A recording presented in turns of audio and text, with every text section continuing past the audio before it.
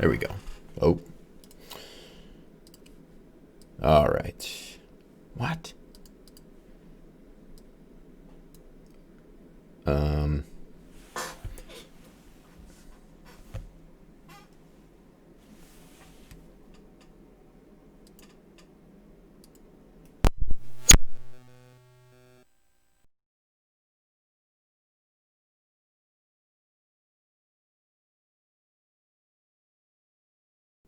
All right, there we go. Hope nobody was listening to that, because that might have been loud. I plugged my mic into the wrong port. All right, we're getting started in a second here. Just make sure everything's good.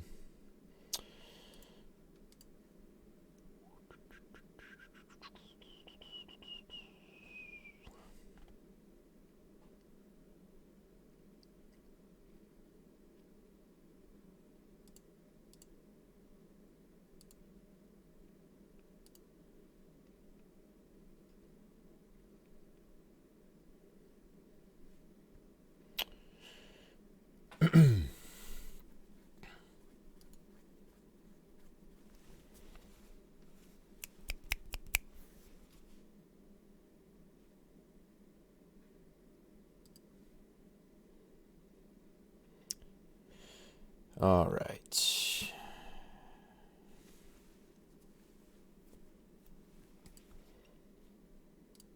Just checking a couple more things here real quick.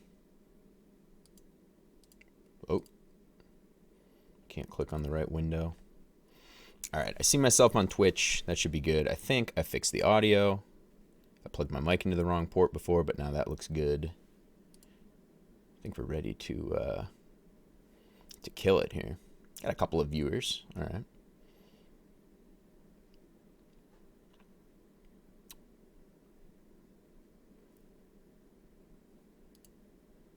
Okay. All right. Well, welcome, everyone. This is an exciting day. We've got the first public test version live right now. You can play it. It's Populus. That's the name of the game. I renamed the game. Used to be called TraceRacer, but the game kind of stopped being about tracing and stuff when I made made it more about popping bubbles and doing stuff like that. Less about tracing. So I came up with the name Populus, which is like a Greek word. Just sounded cool. So it's live. You can play it right now. Populus.gg. It's probably not going to show up on Google search yet, so you can just punch the domain right in your browser, populus.gg.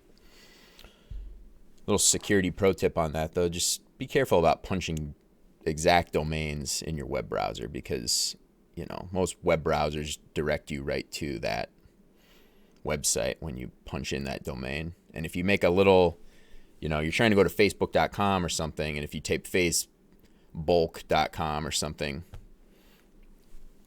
you're going to go directly to whatever that domain is you plugged in. And if nasty people bought up those domains and try to create fake websites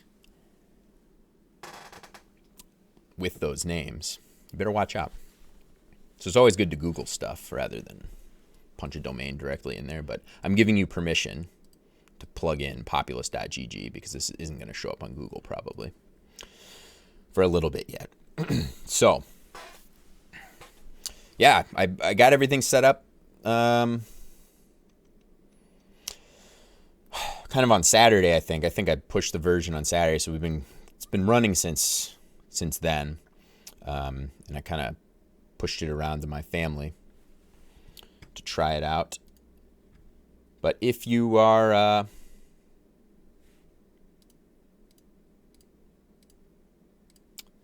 oops. All right. I'll probably do a little demo a little later, maybe if some more viewers pop on, because one of those viewers is probably my wife. But we got one follow offline here. We got Choose the Force. So thank you, Choose the Force, for following. I really appreciate it.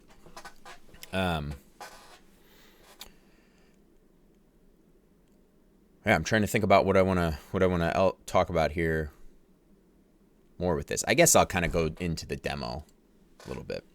We've only got just a couple of viewers here, but that's all right. So for those of you that aren't familiar with my game,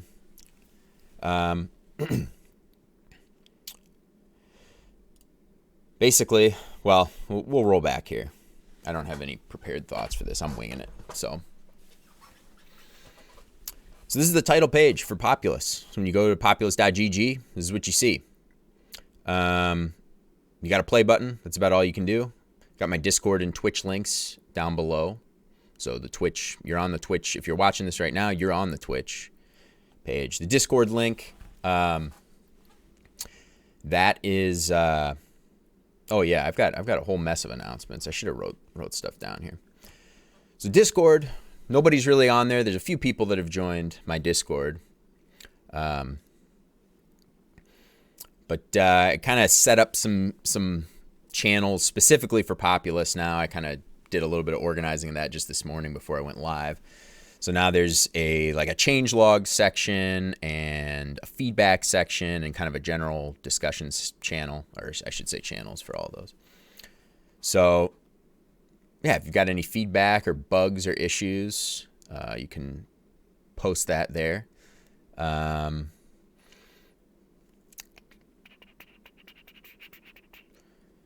What else? Hemming and hawing here. I had something else to say, but I don't remember what it was. Oh, I don't have a tutorial right now, so I'm preparing for if people are hopping on and asking me about the game today that, I'm preparing to show them. Obviously, the game takes about 2 seconds to show you how to play it, so that's not really that big of a deal. But the tutorial is something I'd like to work on. Because it's obviously it's a simple game, but at the same time having a tutorial that's simple in its description, like when I talk, I use a lot of words to describe how the game goes. I say a lot of words where I say, okay, so you see these bubbles here? Well, you got to pop them by moving your mouse over them and pressing the space bar or clicking the mouse in the order that they appear here. So this one first, I said a bunch of stuff there, and I can't really have that be the tutorial. So I got to figure out, kind of be clever about how I want the tutorial to be. I'm thinking of that kind of being a simple, like the game starts, no time limit. And then maybe just one bubble appears and you see the bubble here. And then it basically just says, highlight the bubble and press spacebar or key, or left click or whatever. So we'll have to figure that out. Today, what I'm planning on working on is switching us over to our new unit-based system. So I've been thinking about that for a while, or switching to a unit-based coordinate system for positioning things on the screen. Because right now there's kind of this weird mix of the way I lay things out on the screen is more of everything is relative to the height of the screen. Oh, not this section yet. But when you're in the game, everything's relative to the height of the screen, which is nice, that it resizes and whatnot. But I would like to kind of get everything basically, like the positions of all this stuff is just like more of a ratio that it gets. That it's just like the percentage of like the radius of this bubble is just simply stored as a percentage of the height of the screen, right? So then I can always just take the height of the screen and then calculate the size in pixels of what this should be by taking the height of the screen in pixels and then multiplying it by this, like, whatever the ratio of the radius to the height of the screen is. Don't know if that made sense. But nonetheless, that's kind of how I'm doing things right now, and it's a little annoying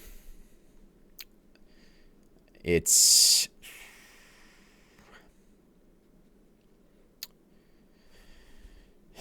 I mean, it works, but I'd rather have a more maybe robust way to keep track of everything. So if you aren't aware, this game will eventually be competitive. Currently, like competitive, like you're playing another human being, right? A one-on-one. It's a one-on-one kind of game. The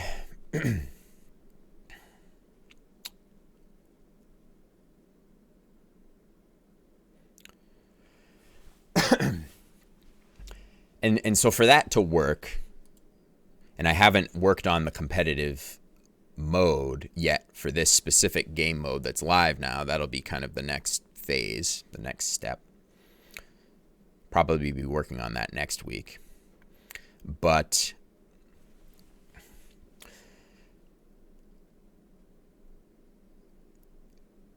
the server is the one that's, when you play a competitive game, a one-on-one game, the server is what's generating the bubbles. Right? Because right now, the way that this game works is pretty much everything just lives in the browser, in the client. You're not communicating to the server at all. So when you go to populus.gg, you have like all the code right now in your browser running. All this stuff's just happening. You're not communicating at all back to the server. Retro MMO, hi. Evan, how's it going? I saw your message in Discord. So yeah, you've already tried it out.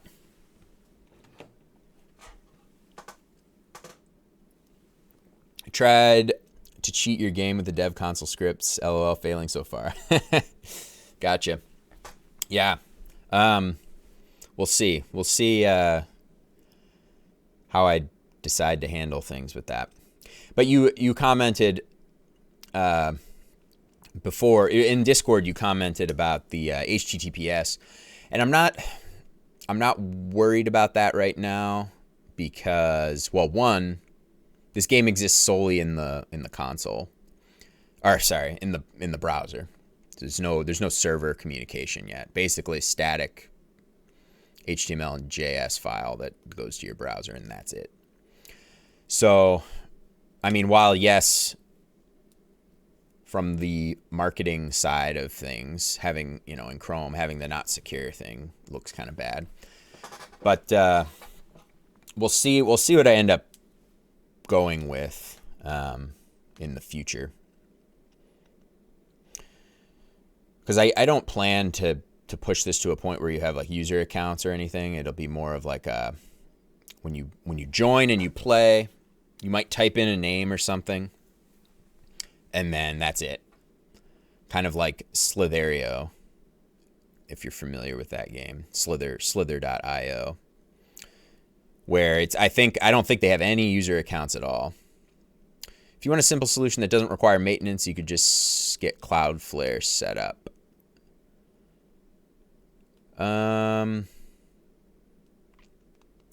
Cloudflare for hosting, is that what you're talking about?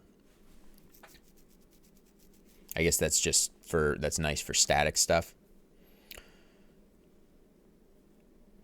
Yeah,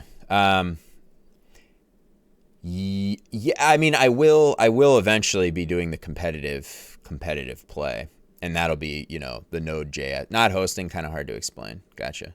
Okay. Yeah, I am familiar with the name Cloudflare, but I don't know exactly what that is off the top of my head.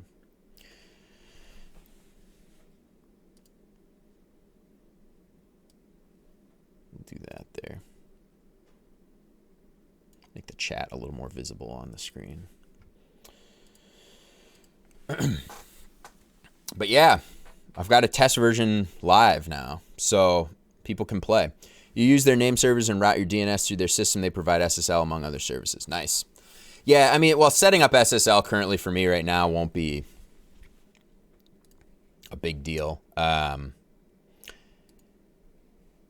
The thing is, it's going to be something, I didn't do it for now because it's going to be something I'm going to be testing at some point with the competitive stuff. Like I'm going to be looking at latency and everything.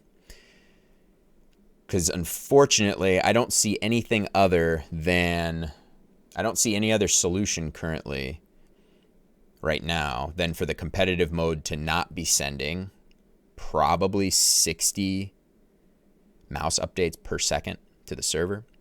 So that's going to be a lot. We'll see. Maybe it'll be 30. Maybe it'll be something else. But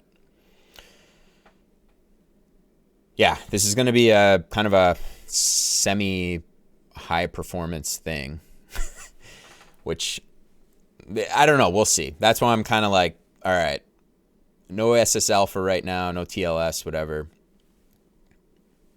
Just going to see. I mean, right now it's just a static web page anyway. If that really bothers somebody security wise, because Chrome tells them that the page is not secure. Yeah, I get it. But you can trust me that it's right, that it's good, right? I'm the certificate. I'm self-signing right now. That populus.gg, it's real. Anyway, that was a bad joke. All right, well, I was explaining before that I'd like to get a tutorial out there, because right now, you're at the main menu, you got a play button, that's it. And the game's simple, but it's not like just super obvious what you're supposed to do. So whether I have a explicit tutorial or maybe like a little like hint kind of thing that goes along with the normal game, that's a little bit to be decided. But what I'm going to be working on right now today is getting our units-based system working. And if anybody hops on and decides to go over to check out, I've updated my stream title now, so it says play my game, populus.gg, after my normal JavaScript game dev from scratch, blah, blah, blah message.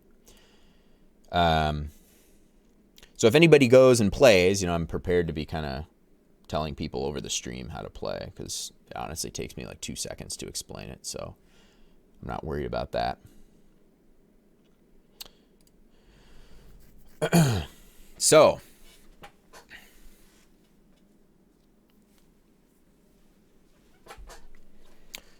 yeah. Wow. All right.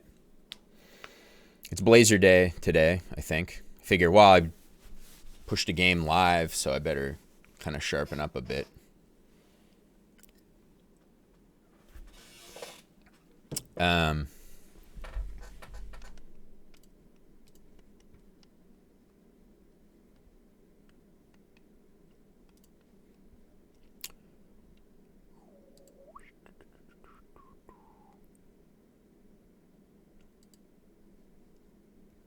Okay. So without further ado, I think we're going to jump right into this.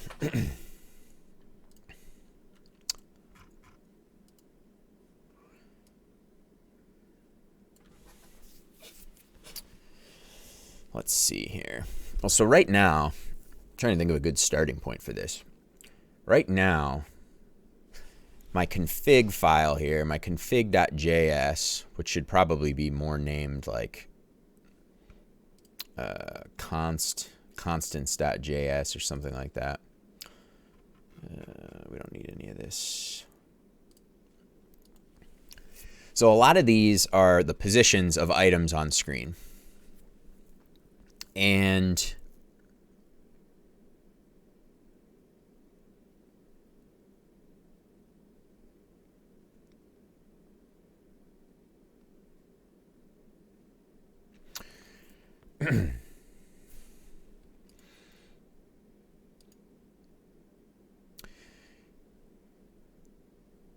these are all ratios. I was explaining this before, that this is like the ratio of this.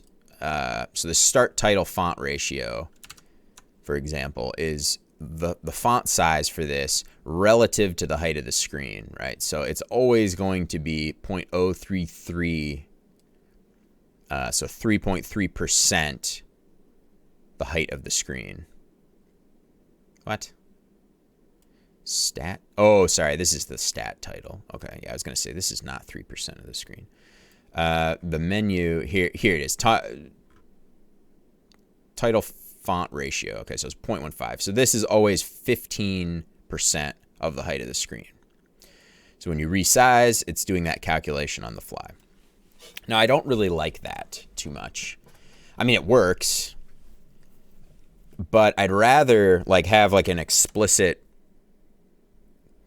kind of coordinate size that I could specify. Like I could say this thing is so many units tall.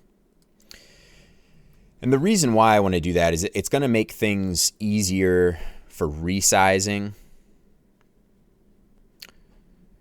So so it'll make things easier for adding new elements in the future. So if I want to add, this is why I'm thinking of doing this before I start doing like a tutorial.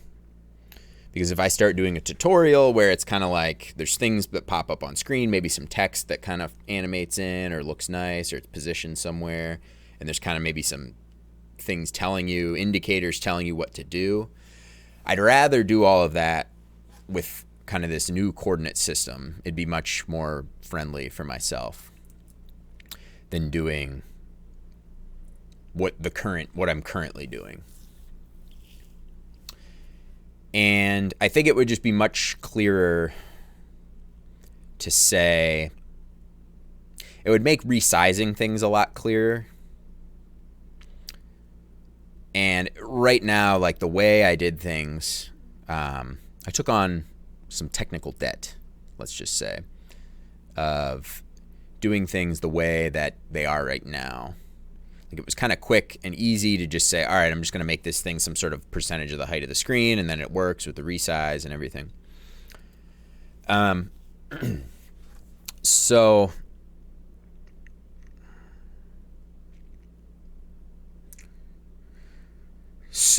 with that being said, I'm already using like a unit system.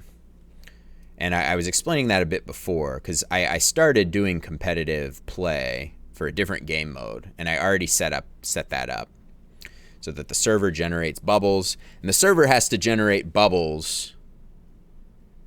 Like the server doesn't know what each player's screen size is, right? So the server can't generate bubbles in a context of pixels, right? It has no idea what pixels are, and if two players have two totally different size screens, then obviously the pixels that the bubbles are going to be on their screens is completely different.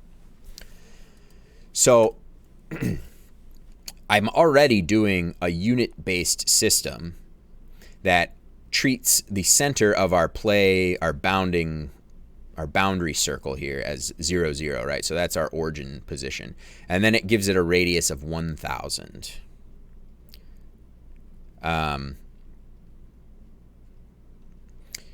So then all the bubble positions are generated somewhere within this 1,000 wide radius. And I don't know if I'm going to keep the 1,000 thing. The reason for the 1,000 was actually because I was originally going to be sending the position data over JSON to the clients. I think I'm going to not do that anymore. I think I'm just going to use a binary, like sending a floating point number. And since I was using JSON, I was going to have the server round everything to the nearest 1,000, and that way I'd only send like 4 bytes of that position, because it would be, or at max 4 bytes, because it would be, somewhere below 1,000, right? So you'd potentially have 4 characters, 4 numbers, 4 digits. That's what I'm thinking of. 4 digits for 1,000, right? So you'd have potentially less than, well, it would be 3, because you'd be less than that. And then you'd be sending those over the wire. And rather than if I did like some sort of very precise number, like floating point number, floating point in JavaScript terms, that converted to a string would be like a bunch of bytes, right? But now I think I'm going to be doing a binary format anyway for sending the data.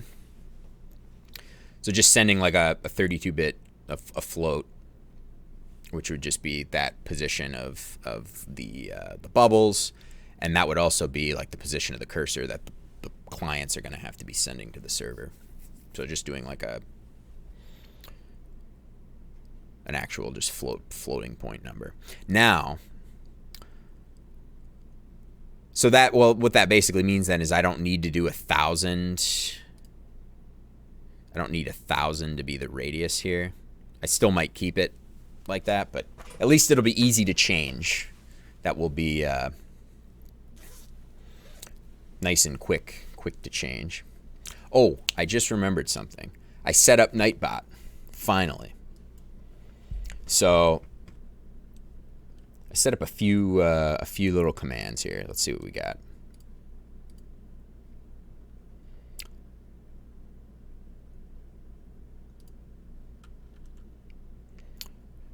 Retro, thanks. You caught me there.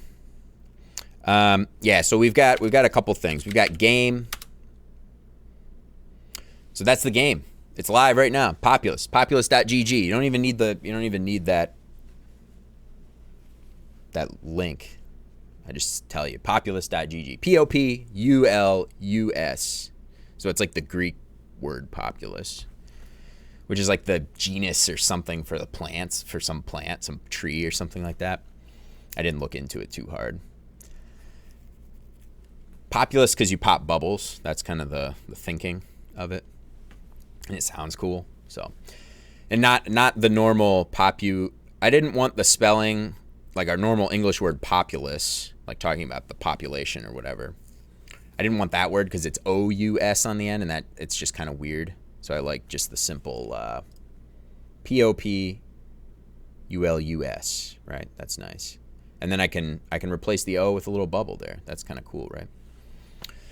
So yeah, you can play it right now. Populus.gg. Check it out if you want. I mean, you don't have to. And it's kind of a terrible game anyway, but it's there if you're interested. And I got Discord. So if you played the game and you thought it was cool or you found a bug or something, you can hop over to Discord, and there's not that many people on Discord right now. Retro MMO is there, Evan. So thanks Evan for supporting. You hang out on all my streams. So we got Discord going. We've got I have a link for YouTube right now, which basically just my VODs. I just upload all my streams there kind of for posterity's sake. So we got a YouTube link there as well. And I think that's all I've got for right now. So we'll I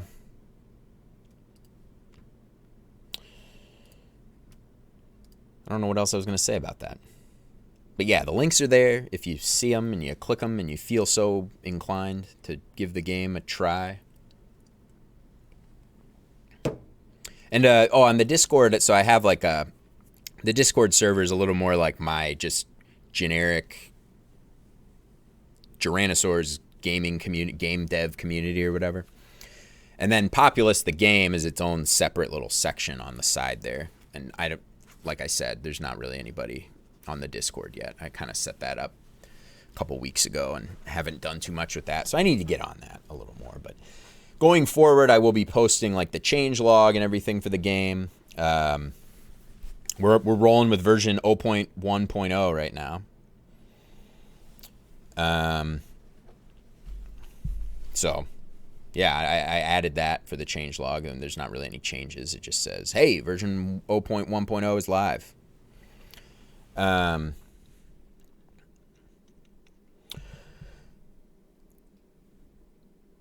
I need to say anything else about that? I don't know. But yeah, if you feel so inclined, hang out on Discord, try out the game, tell me it sucks, because it kind of does. And YouTube, I will say I plan to do more things on YouTube than just VODs. Just my repo of VODs, my repository of Twitch VODs. But for now, that's all it is. But we'll see. We'll see where we get with that.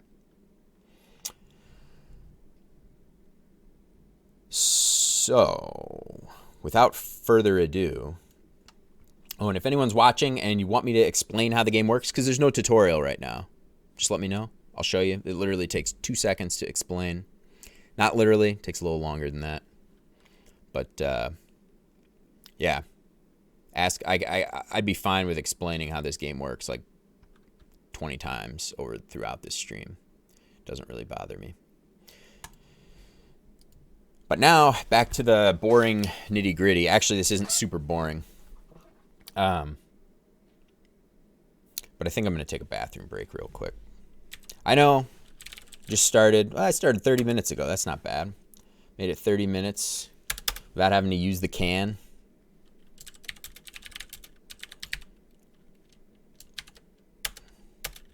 You know what? I'm going to add...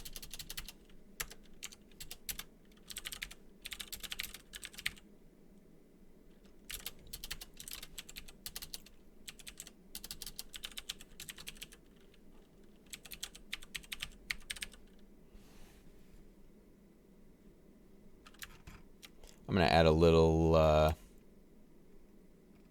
oops.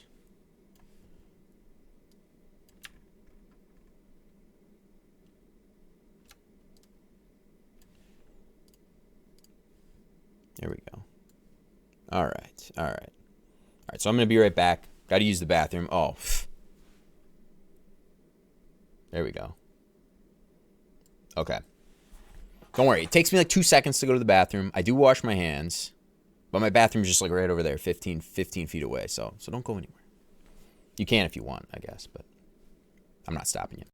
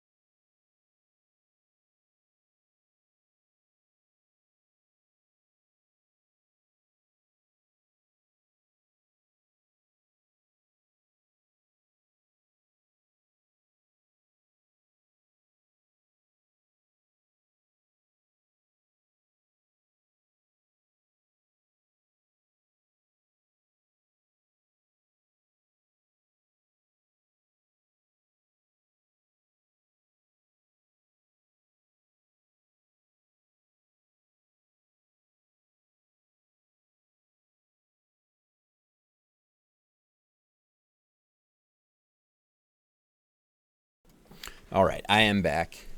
And yes, if you didn't notice, it is Blazer Day today. So launch the game, the test version of the game. So I got to be more professional, you know. All right, give me 1 second here. We're going to dive into some terrible JavaScript.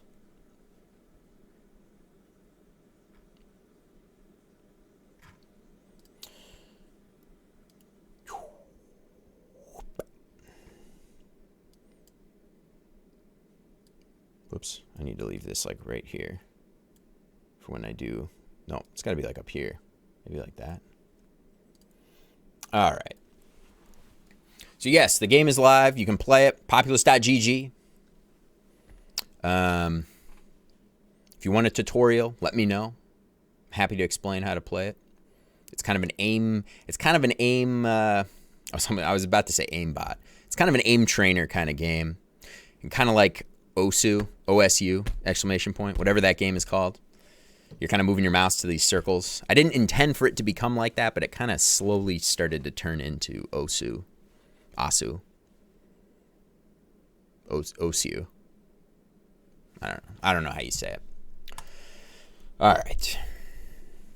So I got two tabs going here. I got the actual live version right here, populus.gg, and I got my little development server right on my own little machine right here.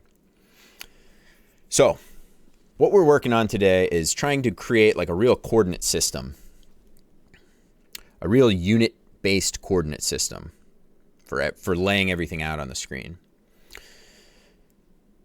Because right now everything is set up based upon like ratios of sizes of things. So like the size of this little bubble here is supposed to be, it has its actually yeah.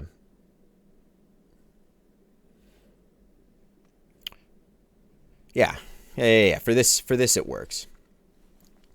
So like the radius of this bubble here is stored as a percentage of the percentage of that radius divided by the height of the screen, right? The pixel height of the screen.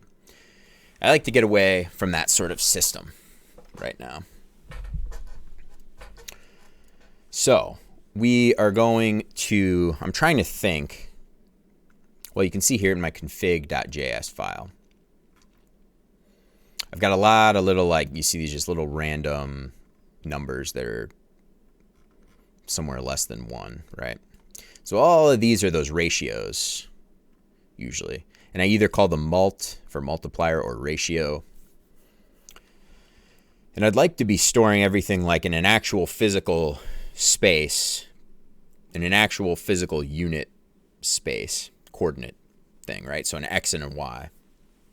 And specifying like sizes of things in units.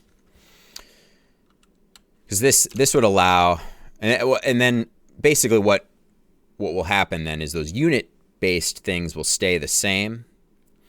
And then as you scale the screen, then just one number will change. That'll be like the pixels per unit. That value will change. And then we just, to recalculate sizes and positions of everything, it's just a matter of multiplying that unit size and unit position against the new pixels per unit.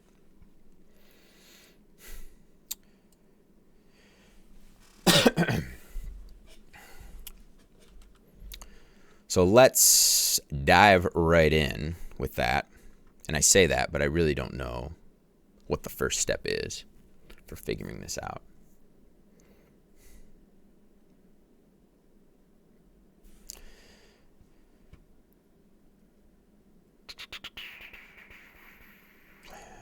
Let's see here.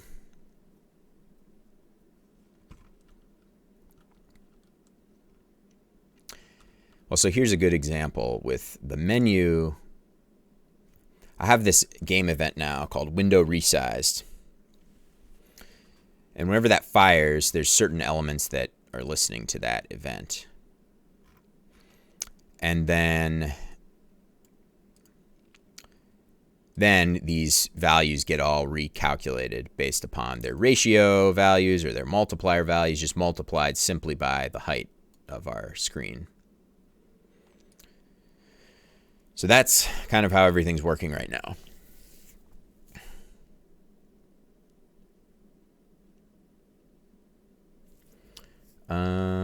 I want to look at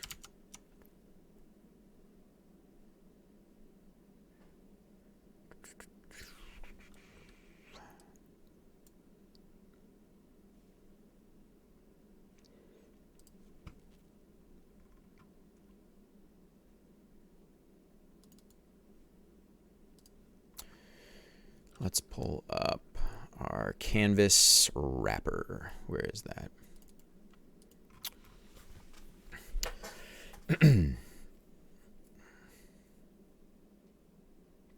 So the canvas wrapper is the object that keeps track of anything that draws to the screen. Basically, oh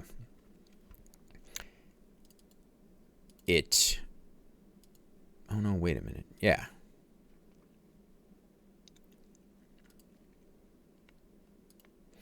Yeah, so the canvas wrapper fires off the event, which I currently call draw finished, which cues everything that draws on the screen or anything that needs to respond to the game in real time. It lists those objects listen to this draw finished event, and then they update. It's kind of like the update, the kicking off of the update method of an update function, right? That you might have in a typical game loop. Because this is the game loop function that we have here. So for every frame, this is running.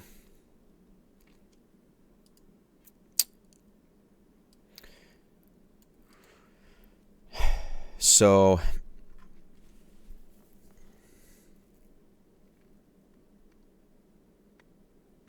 man, I really am struggling to figure out how I want to kind of dive into this concretely. Actually, I do want to do a new branch here.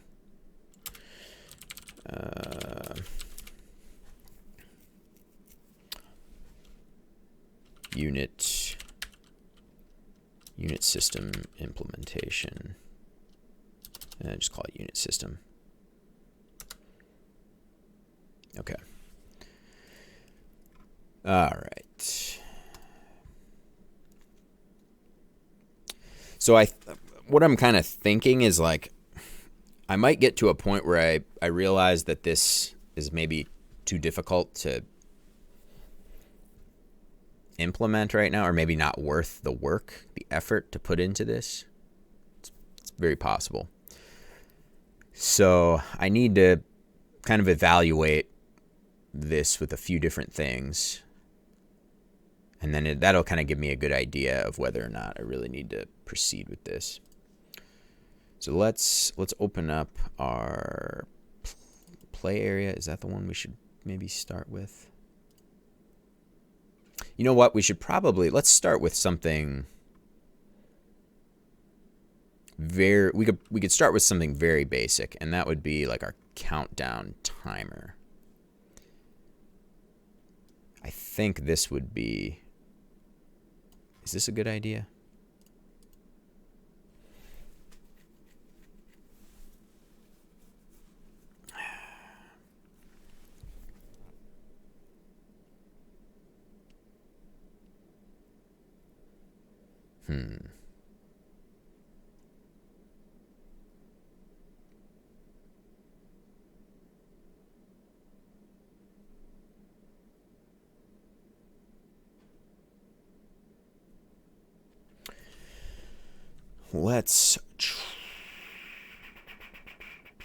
Let's try. I think we'll start with this. So the countdown timer object is just, well, that's what we just saw right there, this thing here.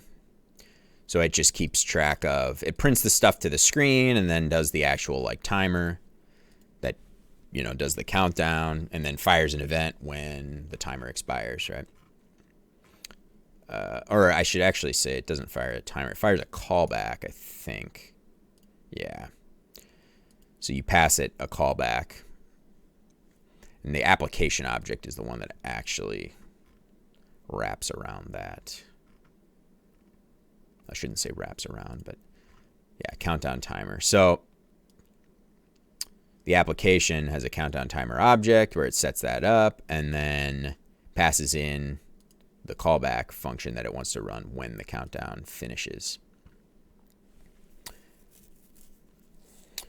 Retro, which element do you listen for clicks on? I have a player input. Oh, you're talking HTML element? I think I do it on the window. I do a window.add event listener. And then I set up specific listeners for all of my, I call this keybinds, but all of these are the different possible things that happen. And then I queue those things up when, because my canvas is always full screen. So I just do window. So it's always a one-to-one mapping between the window coordinates and the canvas coordinates.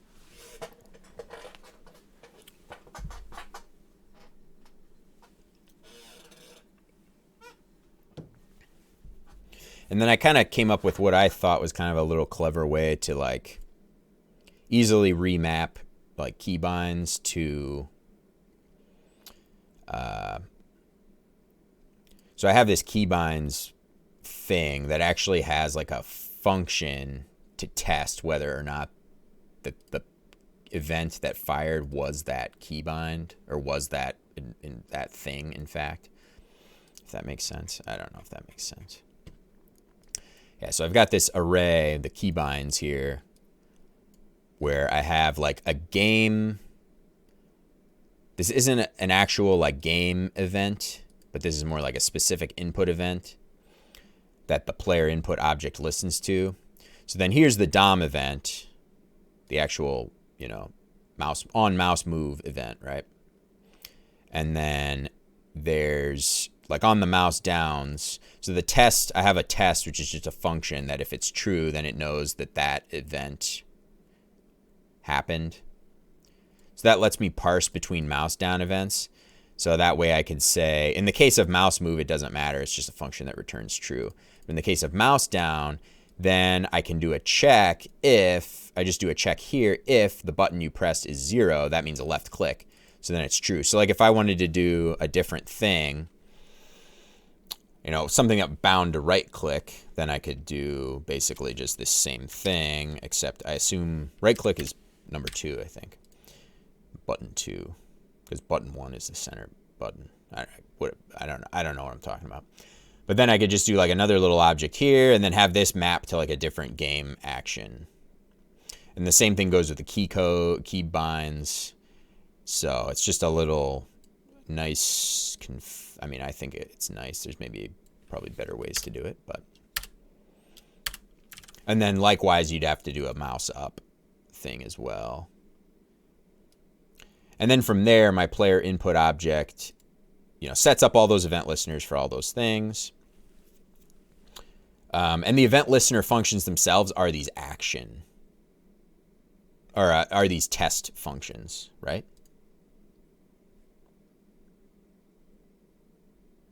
Oh no, never mind. It runs the test, and then if the test passes, so if it is that button that you pressed, then it adds it to the input queue, which gets which gets parsed every frame. And then I'm parsing through this input queue every frame and determining like if I need to interpolate mouse movements or something. So one of the issues, so that's, it's kind of it's not complex, but it's kind of a more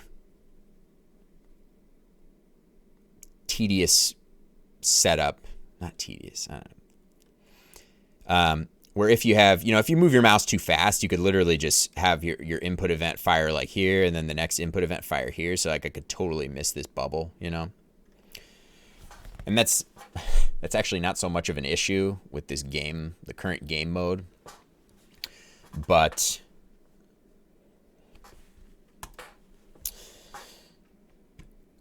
that being, so basically like I have to have a certain, when you move the mouse really fast, it's interpolating a certain amount of mouse input points in between the two actual mouse events that fired, like along that line. So it does that, and then it's firing game events for each one of those so that the game objects actually know to parse, you know, the real thing. So it's kind of, I don't know. I don't know what else I was going to say about it. All right. So Retro MMO, I'm trying to figure out how I can simulate a click programmatically. Oh well, triggering window click is hard. Oh, gotcha. I'm telling you how to how to hack the game, right? If you wanted to, well, okay, now that when the script's minified, I don't actually know what, you know, like it renames some of the top level global variables or whatever, so I don't know exactly. What you could do is just, well, let's if you were to, is telling people how to hack the game on stream, is that bad? I don't know. Would this even work on, I don't know how to,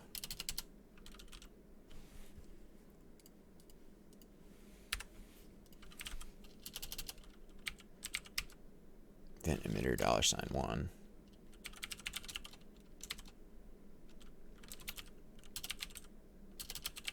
Cursor.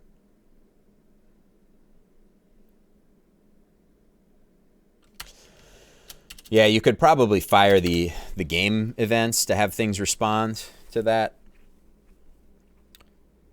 Yeah, I don't know how. Well, what I showed you right here, Retro, if you were looking at the player input, you could.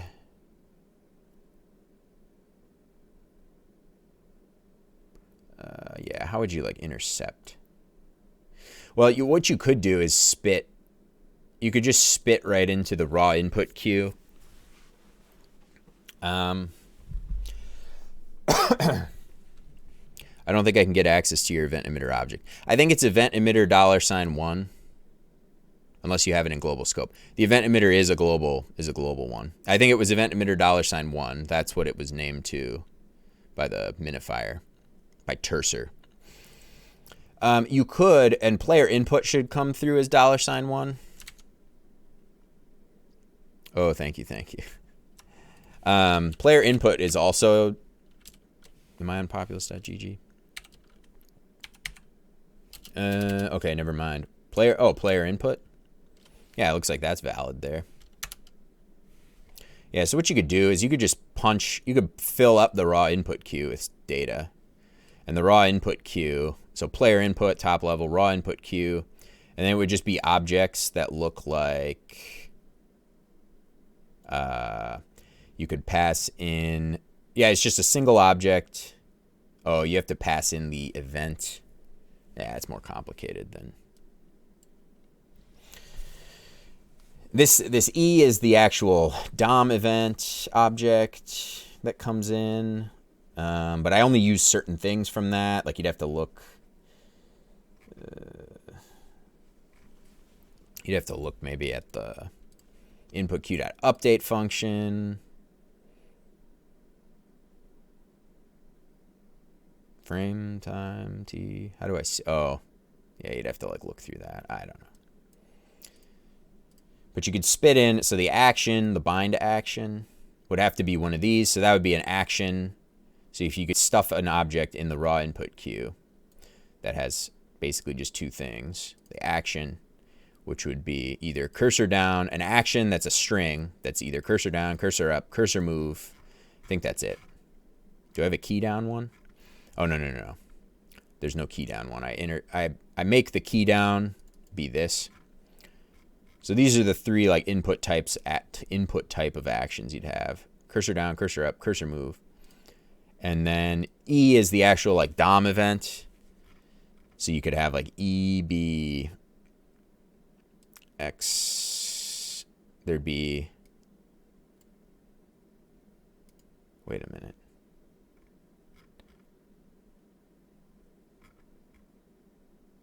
Oh, that would be. I don't know. I'm not. You can mess around with it.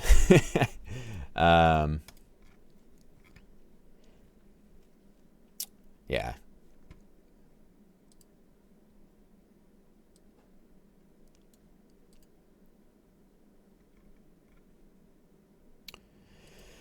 Anyway, I want to try.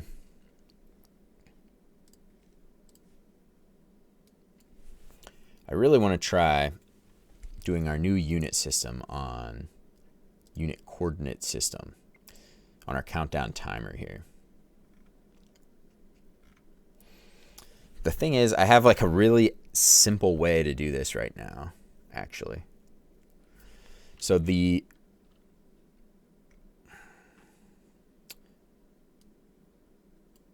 is our static create method for the countdown timer. So basically this create method creates an instance of a countdown timer, right? So here's our like instance methods, and then here's just static method for just creating one of these objects. So when it starts it up, the font size is currently using like this ratio kind of thing. The font size for, oops, that's for the text here, and then the number, right? The number is bigger, if you can tell. So that is using this ratio kind of system. But then the positions of these, I did like a nice little hack, simple hack to do this. So that's already not that great. Where I'm just, well, not a hack, but what I'm doing is I'm just taking like a third of the height. Like I'm centering the text of this on the 1/3 line of the height. I think it's the text. Oh, maybe it's from the top. So the top of the text is right on the 1/3 line. So I did that just real quick and dirty to kind of make this work. It's annoying that I have to keep doing this. Maybe I could make this countdown timer last like a really long time. Let's try that. So countdown timer 1500. Let's make it 30 seconds. All right. So now the countdown timer's running, but it's just really slow. So it's doing the 3, 2, 1 divided out over a third of this time of 30 seconds now. So after 10 seconds, yeah, it'll switch to 2. All right, we need it longer than that. We need 300 seconds. Okay, so I believe 1/3 of the screen should be from this start position here. Actually, I can just look at the code. How about that? No, never mind. 1/3 of the screen should be halfway between the text. And then 1/2 of the screen. So I'm doing just this little thing to say divide the height of our screen by 3. And I'm duplicating. In fact, these are actually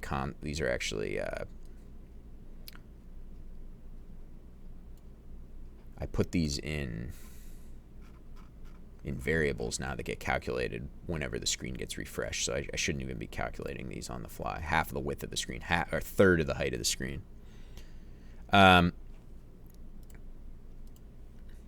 So yeah, I just centered these things up like based on, I just want this number right in the center of the screen. So I'm just taking half the height of the screen, half the width of the screen, and then dividing the font by half, and the font size and the width of the font by half, and then centering it up that way. Whatever. The same goes for this, except this is set at the 1/3 of the screen. So halfway through this should be 1/3. That doesn't look right. But the fonts also just kind of don't always square up exactly the way you think they would. Like 1/3 seems more like it would be like right here. 1/3, 2/3. I don't know. Maybe my eyes are broken. Oh, we switched to 2 there finally. Because this is just running for 300 seconds now. This our little countdown thing here. Oh, retro. So what chords do you read off of? Client X, layer X, screen X, offset X. Just X.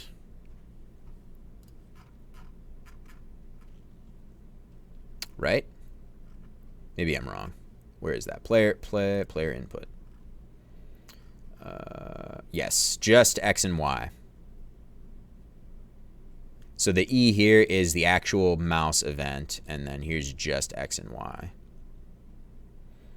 And I'm using movement X as well. That's an important one. So that way I'm not calculating the hypotenuse myself. Even though I'm, oh no, sorry, that was what I just said was really stupid. This is just the movement of the last pixel, how far that mouse moved X or Y, right? And then I'm calculating the hypotenuse, and then I'm parsing whether or not I need to like interpolate along those, right? So yeah, I'm just using X and Y, And then movement X and movement Y, those are important.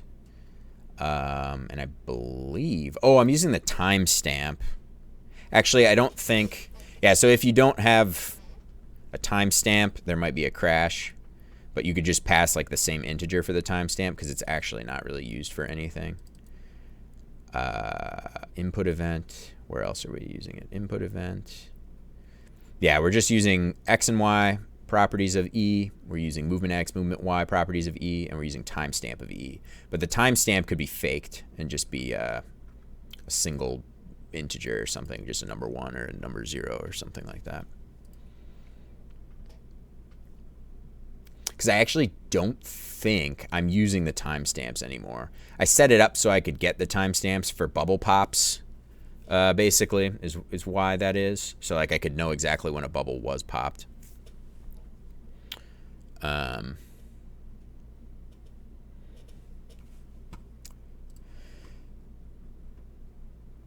eventually I will be using that probably for the analytics side of it, of things, maybe more deep statistics. Maybe the server will be getting the timestamps too to kind of look at, parse things and make sure you're not retro MMO and you're not cheating. Okay, my speakers are turning off there. All right, so now,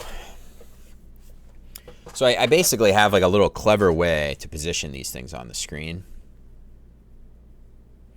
already. And I kind of like that. Now our timer our 300 seconds finally passed. What? I would never cheat. I know, but, in case you got bored.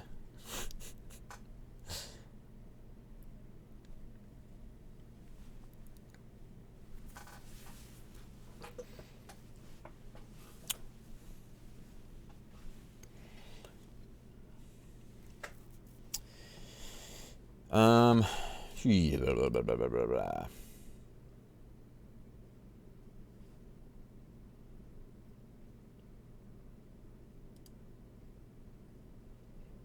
If there's anyone who just joined, I'll let the game here. You can play the game, populus.gg. Link is right there. Check it out. If you got questions, let me know. If you got, there's no tutorial right now for the game, so just ask away. I'll show you how to play it. It's simple. It's kind of the game is kind of an OSU. Here we go. The game is kind of an OSU aim trainer kind of game. People have mentioned aim trainer before, so you just kind of pop bubbles, do stuff like this. You pop bubbles that look in the order that they appear here, if that kind of makes sense.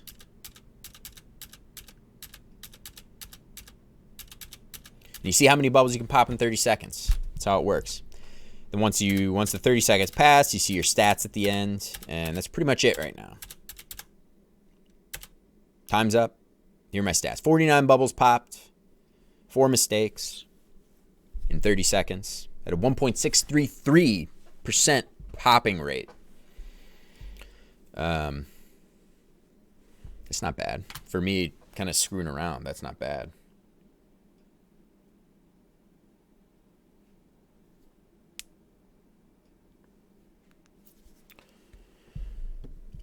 So, anyway, I don't know. The people who are probably hanging out here have already been here for a while and heard me talk about the game earlier. So that being said, we'll dive back into whatever we were doing. Whatever it was we were doing.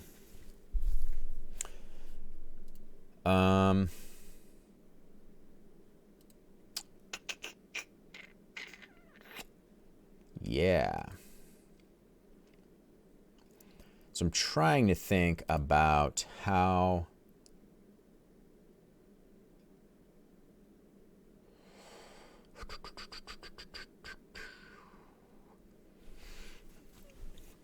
how we want to go into using this kind of unit-based coordinate system. I almost said unit system.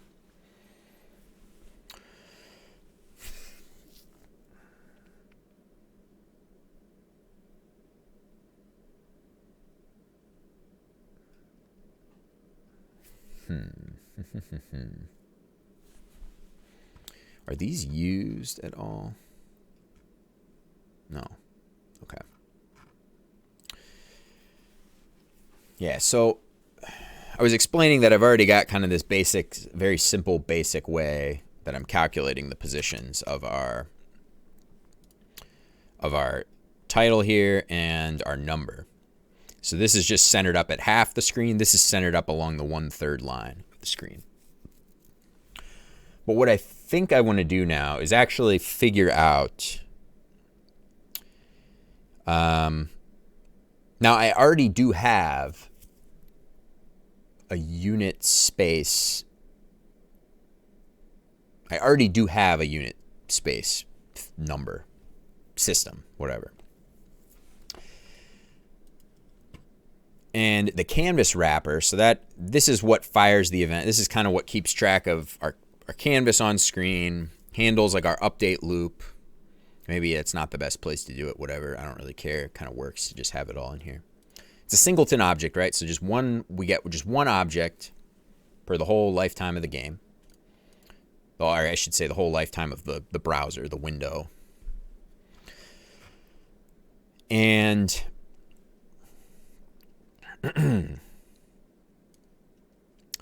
I've got a sizes object, right? Yeah, the sizes. So this is kind of like the numbers, the current sizes of everything. For some reason, I have this half width and half height. These are numbers that would be half. This property would always store whatever half of the screen width is, and likewise for the height. So if the screen is 1,000 pixels tall, then the half height would be 500 pixels, right? Right? I always ask right on the end of things when I'm discussing things, and I feel like it's a bad habit. I watched a video the other day of somebody about like a tutorial, and the person kept using right at the end of a lot of their sentences, and it was super annoying. So I got to really try to crack down on that. Plus, my wife tells me it's annoying, so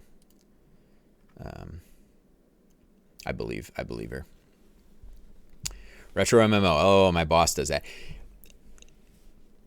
Evan, do you hear it from me? Like you listen to me a lot.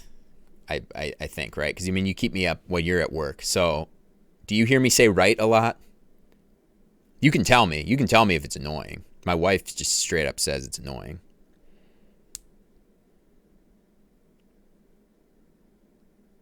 If you do, I didn't notice. Oh, good. And my wife only notices when I'm talking to her in person. Like if I'm explaining something to her particularly if I'm explaining something to her about the game or something, about Populus. Which is usually just me like talking out loud to her because she's not a programmer. So she's not, I'm explaining something programmingly just to kind of think out loud. I forget what I was looking up here quick. I say a lot too. I need to work on that. I need to become a better presenter.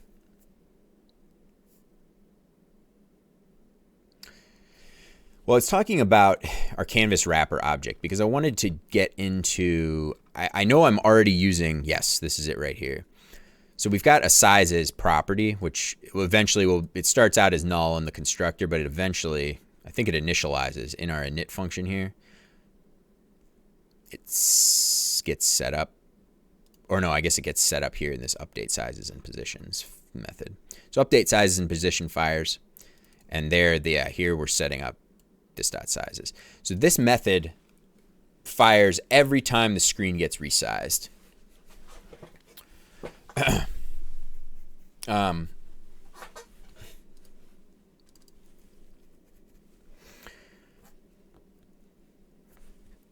So this is what updates like our half width and half height thing, right? Because this method is keeping track of, yeah.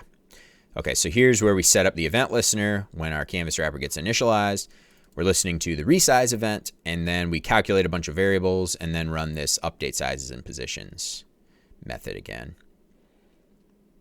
And I guess technically all of this stuff could just probably go right in there, but that's all right. And then I fire my game event window resized. So the event emitter object is the global top level event emitter object that emits, and all different game things listen to that. So that's cool. Yeah, so this pixels per unit thing is actually a real number. Yes, and it's getting calculated based upon the play area radius. So explaining that before, I decided that the radius of the play area was going to be 1,000 units. So that's like my my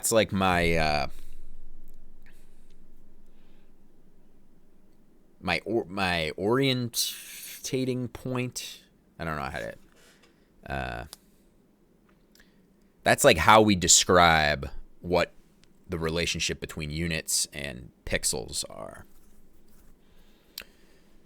And as I was explaining before, like the server is generating things in units, in this generic unit space, right? It sends it to both clients. And then the clients all know that, well, the radius of our play area, which is the circle, the bounding circle, right? That's this object. It knows that that's 1,000 units, right? So then it's always converting this 1,000 units into some sort of pixel number. So what I want to do is, I guess we'll keep update sizes and positions. Actually, I'm not going to print anything from here. I want to look at, in our countdown timer object, this is the create, right? Okay. So I want to look at console.log canvas wrapper dot sizes dot pixels per unit. Okay, so I'm just going to print that on setup. Okay, so it's 0.237649999 right now.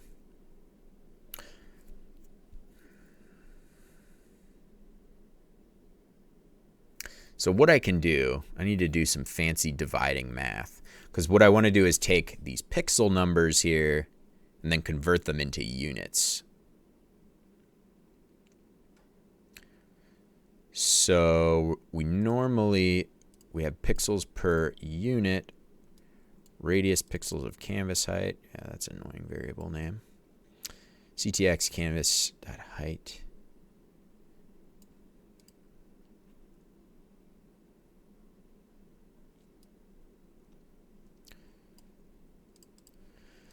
All right, so we're logging our pixels per unit right now.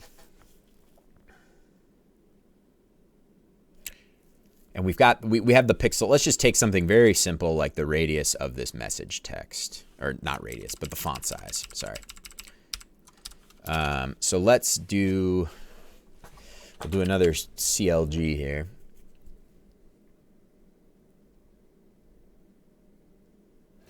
And I'm going to take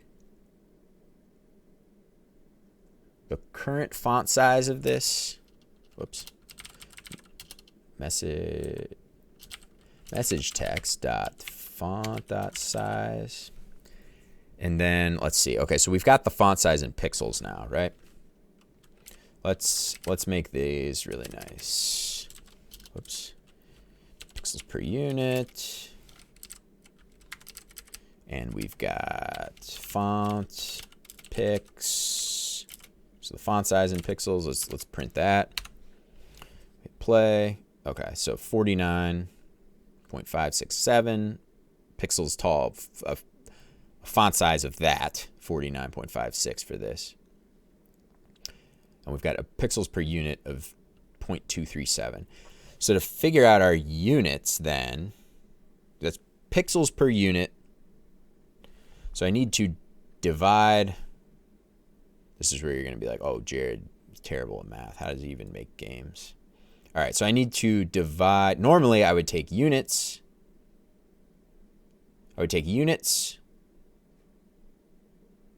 Multiply. I take my unit size, multiply it by this number to get the pixels, right? So I need to divide our pixel size by the pixels per unit, right? CLG unit font units. And then we're dividing our pixel size. We're doing it backwards, right? Dot size divided by canvas wrapper dot sizes dot pixels per unit. And then we should see, nope, okay, pixels per unit. It's sizes, not size. Come on. Get with the program. Okay. So we got 208 units. Yes, that's right. Because then it's a matter of, this would be our unit size. We multiply it by pixels per unit, and that would give us 49.567, right? Benji Clay is now following. Hey, Benji Clay, thanks for following. I really appreciate it. Thanks for hanging out.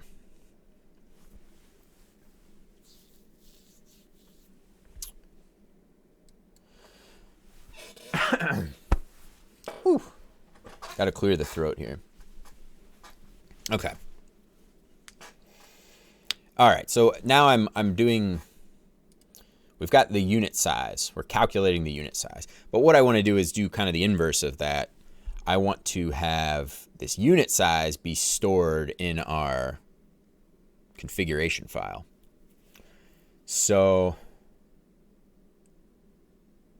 this unit size doesn't change. In fact, let's make this slightly more interesting. I'm going to add an event listener to our countdown timer, because currently our countdown timer, it's just a very simple object. It just has, it's basically like a grouping object for some other objects. So it's got the message text object, which is a text object. One of these guys here. A text object, which is a drawable object, an entity, I should say. And then the count text, which is the number, right? And then a timer object. And all of these are actually entities. All of these inherit from our entity object. So countdown timer itself is an entity. So it's basically just a group. This countdown timer doesn't really have any special functionality itself. It just has properties that have things that are other objects. So it's more of just kind of like a little grouping kind of object. Because if I really wanted to, I could like just instantiate all three of these separately. But that would be annoying to keep track of. Instead, I just have this one class for that. And I don't have to think about all these individual little components.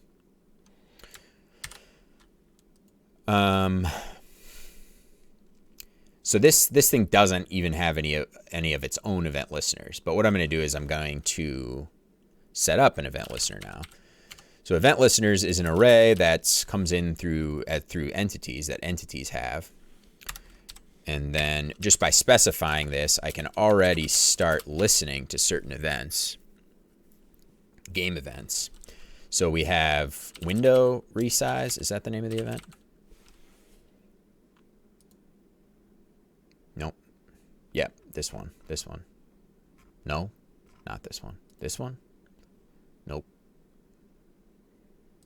Here we go. Here we go. Window resized. Yeah. I try to, whenever I have an event, I try to use the nomenclature of like a verb happening in the past tense. That's kind of my little event kind of nomenclature, right? So say some event happened. So the window was resized, right? So now we have basically our event listeners is an array of objects, and then these objects are just little simple, they're all anonymous objects that we just create on the fly here.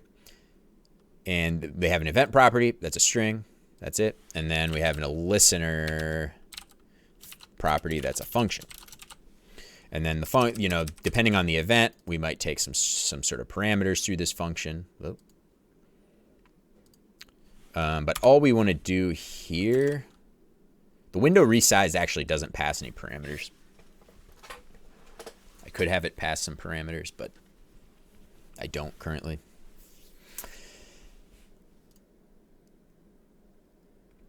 Okay, so what I want to do is this whole pixels per unit deal.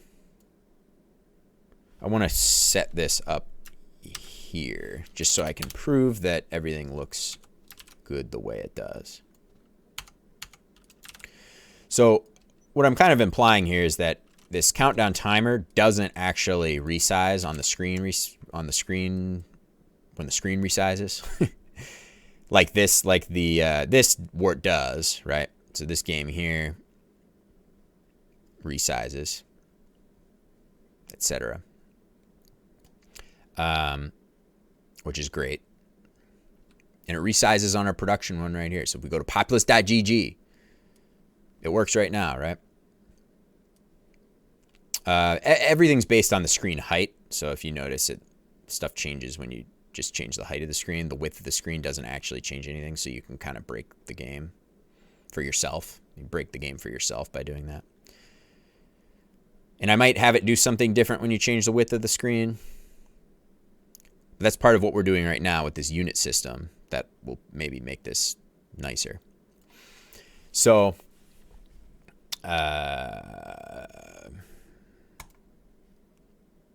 what I was explaining was this countdown timer, which I have last like 300 seconds right now. So that's why it's just sitting here like this.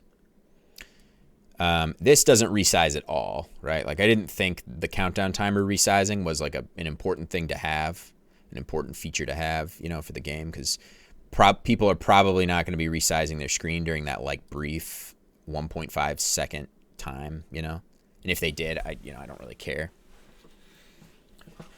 So what we're doing now is actually kind of just maybe going to make it actually resizable. Just as kind of a test for this unit system. And the reason why I'm starting with this countdown timer is just because it's a very simple object. It's got some logic here to do the timer and whatever, but the object itself is just very basic. It's just got the two text components. That's the message, this message here, and then the number. So I can do just some checking with those things without having to dive into like a really big, messy object that has a lot of complicated resizing and stuff. Retro MMO, you made this pretty hard to fake clicks. Oh, thank you. Thanks.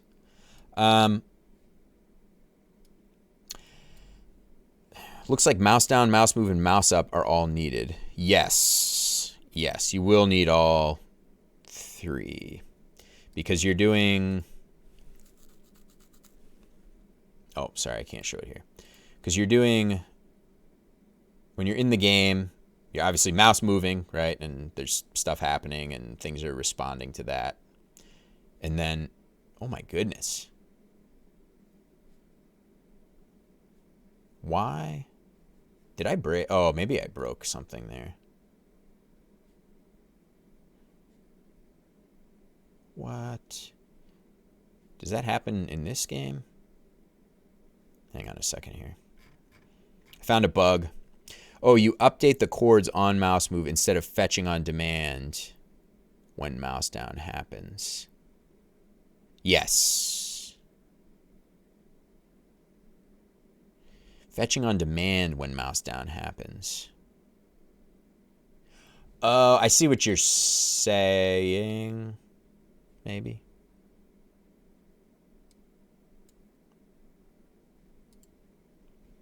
Maybe I don't understand what you're talking about exactly. Instead of fetching on demand when mouse down happens.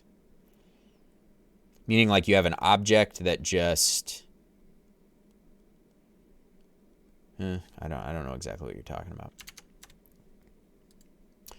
What was I trying to look at right now? Oh, I feel like there's a little bit of a bug. Not a bug, but I'm trying to figure out why. Okay, where are we? Where are we at here? Time. This one. Let's go back to 1500 for a second. Yeah, what in the world? So look at, okay, so this is my server here. You see where the red dot is happening when I hit the boundary? It's supposed to kind of happen right on the line, and I know why it doesn't, like when you go really fast. That's okay. I know why that is happening. But look at when you play Populus, when you go to populus.gg, look at actually what's happening here. My mouse interpolation is totally broken.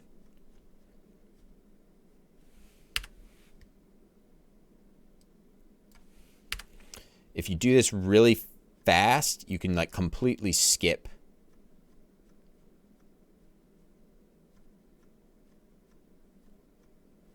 If you do that here on my server, on my local build here, you can't skip that bubble. I mean, it kind of looks like it, but if I'm whipping the mouse real fast here, it's flickering for a frame. But on here, on populus.gg, that is totally... Now, let's open up the console. Oh. Okay, never mind. Retro, it appears that you store the chords on some state object and update it every time the mouse moves. Yes, that's right. I wrongly assumed that you just use the X and Y values from the mouse down event. Gotcha. Yes, and I kind of forgot I did that too. And why is that? Yeah, I have that state object, which is stupid. I don't know why I don't know why I have that. Yeah, so that gets set. And when does that get used? Oh. I use that. Yes. Okay, the reason why that is because technically, so for my cursor down game event, that's what this line is firing here. These cases here in this switch case, cursor move, cursor up, cursor down, whatever, those are like only the player input object knows about these, right? It just so happens that it's the same string name as the game object that's getting fired here in this event emitter.emit. And the reason why I'm doing the state, the mouse position in that state thing, is because a keyboard press, the spacebar press, can also emit the cursor down event in the game. So the cursor down isn't necessarily meaning a mouse click exactly.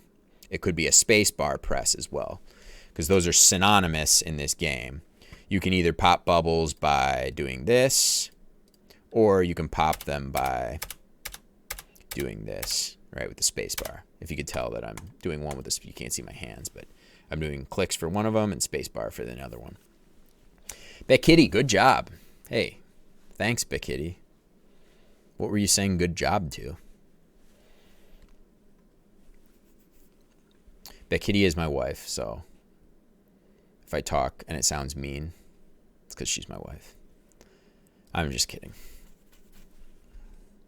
No, I'm just kidding about the mean thing. Good job, the game. Oh, thank you.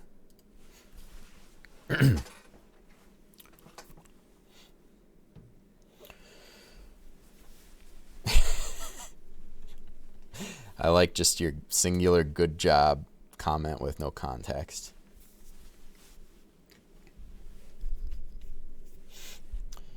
All right, well, I thought I found a bug, but I think I know what my issue is with that. Basically, when the console is closed, you can like really fire off you can get these. The event that's triggering the crash isn't happening till way out here. I know why that is. I kind of have a fix for it. Well, I have to dig into that a little bit, but I'm not going to worry about that right now. I am, however, going to use the bathroom real quick. So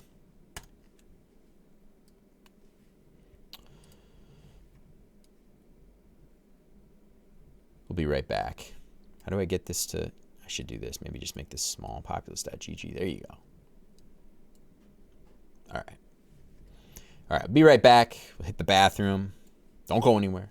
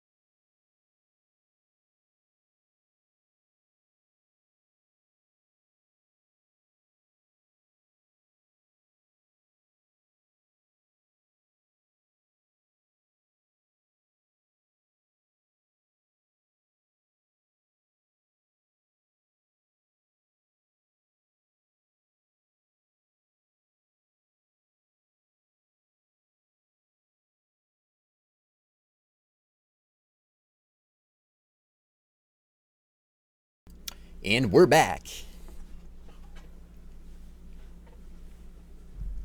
All right. Okay.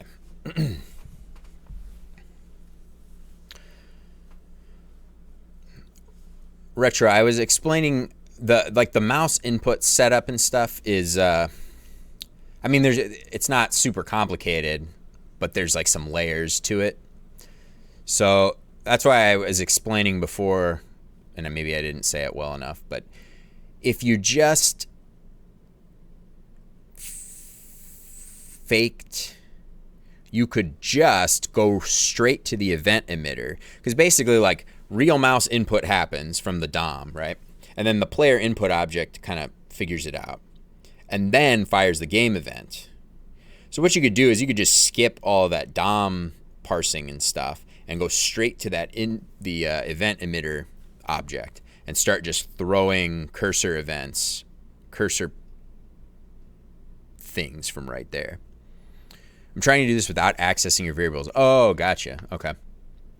Nice. Nice. You're going full on like bot style, bot mode. No, it would still work even if you removed everything from global scope or renamed the vars or whatever. Gotcha. Gotcha. So it would still work. I don't know if I read that correctly. Yeah, I got what you were trying to say there.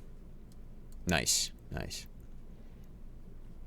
That might actually be, bots might actually be something I might look into doing.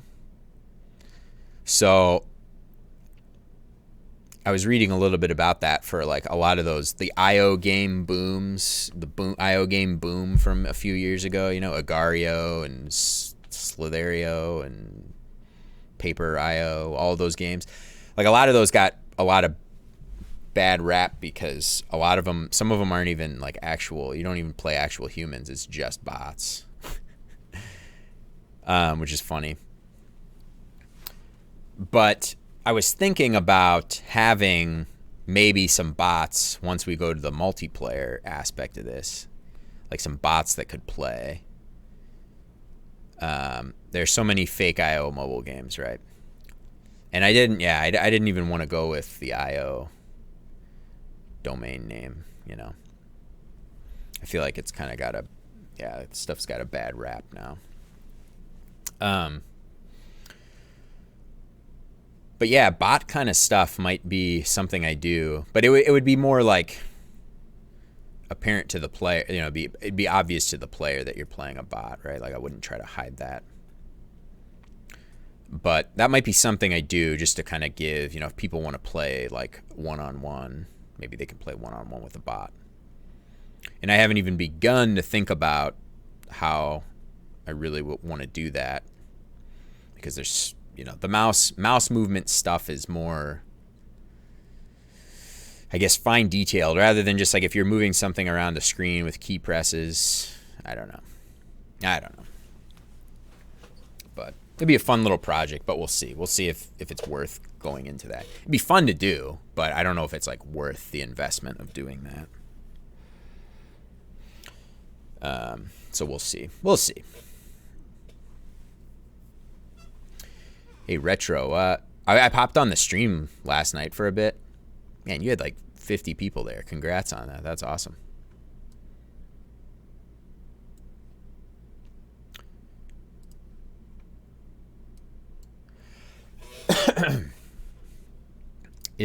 What is it? Sunday night.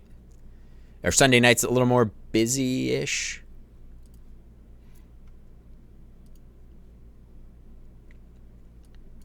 I got rated by Michael Reeves a few days ago, and it got me a lot of new folks. Michael Reeves. Is that well, that's awesome. Congrats on that too. Yeah, I saw you're up to 1,000 followers. That's crazy. Weren't you at like a couple weeks ago? Weren't you at like 300 or something like that? Michael Reeves, is that the guy who does build stuff, like engineering kind of stuff, weird hacky things? Yeah, LOL at the beginning of this month. Yeah, that's him. Gotcha. Yeah, LOL at the beginning of this month I was at 300. That's crazy. That's awesome, man. Congrats. That's sweet. The raid was like 10K people, so it got me some insane numbers. Yeah, I'd say. That's awesome. That's sweet. I didn't realize he streamed. I mean, I'm familiar with some of his YouTube videos, but like it sit down in a chair and it launches you or something like that. It's kind of funny. They crashed the game server so fast. Yeah, I believe it. So like, yeah, I mean, I guess you had a huge spike in accounts and everything now. Yes, the cherry launcher is awesome. The Roomba one is good too. I don't think I saw the Roomba one, but yeah, I'll have to check some of his stuff out. But that's pretty awesome.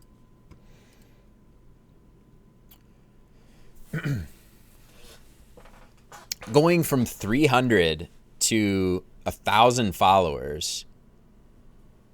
I mean, you must have just been like binging for like just like a bunch of times straight in a row. Bing, bing, bing, follow, follow, follow. That's crazy. Well, congrats with that, man. It's awesome. Yeah, I had to turn noises off. Gotcha. Yeah, that would have been a little annoying after a while. I mean, awesome, but annoying. Thanks, dude. Yeah, for sure. Well, thank you. You hang out in here all the time when I'm streaming. I really appreciate that. You try to hack my game and break it, and all right.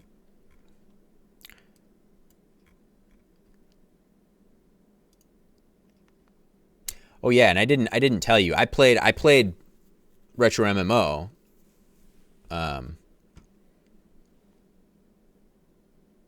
Played the game, the actual game, the Retro MMO. I played that maybe last week or something for the first time, or two weeks ago. I was really liking it.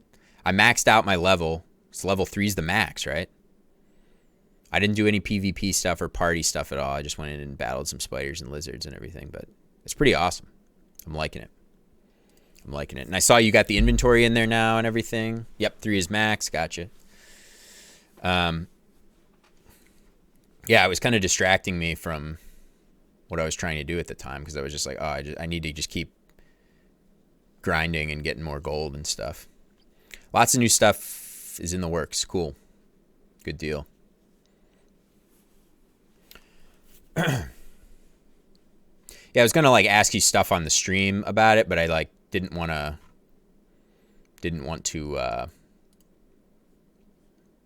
weigh you down too much with questions and everything that are probably all on your Discord and everything. So, or I could easily find those answers. So,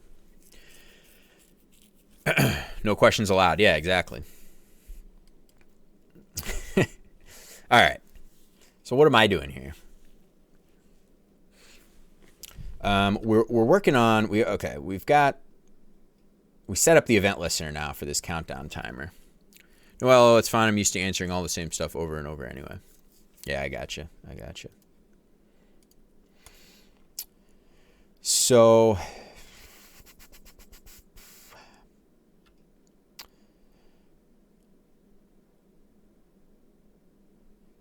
we've got our window resized event now for our countdown timer. So that'll be listening now, at least on, and I saved the code, right? So if I hit, nope, we need to go back and change this so that it's countdown timer. We're going to change this back to 300 seconds there, just so we have, whoops. So we have a nice amount of time. And there we go. And then we should see some events firing. All right, cool. And now we are getting...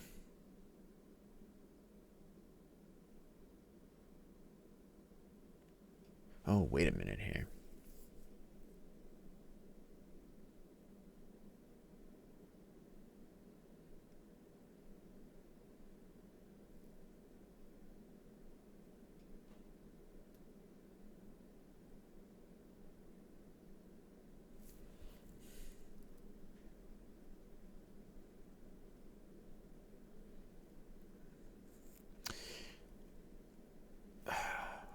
Okay, so what we're seeing is correct. So every time I'm moving the screen, every time we're firing an event, it's firing off three things. It's firing off the new pixels per unit. So this is like every event. Pixels per unit, pixels per unit, pixels per unit. Then the font size in pixels, and then the font size in units.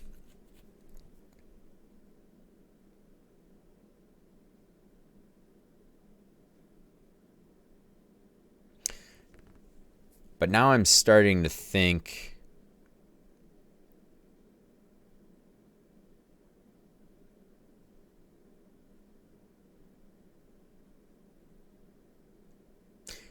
Now I'm kind of confused as to how I want to do this, because the unit size shouldn't change.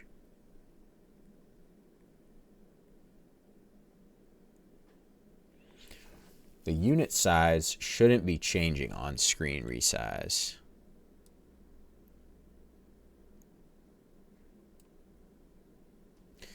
Because I want to have this work in the same way that, well, okay, so the radius of this is always going to be 1,000 units. It's never going to change.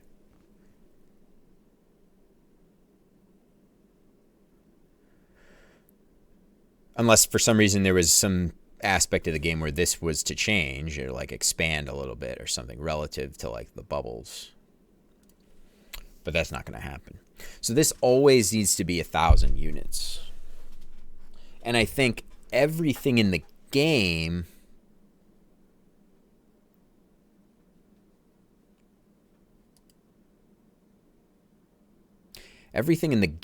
needs to behave just like that. Oops. Let's switch back to this one now. So,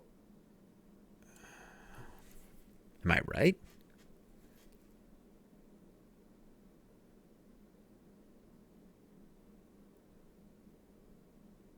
Yeah, these should always, so this should its unit its font size in units should always stay the same and never update.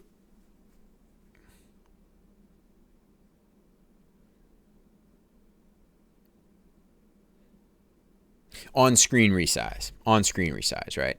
Like there might be some other thing in the game that causes that thing's size to change relative to whatever, right?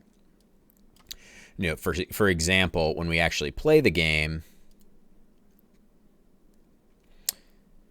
this, like the sizes of, or actually when you, like, so when this purple one slides into here, the unit size of this purple, magenta, whatever, dark magenta, that would actually be changing unit size. That would be going up to like this size in units, right? But on screen resize, the unit size will not change. So, because that's just basically when you resize the window, that should only change the pixels per unit number.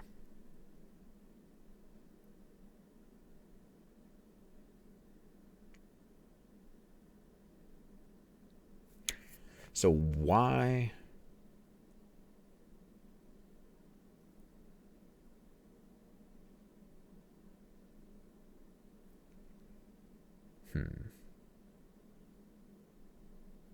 Okay, so we're gonna play around here. We're gonna try something.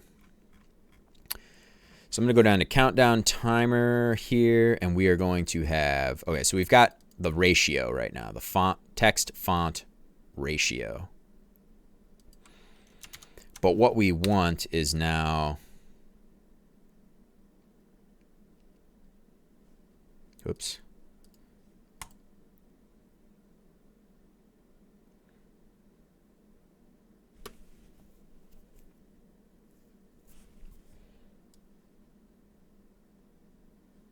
Now I'm a little confused. I'm confusing myself here.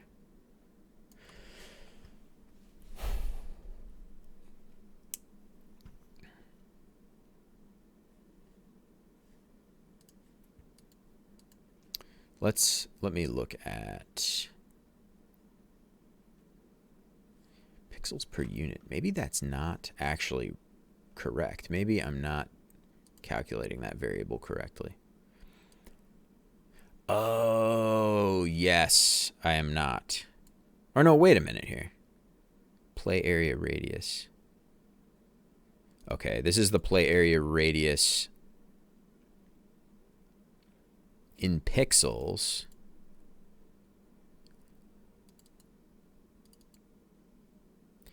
Radius pixel scale. Okay, config.round. Okay, so this calculates what the play area radius is in pixels. Or sorry, yes, in pixels. So we're dividing this radius pixel scale of canvas height, which is like 0.35 or whatever, multiplying that times the height of the canvas in pixels, right? So that gives us the radius of that play area circle, this thing right here. So it gives us this radius in pixels for whatever the current height of the screen is. And then we take the pixel radius, this is the pixels, and then we're dividing it by the radius units, which is 1,000. And this is always 1,000. This one is not changing, right? So because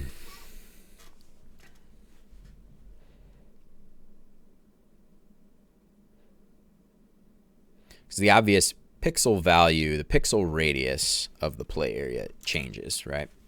But its unit size does not change. So when we're doing this, like we're seeing this boundary change size, right? But its space in units will never change. It's always 1,000 units radius.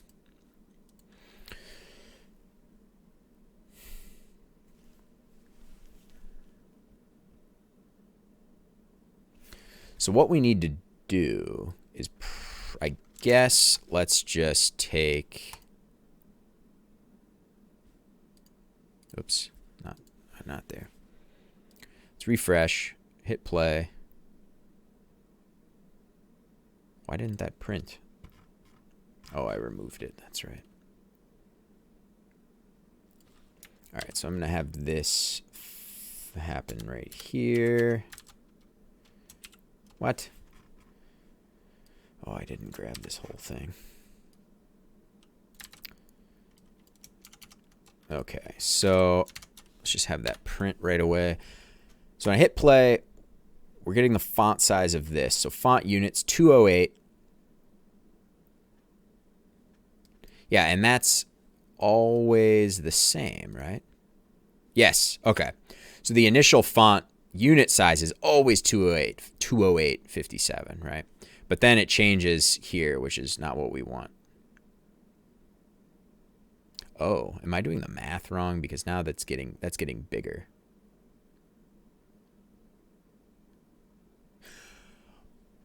Oh, the reason why this is changing is because...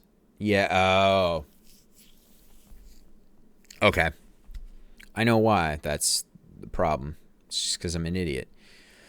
So the reason why we're seeing the units go up, because the unit size isn't supposed to change. The size of this text is supposed to be the same. But the problem is because the resize isn't actually changing the size of this.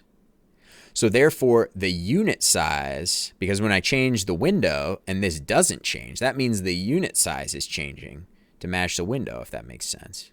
Probably doesn't make sense.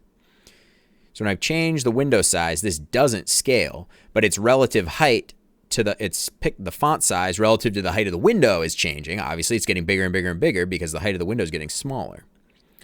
So that's the effect we're seeing right now. So now we're up to 528 units for this font. So it's working exactly as we want it to work. But this initial 208.57 is the number we want to store in our config file. 208.57. So what I'm going to do is I'm going to take 208. I hate it when I hit. Oh, there we go. I hit the keys without knowing what I'm doing. Okay. So we're going to take the font size in units. 208.57. That's good enough. We don't need more precision than that. So we take countdown timer. I'm going to put a new variable in here, a new property in here. It's going to be message text font units. Okay, so this is just our unit size. So 208.57. That's what we want. Fanks Games is now following. Thanks for hanging out.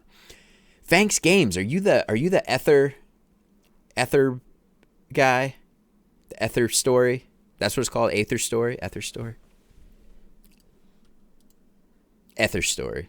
Ether story. Sorry. Thanks for thanks. Thank you for following. I appreciate it. Either story. Gotcha. Yes. Retro, you're familiar with that, I guess, right? I was watching you the other day, thanks. I don't think I followed you, though. Sorry, I'll have to follow you back. It's either story. Gotcha. Cool. Well, how are you doing this fine day? Yes, Fanks is friend. Gotcha. Actually, maybe I saw Fanks in your chat, Retro. Evan.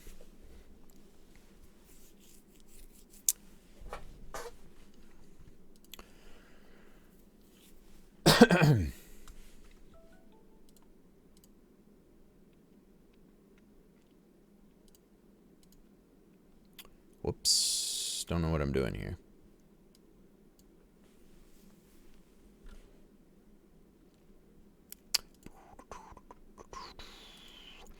Yeah, so thanks. I'll give you a quick little rundown on the game here.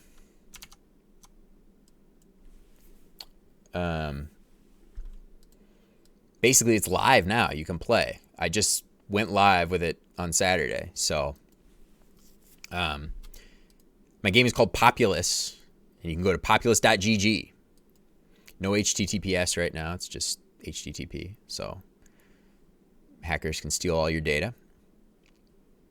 But yeah, basically it's a game. It's kind of like an aim trainery kind of game slash kind of like Osu.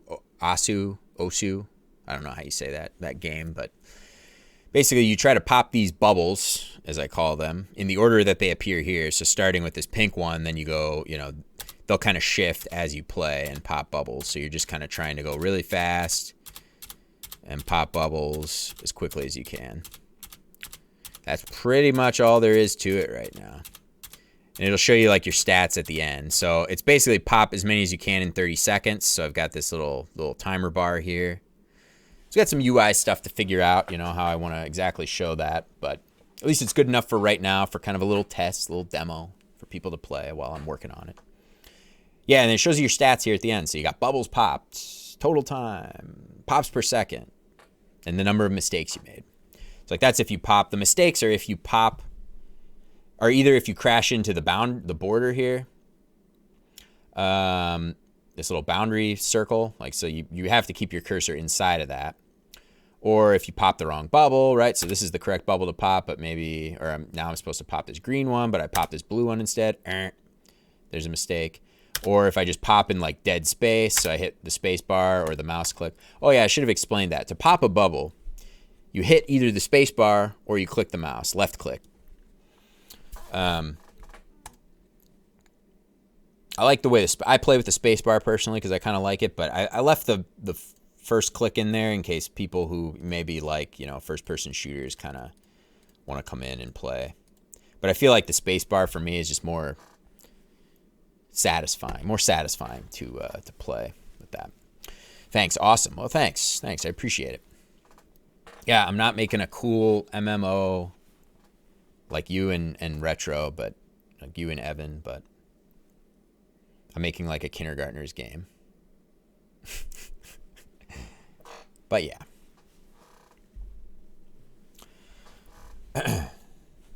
So currently right now I'm working on trying to switch to using like a units-based system for laying things out on the screen.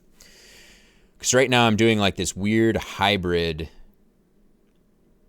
not hybrid, but I'm basically storing like let's say the width. So right now you can resize the screen and stuff will resize. And it looks bad because that's Google Chrome for you, and they don't seem to prioritize like smooth window resizing. Some things don't resize. I'm aware of that. That's not a big deal right now. I mean, I'm not making. Yes, teach Evan how to do this. The screen resizing. I thought Evan had it all. I thought he had it all figured out with the context.scale, with the 2D context scale, right? Right, Evan? Doesn't that work brilliantly in every browser going back to IE6? We had nasty tearing for a long time. Yeah, I heard you mention that a couple of times on stream. I was going to ask, I'm curious about that. What was the issue, or what was like the actual cause, and what was your solution for that? I'm very interested. I have no idea. Someone else fixed it. Gotcha. Nice. Gotta love the community.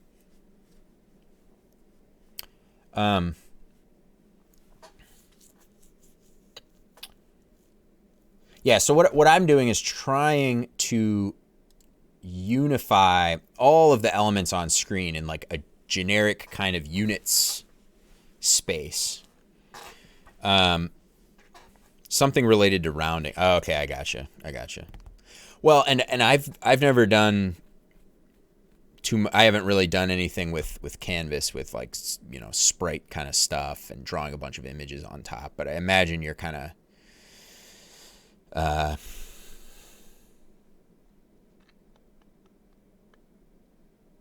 I don't know. I imagine you got a lot of stuff going on under the hood that to kind of, I don't know what I was going to say about that. I have no idea.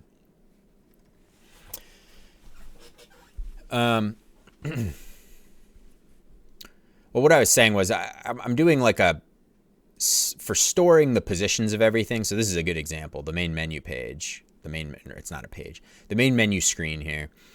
Everything is based upon the height of the screen, right? So in my constant file, which is called config right now, I have this radius of this button.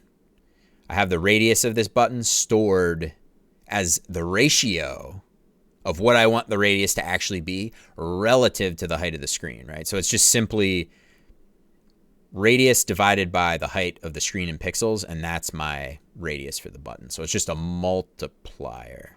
So if we go to menu, there we go. So button R ratio, okay, that's actually a bad example. Menu title font ratio, this is a good one here. So the font size is 0.15 the height of the screen. So that's how I'm like currently doing things for setting up sizes. Thanks, I love your logo. Thanks. Actually, I came up with this pretty quick. I came up with the name for this game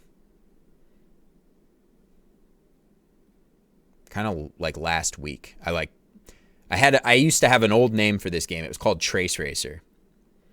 And the gameplay changed, and it doesn't really involve like tracing anymore. That was kind of a little more of a, not mechanic, but kind of the feature of the gameplay from a previous generation. So I just came up with the name Populus because it's like you pop bubbles. That's kind of what you do. So I was like, Populus, whatever.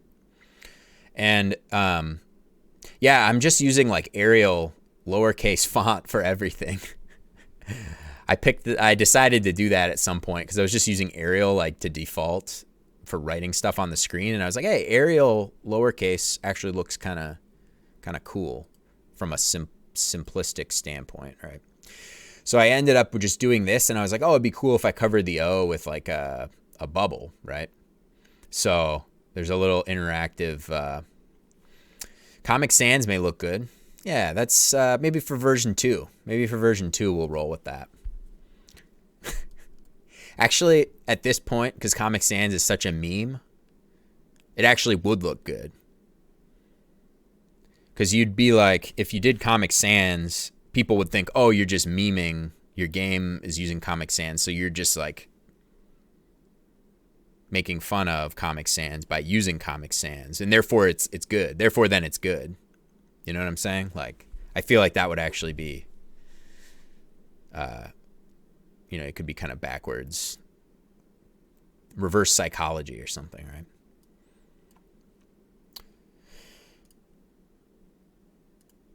Yeah. So anyway, I think. So what we're actually going to try, we're actually trying to test out some new unit-based stuff right now. So I'm already using a unit-based game, or units-based system. And then what I'm doing for that, basically the radius of this bounding circle is always 1,000 units. So I already have a unit space set up, but I'm just not using it for everything. So I'm trying to, my little countdown timer object here, I'm trying to get that set up to use this new unit-based system. So I calculated the units of this font size that I want, 208.57. I've got that stored here in my constants, my config file. And now I want to actually use this when setting up, calculating the actual size of everything. So we want to do, okay, so yes. Thanks, Games from Scratch. We should make a community called Games from Scratch. Hey, I'm down. Yeah, I always do from scratch because it's like, well, I don't know, a web game. I don't know. I'm not doing rendering myself. Can't really do that in a browser, or at least make it performant in the browser. So it's from scratch in the sense that I'm not using any libraries or anything. It's vanilla JS.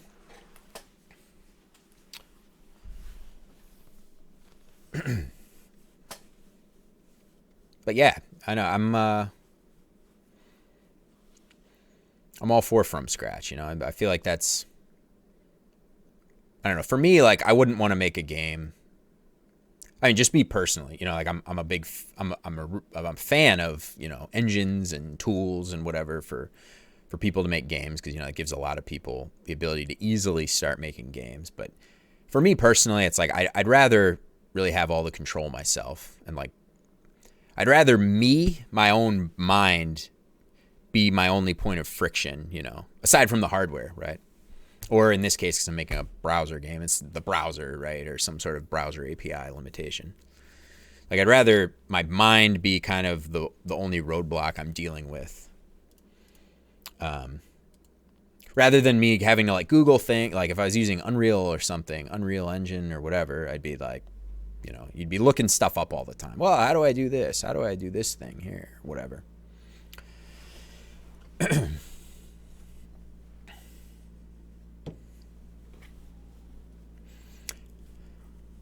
Yes. So I've got now my new font thing. Or I've duplicated this font line, right? So this is the old way of calculating the things. We're taking that ratio, we're multiplying it by the height of the screen. Now, instead of that, we actually want to do, now it's going to be just two different things. It's going to be config.countdowntimer.message text font units, and then that multiplied by the pixels per unit.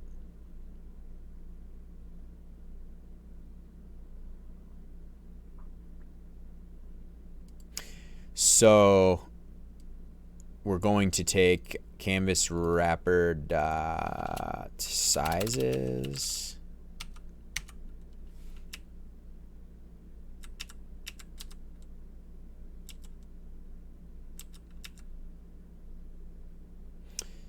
and we're doing the pixels per unit now. Canvas wrapper dot sizes dot pixels per unit. Yes.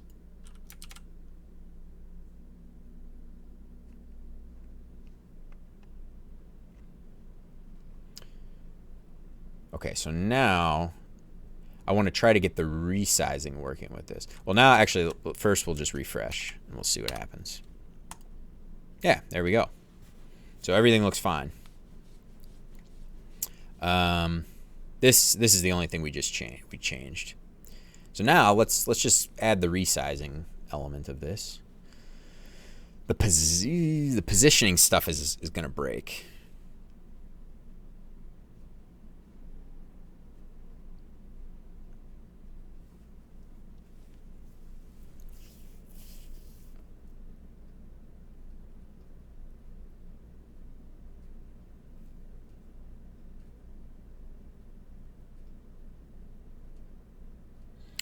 I'm just thinking about this a little more deeply here.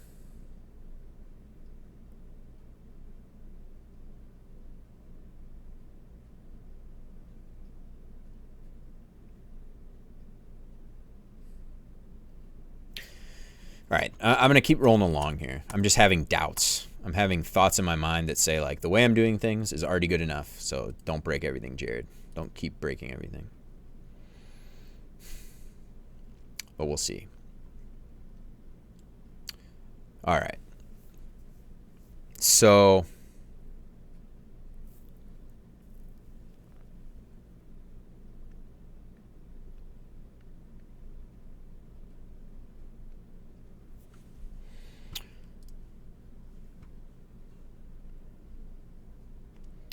thanks if you're still around. I guess, well, since you're saying from scratch, or you're saying we should make a community called Games from Scratch, I'm guessing Either Story is also from scratch. That's what you're implying there. So that's cool. That's great.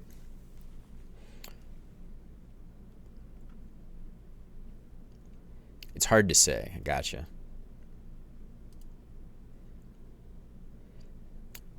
Oh, wow, brain fart there. You were saying ether story is hard to say. Well, I hear ether. I hear aether because people, because the AE thing, that Latin thing or whatever. Based on what you said, it's not from scratch. Oh, okay.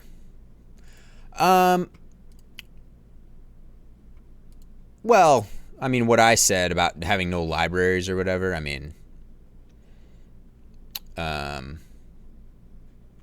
doesn't necessarily mean it's not from scratch, But I guess that doesn't have to mean not using an engine or a framework is good enough for me. Yeah, exactly. I guess that's kind of what I was saying too. Like just saying vanilla JS is not that whatever. I mean, if you're just using vanilla JS to build a game, I say that's from scratch.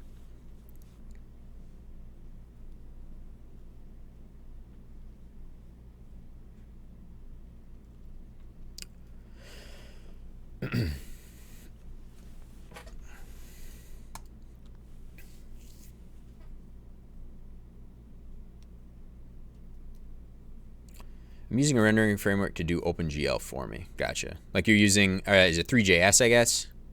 Probably what you're using. Seems to be like the standard as far as, or, well, it's a 2D game though, so maybe you're not using 3JS because obviously that's a little more 3D, emphasis on the 3D, I guess.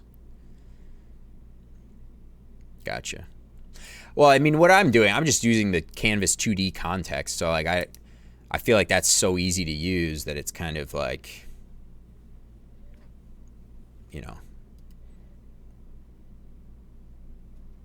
that's basically a library.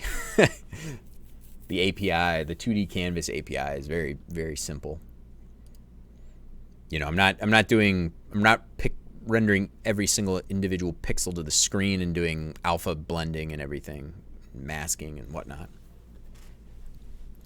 I think I was saying before, like that would be, you couldn't really do that quickly in a browser if you were really going that route.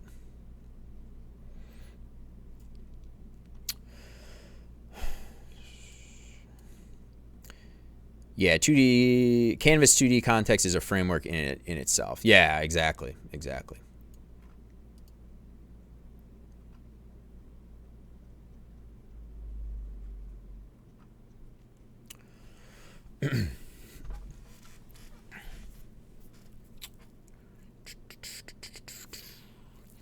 Well, I guess we are all living a lie.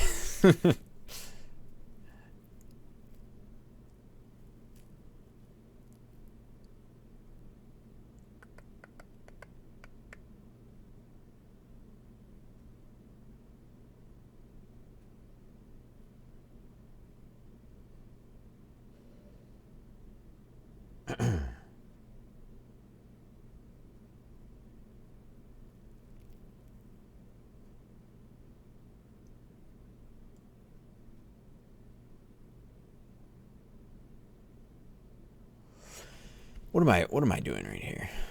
All right, we've got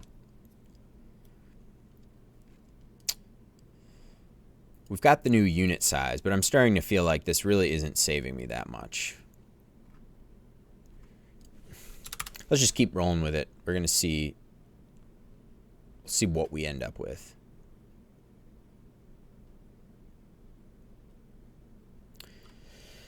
So if we want to do the resize now all we need to do is we're setting this. We're doing this dot message text dot font dot set size.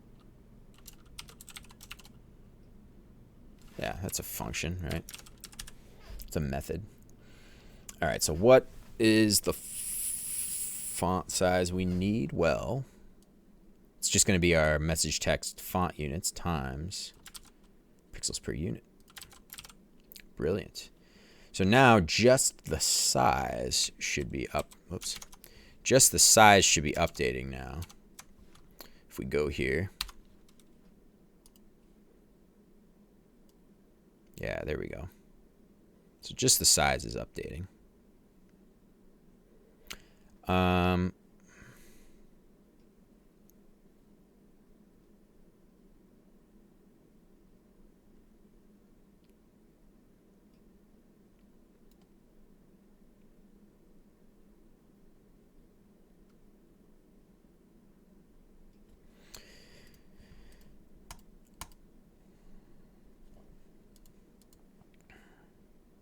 So that's great. I'm going to get rid of this stuff because I don't need it anymore. Or wait a minute. Actually, we will use this, but not here. Okay, so the font size is working now. And it's a matter of...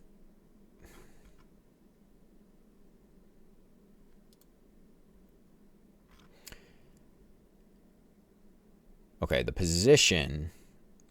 See, with the position, we're still going to need to do this whole half width thing.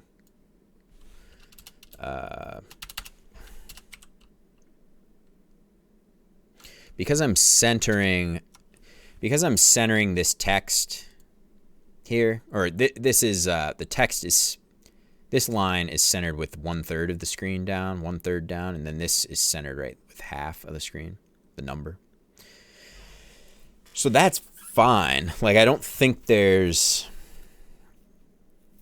and obviously along the, so that's just for the y-axis, but for the x-axis, they're dead center, right? So the width of the text, whatever, is right down this center line. So doing things that way is fine. I don't think there's really...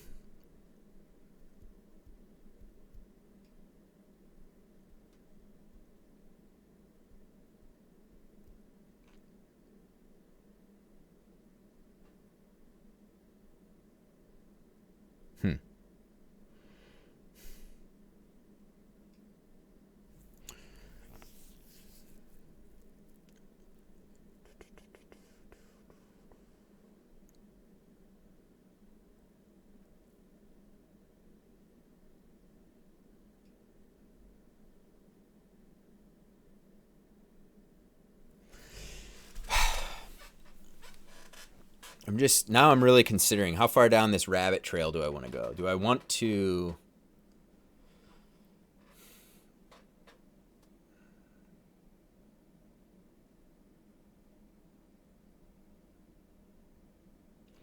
Because I'm basically not doing anything different. I'm not saving myself anything by doing this. Because if you look at the old way I set the font size, it was basically the text font ratio times the height of the canvas, the height of the window. And that gives us our pixel, our font size. What I'm doing now is I'm taking the unit size of the font, the unit size, and I'm multiplying that by the pixels per unit.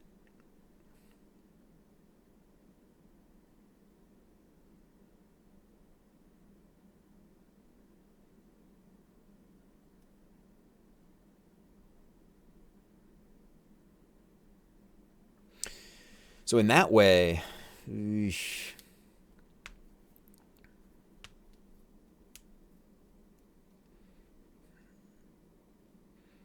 doing a multiplication operation right here. I'm doing what obviously I have to, but it's like it's just the same thing. It's basically just another way to say the same thing.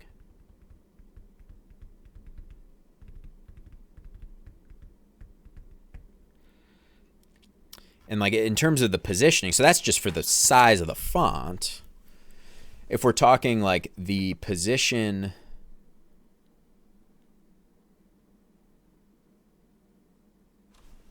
oh, what happened down here?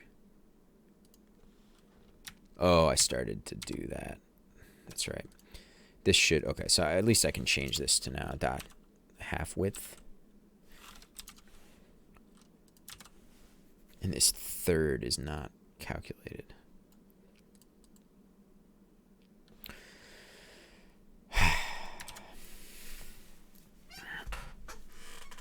Yeah, actually, I don't know if I'm really getting a good benefit. I don't think I'm really actually going to benefit from using like unit doing everything in units.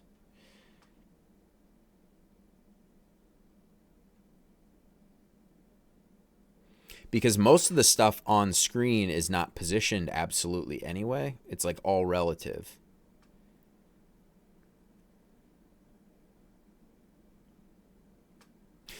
Well, and what I mean by that is like everything's basically like centered up on the screen or like something like that. Like these two elements like do some stuff together and then center themselves up on screen, right?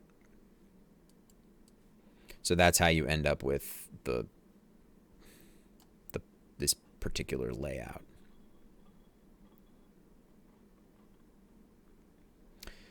So, and the same thing goes for this, like everything, like I'm not positioning things on screen in like some sort of unit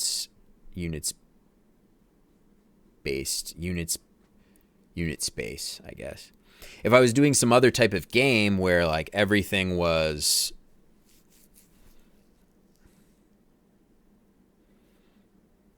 if I was doing some sort of like side scroller game or something, I guess I would have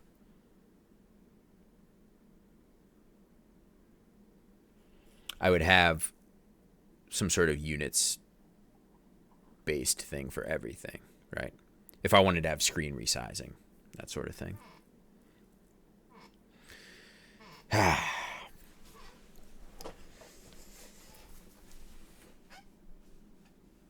All right. I might have to shelve this. Shelf?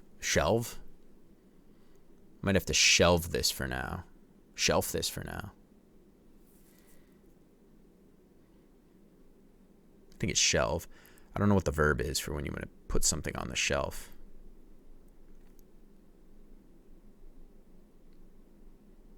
Shelve with the V. V-E.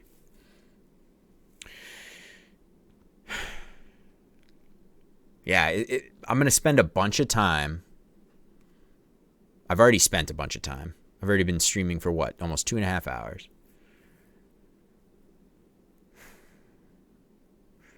And I really don't think I'm going to get much benefit from this. The one thing where it would maybe make more sense. No, even that, because all that stuff's relative. So like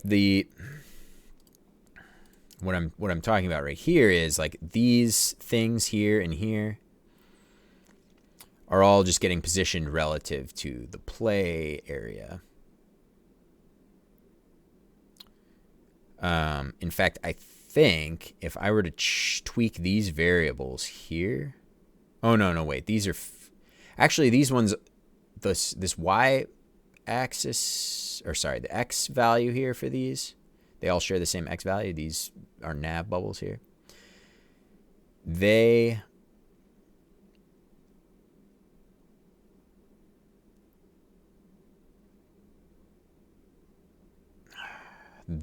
use the units. They actually already use the units value for this x-axis.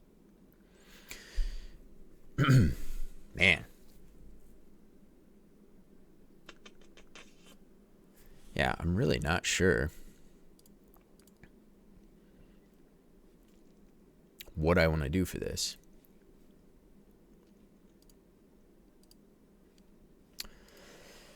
Because one thing I was thinking, like graphics wise, I was thinking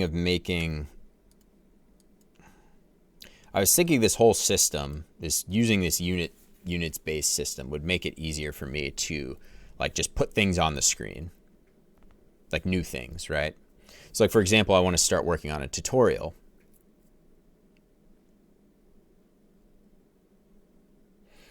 But I don't know if I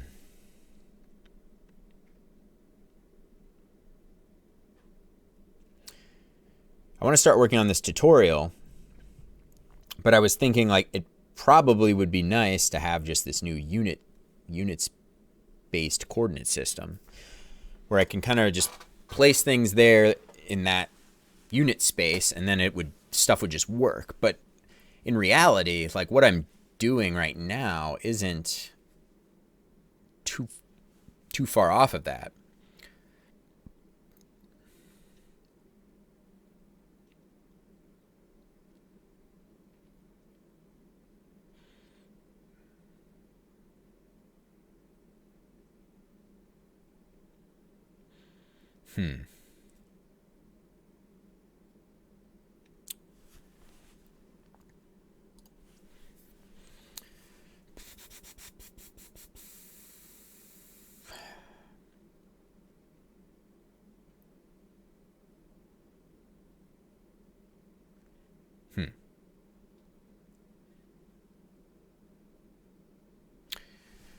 Because one of the other things is that,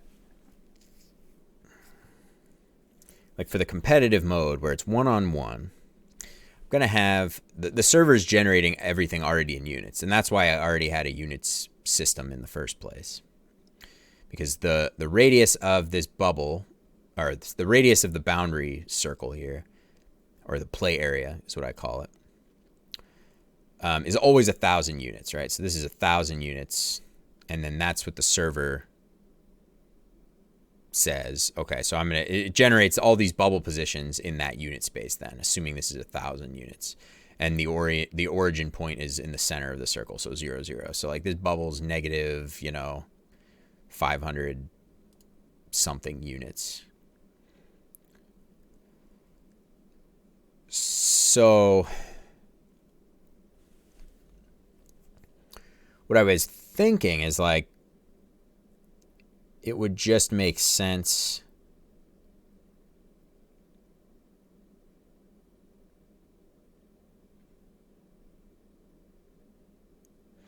to space everything. Well, so if I want to make some tweaks,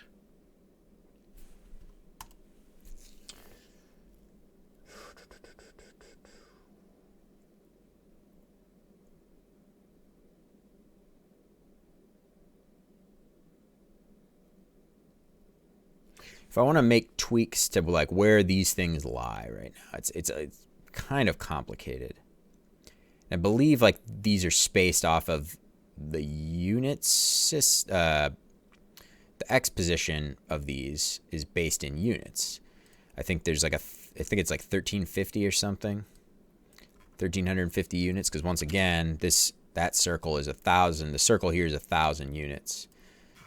Let's fix I'm going to play around with this a little bit just to see if we really do have some sort of benefit we can get from this.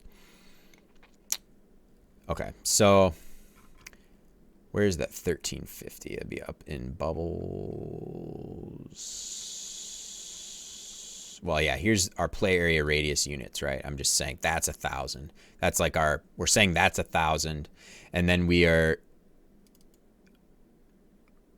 here is the other important part where we're doing radius pixel scale of canvas height, where the radius, we're saying this is 1,000 units and its radius is always going to be 35% of the height of the screen. So kind of like that, right? And I could go in and just change this. I could make this 40. And the cool thing is this should all scale up. Yeah. So let's go full on 50%. So this way the circle would be touching because the radius is 50%, right? So that means the diameter is 100%. So I can do that. And the nice thing is it already, all of this stuff scales off of that. So it's like I already did the work to get all this stuff scaling nicely. Like these things are all queued up to be relative to this and whatever. So like that's what makes me think like, is it really like, I don't know how worth it is right now, at least.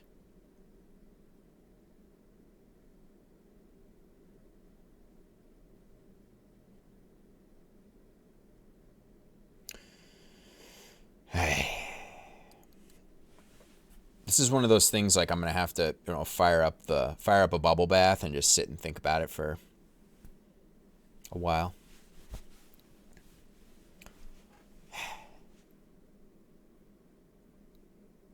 I don't like having deep debates with myself on stream, you know.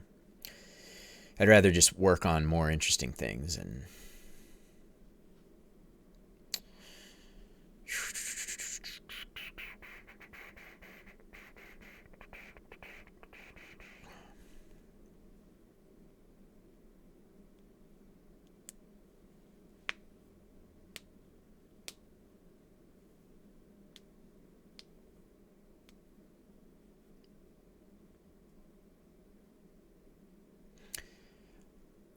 Retro and Fanks. I don't know if you guys are still hanging out, but I saw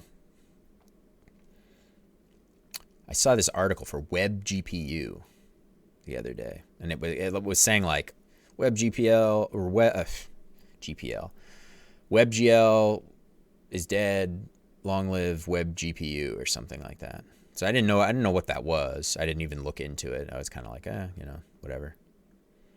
I mean, I assume it's just another API, whatever, but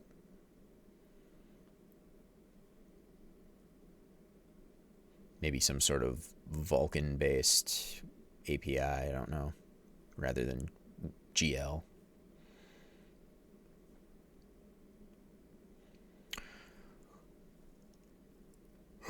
Didn't know if you guys had heard about that at all.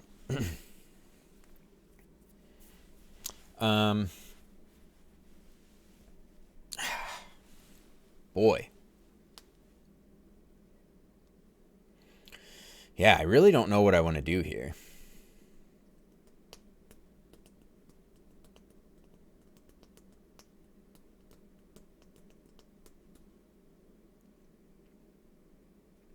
Maybe I should just start working on the tutorial the way I have things now.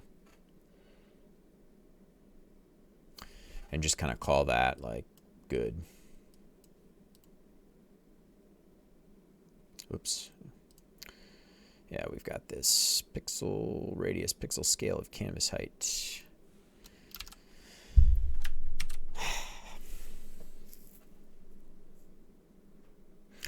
Yeah, because I'm doing this nav meter bubble pose x units. So I'm like doing this kind of not super elegant thing to like calculate the position of these. And then this just simply mirrors this. So it's just kind of taking like whatever this thing is and then setting this up relative to that, which I feel like might be kind of dumb. So I am actually, this 1350 is actually the units space for this, from this being the origin 00. This is X 1350. But I don't know like if that's good or not to do, or if I should maybe, like it works right now. Everything works, but it's like, can I do it better? All right, so instead of 1350, let's make it like 1700. And then we'll see this also reflect that. Yeah. So this thing's just kind of mirroring this.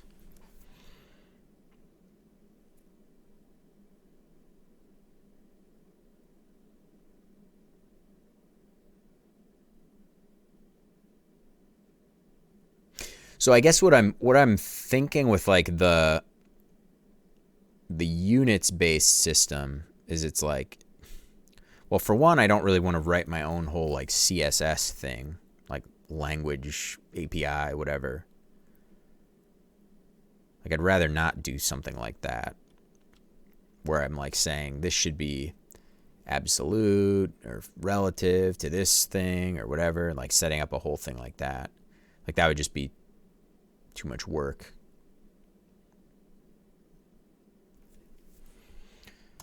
But right now, this is using 1350 as like a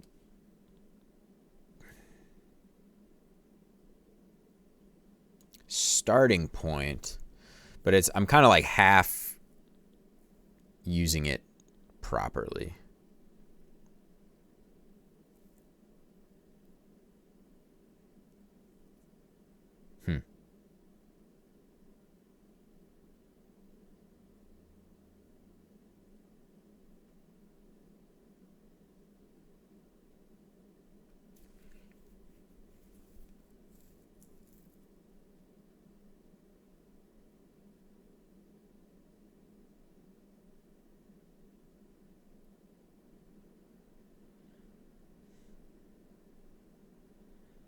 Hmm.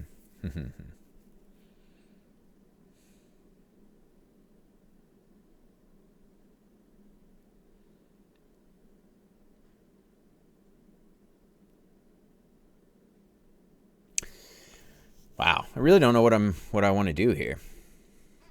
I thought I wanted to just dive right in and do this whole units-based thing, but I'm starting to second guess myself. Because in the case of like the countdown timer, there's not really any win. It's like in this countdown timer here, there's no like benefit.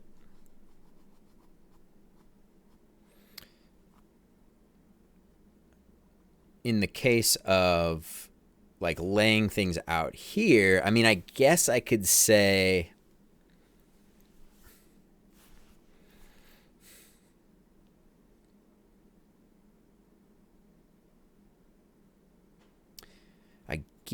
I could like have things relative to one another. So I could say like this thing needs to be y units over.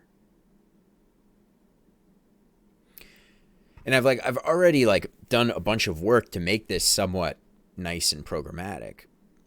So there's like you could change this from 3 navigation bubbles here to 4 if you wanted.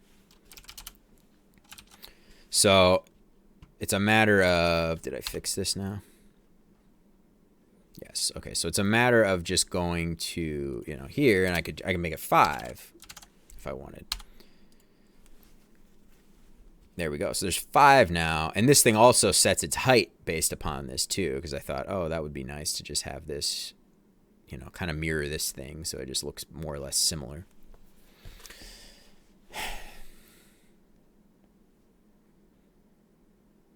In fact, I think the width of this is actually also somewhat based on the width of this bubble here. I could be wrong. But now, I wonder what's going to happen if... Actually, this will break now. This will break the game if we go... Won't it? Maybe not.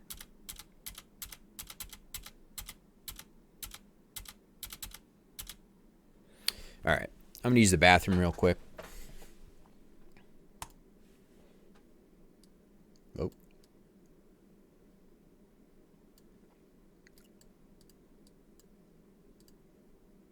There we go. All right. Be right back. Don't go anywhere. Raw material. I can code this in 5 minutes. I'm a pro. Nice. Nice. Hang on. Thanks for hanging out, raw material. I appreciate it. I'll be right back in a second.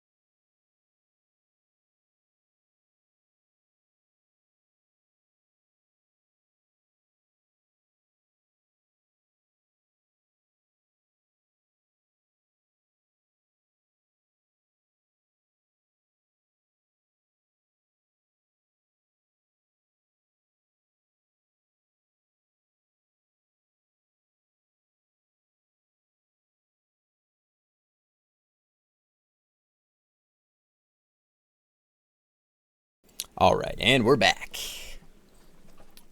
Yeah, raw material, thanks for hanging out. I was kidding, I can't. Oh. I'm bummed out now. I was hoping you could help me out here. No, I'm just kidding. No, but well, you got a point here. This game is kind of stupid and simple. It's nothing crazy. And I've spent a lot of time building this stupid little simple game because I'm stupid, basically, is what it boils down to. But yeah, I'll give you a little demo raw material. I don't know how long you were lurking before or whatever, but basically this game's like a little kind of like a little aim trainer, or it's not really supposed to be an aim trainer. Like it's supposed to be like a game, but you could see it as like an aim trainer, or like a OSU, the game Osu, whatever.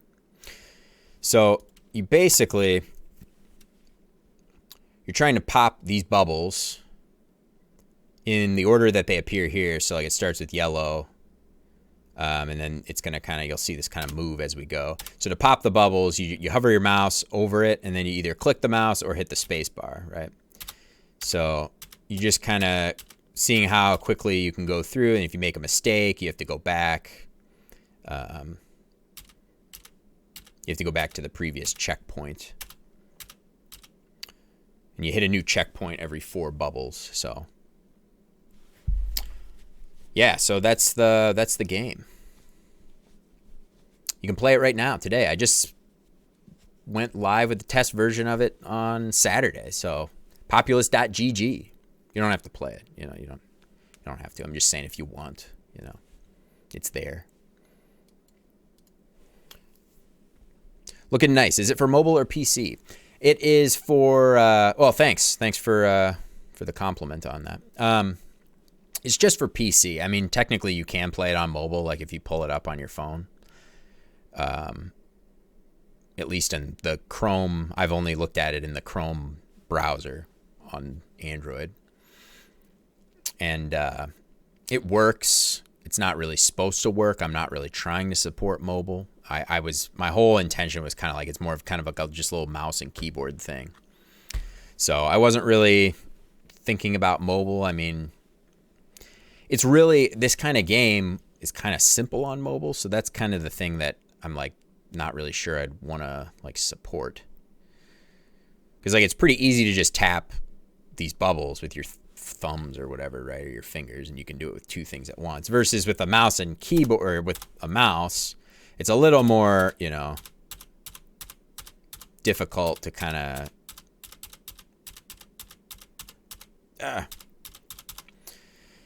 it's more, it was more meant to be just kind of a little mouse, kind of fast mouse moving challenge kind of game.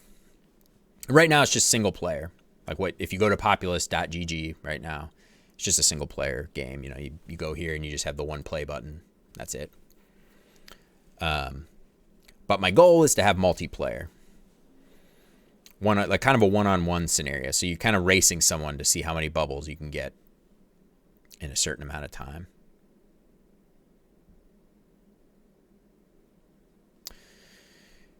Yeah. Yes. What's the record? Right now I'm not storing any like stats or leaderboards or anything. I do have some plans for that.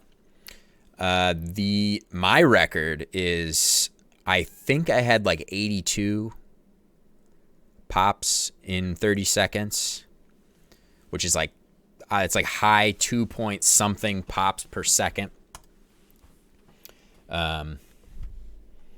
So that was probably my fastest.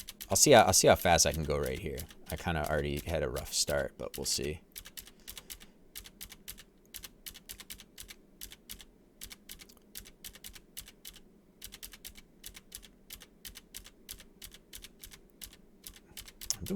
I'm doing all right now. Oh, made a mistake. Screwed the whole thing up. Okay, it's 73 there. That's not bad. I mean, when I showed this to my family,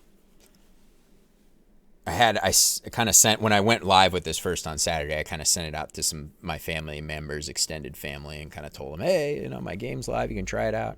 And a lot of them were getting like around 30 or a little over like 30 pops in 30 seconds, right? So they kind of had a 1 1.0 pops per second rate. So that seemed like a pretty nice, that seemed like a pretty like trying it for the first time kind of speed. Like I'm hitting 73, and that's because I've played it about a bajillion times.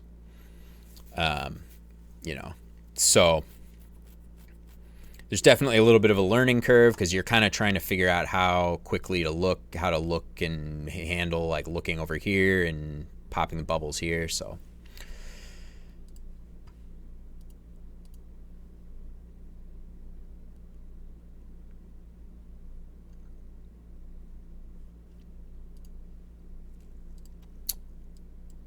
but yeah, I'm interested to see if like some people would maybe take this seriously. 33, nice.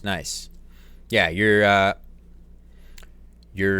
that seems to be kind of, well, at least my family members, when they made it, they were hitting around 30. They said they did it a few times to get to that point. So you're probably hitting a little faster than them. But yeah, I'm interested to see if some people were to take this a little more seriously and, you know, see if they could get some ridiculously high pops per second kind of thing. Oh, yeah, one little, I don't know if this is a pro tip, but for me, it feels way better to play with it kind of smaller, like versus playing full screen. So like if you play like this, it's big, and I like it's easier obviously to hit the bubbles because they're bigger. But I feel like, you know, so you're more accurate. But I feel like this is more of the sweet spot for me in terms of screen size. Like you can rescale it on the fly, whatever. I feel like this is a little more of the sweet spot for me at least. And it could be a mouse sensitivity thing too, you know. In terms of, yeah, I don't know what I'm saying. To me, like a screen size about this feels the best.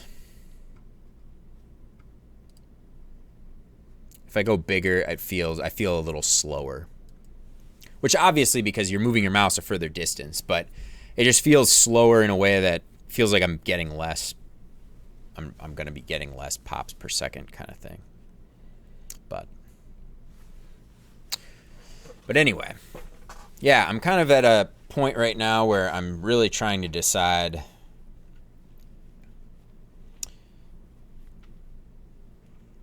I'm at a point now where I don't know what I want to focus on next. Like if I want to do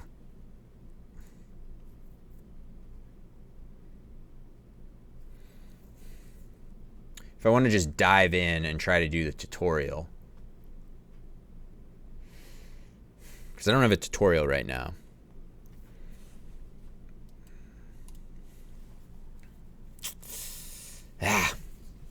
Yeah, that might be the thing. That might be the thing we want to do.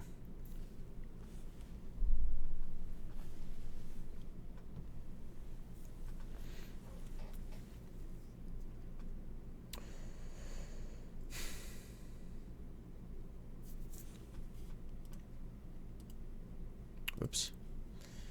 All right.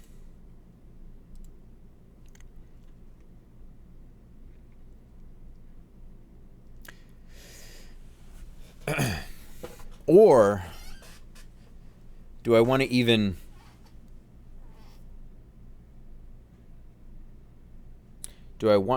not think about the tutorial right now and try to work on the multiplayer? I don't know what I should be working on right now. I don't know what my first thing should be here.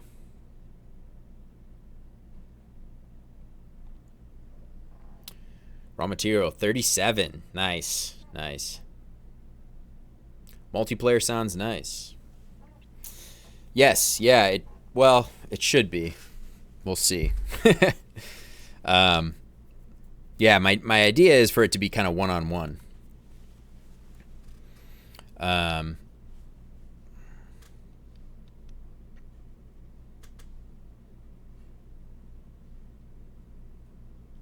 But both players will play on the same map, right? Yes, exactly.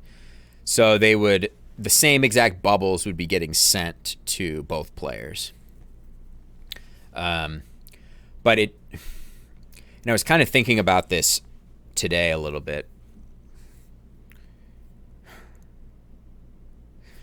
I like kind of the current format where it's how many pops can you get per second, right? Because that gives you like a nice, rather than saying, okay, pop 100 bubbles and see how long it takes you to pop 100 bubbles.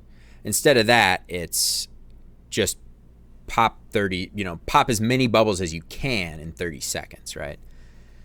So it's how many can you pop in a certain amount of time rather than how much time does it take you to pop a certain amount of bubbles. And I think that's nice for like, I think that's nice for the competitive aspect of it because players can then then there's not like, so if you've got like a high skill gap between two players, if it was pop like whoever pops 15 bubbles first wins, like the player who's really fast would obviously win, and the guy who is slow, who's newer or slower or whatever, would only pop like a couple bubbles and then probably be done, right? Like the game would probably be over. So like by saying it's just how many bubbles can you pop in 30 seconds, that gives both players just like 30 seconds to play the game, right? No matter how bad you are, how good you are, you're always going to have 30 seconds to play. Which is nice in that sense. But I was kind of thinking in the inverse the other way, like, or is that kind of lame? Because like are you going to want to quit? Like if you're a newer player and you play somebody who's way better than you, and one of the things I'm going to have is you will see, so like maybe where the time bar is here, you would see, or maybe over here somehow, I would give you like an indicator of where the other player is relative to you, like how far they are along. Like, so you maybe see like, maybe you just have like a vertical line and there's like a dot in the middle and that represents where you are. And then like you would see another dot that represents the other player and you would just be seeing them like relative to you. Like kind of like the, like in Mario Kart or something where you have the top-down track view and you're just seeing like your character's head moving, right? And then you see your opponents. But instead of you moving, it would just be like a straight line and you're in the center of it. And you would just see your opponent's position like relative to you. So you'd see like maybe if they were like way behind you or way ahead of you to some extent, or maybe they would go so far behind or so far ahead of you that they would like disappear. Well, my dilemma, the issue I was thinking about was like, if you just see someone's like thing go way faster than you, is that going to just like make you want to quit?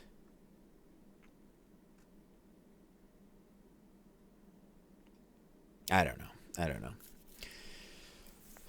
Yeah, well, I'm debating what I want to be working on right now because I had a plan for today to kind of do this new unit-based layout system. Raw material, yes, but that's how life is. That's true. I kind of wanted, my thought behind that was like, I'd like to minimize, like I'd like to keep the game as like low RNG as possible, right? Like obviously the map, the levels are all randomly generated. The colors are randomly selected and like the positions of these bubbles are random. It's like as you're playing, bubbles are just popping up randomly.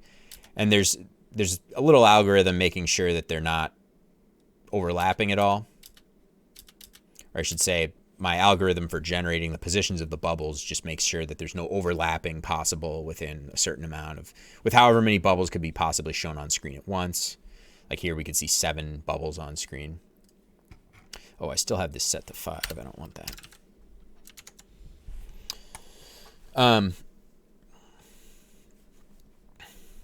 Hey, what in the world?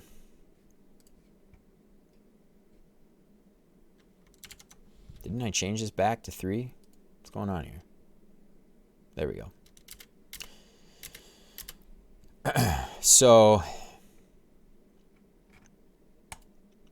yeah, I'm really trying to figure out exactly what I need to be working on right now. Because I had a clear-cut plan, but I feel like for today's stream. But I'm kind of talking myself out of what I was going to do. So now I'm kind of just sitting here spinning my tires trying to figure out what I'm doing. So I either want to do the tutorial or, because right now there's no tutorial, right? Like you just have a play button and you play and that's it. And it'd be nice to at least have some sort of like little tutorial that kind of explains things. Like instead of just dumping you in this game with like 4 bubbles, maybe it would just have 1 bubble on there and it would tell you like move your mouse over the bubble and then pop it by pressing left click or pressing the space bar. So yeah.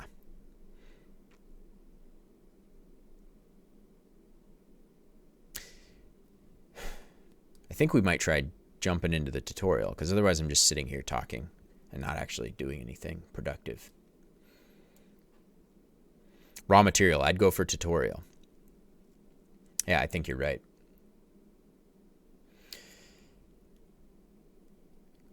All right. Yeah, we're doing the tutorial. I need to actually do something here today. Because at this point, I've almost been streaming 3 hours and I haven't really achieved anything because we started working on this new like unit system. But I started to realize I don't know if it's worth it. I don't know if the gain from doing that is worth it. And I'd probably spend the rest of the day getting that all set up. So what I'm going to do, I'm actually going to go back to my master branch because I created this new unit system branch. So we're going to go back. We're going to do git check. I guess we do git reset hard. Git checkout master. Okay, back on our normal branch. Raw material. How long have you been working on this game? Yeah, it's kind of a hard, not super straightforward thing. I came up with the idea for the game a couple years ago, or at least it was very different at that point in time, my initial idea. Instead of circles, it was like squares, and instead of like popping the bubbles, it was more like you just had to hover your mouse over the colors in the correct order. So I had that maybe a couple years ago. I started building that out back in January 2018. No, 2019. So coming up on almost 2 years ago. And I worked on it for a couple months, like off and on, not very sporadically, or very sporadically working on it. And it ended up being kind of rough and terrible. The code was kind of a mess. So January of 2020, I decided, okay, I'm gonna try to take this seriously. I'm gonna build a better engine and just kind of make things work better and everything. Kind of start over from scratch. So I did that, and that's kind of where we're at now. So I started that in January and worked on it kind of a lot initially, but then also once again kind of sporadically. Like I probably did maybe 50 to 100 hours of time from like January to August of 2020. And then in August I decided to start streaming. So I stream every Mondays and Tuesdays now. And now I can tell that I think I had been streaming. I've streamed like 100 something hours since August. So I basically stream 8 hours. Well, I stream 5 to 7 hours Mondays and Tuesdays. So basically every Monday and Tuesday since like the end of August, I've been working on it. So that's been like an additional 100 something hours now of streaming. So a couple hundred hours I've probably spent on this current generation of it. There was now the previous iteration and design that I did with like squares and everything. But yeah, where we are now, yeah, I'd say I've done a couple hundred hours on it. Obviously, like at this point now, almost 11 months, a couple hundred hours over 11 months, you know, which is kind of 200 hours. Got to be rough knowing it would only take raw material 5 minutes. Yeah, right. Exactly. I know. Raw materials rubbing it in.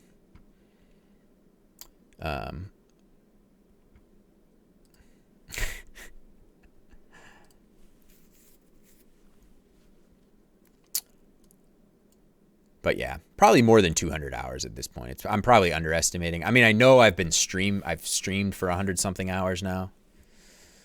Just from Twitch stats, you know, whatever. I think. Oh, I got a raid here. Wandable raided you with a party of 3. I don't see that in. It doesn't show up in on my Streamlabs here. I just happen to see that in Twitch. Wandable, thanks for the raid. I appreciate it. Yeah, I just happened to see that because maybe it's Twitch. Well, I see it in Twitch, in my like stream manager in Twitch, but I don't see it in my Streamlabs. Like it didn't come up with the little thing.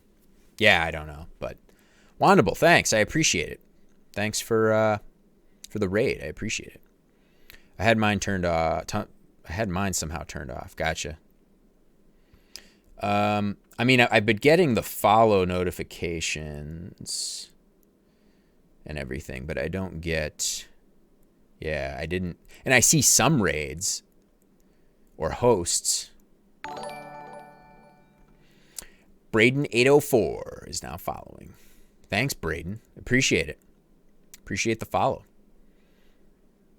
Yeah, and thanks for hanging out, Wandable. I appreciate it. I'll give you a little demo of my game here.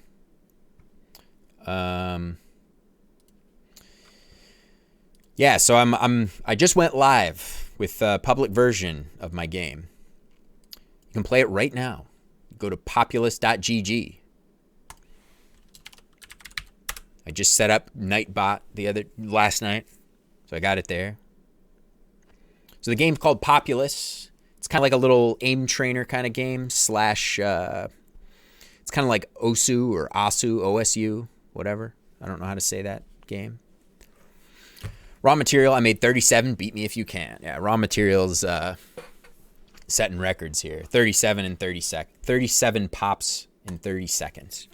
So basically, you hit play, you start the game. You have 30 seconds to pop as many bubbles as you can here.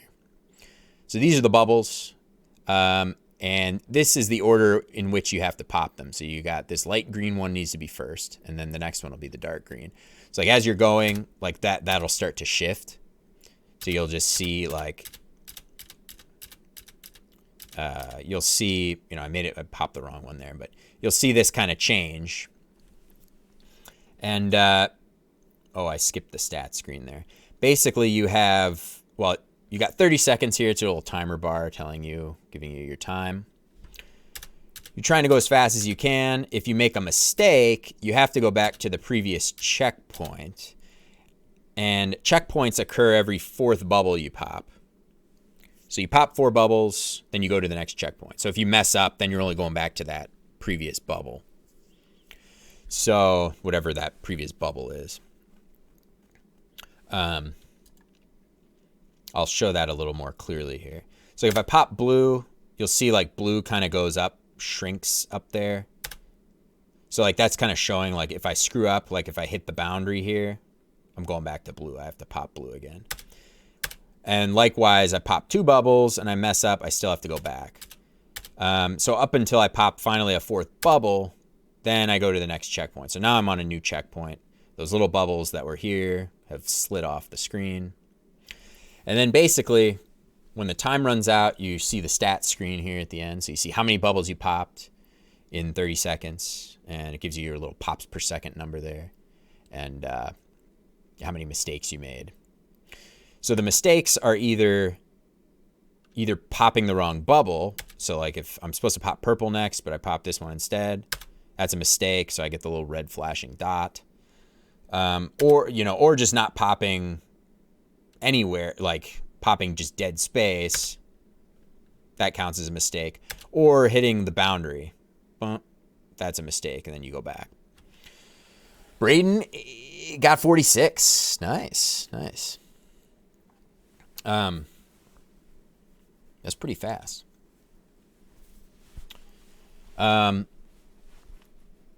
Yeah, so I don't know. It's a dumb little game. I'm just coming up with whatever. Came up with the idea while I was just explaining to Raw Material there in the chat that I kind of came up with the idea for it. Actually, 2 years ago now. Coming up on 2 years ago. I kind of started taking it a little more seriously recently. And I started streaming like end of August and kind of working kind of regularly. I stream Mondays and Tuesdays. I start at 10 a.m. Central Daylight Time. I usually try to stream for 5, 6, 7 hours or so. We've already been going for 3 hours, and I have not gotten much done today. Yeah, so Wondable, are you, if you're still hanging out, are you a developer of some kind, software developer, programmer, blah, blah, blah, blah, something like that? Game dev? I assume that's how you found me or whatever.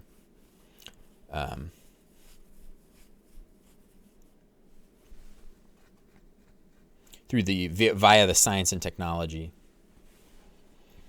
channel.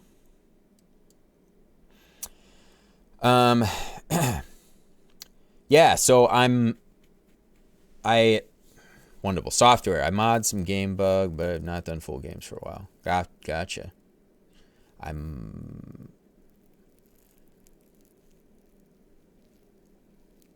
So are you doing you're doing software like generally for your stream, or you're doing game mods for your stream?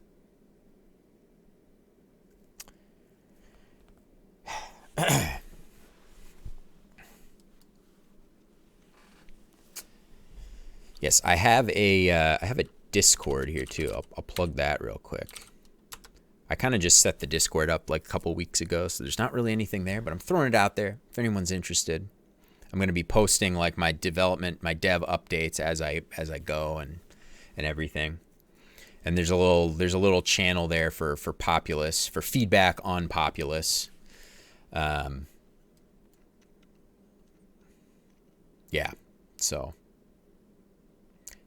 I'd like to maybe have like a little technical discussion about it too, since a lot of the people who end up following me, are also kind of either programmers or software developers or game developers of some kind. So having some sort of like little technical discussion on the game, or just any kind of game dev technical discussion on the Discord would be good. But I need to kind of clean it up, make it a little more better.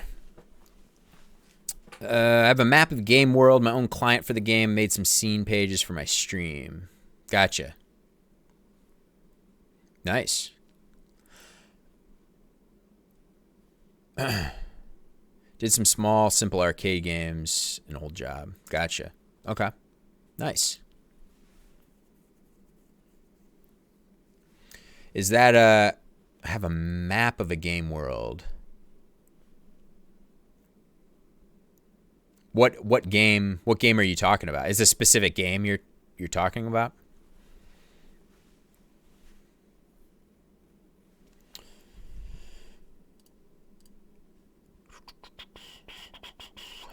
All right, here.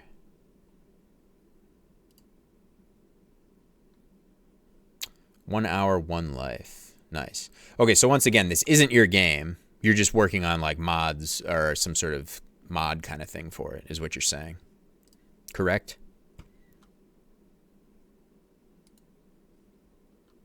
Gotcha. Okay, nope, it's by Jason Rohrer. You should add bubbles that give you more time. Braden, that's it. I've thought about that. My main, like the simplest thing I thought for right now, gameplay wise, is just how many bubbles can you pop in 30 seconds? And the reason for that is this game's going to be competitive. It's going to be one-on-one, so you're like kind of racing another human being.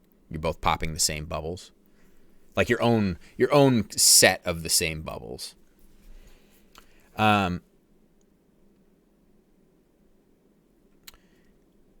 So what I kind of thought was it makes the most sense, I think, to just have like a hard time limit and then just say how many can you pop in that amount of time. Because let's say let's take it to the multiplayer, hypothetically, you're playing multiplayer. If you have somebody who's new and somebody who's never played before and somebody who's a lot better, who's maybe popping double the amount of bubbles, and they play each other, if the game was limited in some way or in that case, like the timing thing wouldn't really work, because that would work as like a single player thing. But the reason to have kind of that hard limit is because that would prevent any other play, both players would have 30 seconds to just go and like go as fast as they can, right? So that's kind of a noob wouldn't get stomped on by some other player and like have their experience ruined. I mean, at the end of the game, they would see, oh yeah, this guy popped like twice as many bubbles as I did. But at least while they're playing, there wouldn't be some sort of like limiting factor. At least as of right now. I don't know. We'll see.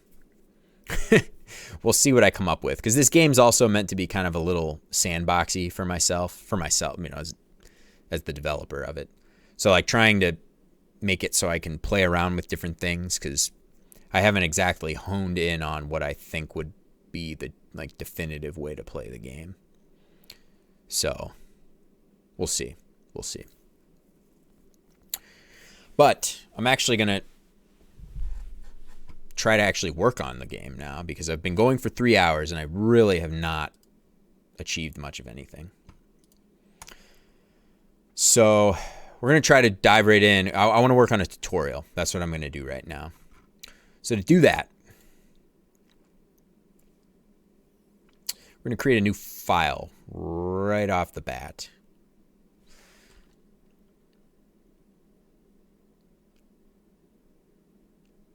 You know what? Actually, I'm not going to create a new file. I'm going to copy my current game mode file, which is called Marathon.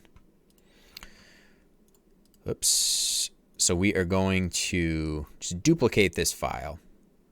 And I'm going to rename this file. We're going to call it tutorial. Braden, are you going to make wins based on score instead of being the number of bubbles for multiplayer? I'm not 100% sure yet. I mean, my first target will probably just be bubbles. And I might start to play around with some score things at some point. Because, like, my initial thing is, like, you could factor in streak without messing up. Yeah, exactly. Yeah, because I was kind of thinking of, like, some sort of, you get 50 points for popping a bubble, right? Or or 1 point. I don't know, depending on the type of point things we want to have. But yeah, you could just have every bubble is some sort of pop, but then your streak adds up some sort of multiplier or whatever. So yeah, we'll see. I haven't actually done anything yet with points, but I've been thinking about it. So we'll see. I mean, my general thought is like I want the game to be pretty like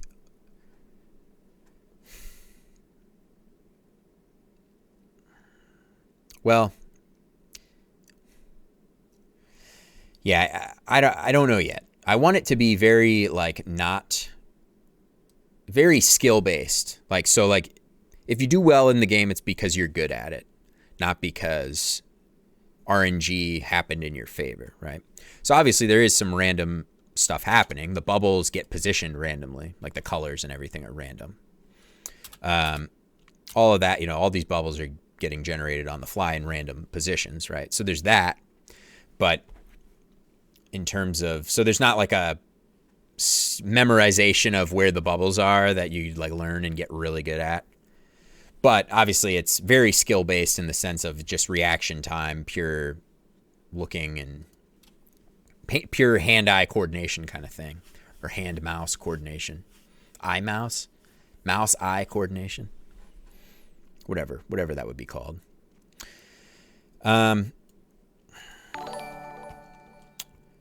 Noise Minded is now hosting my stream. All right, Noise Minded, thanks for the host, appreciate it. Braden BRB, no worries.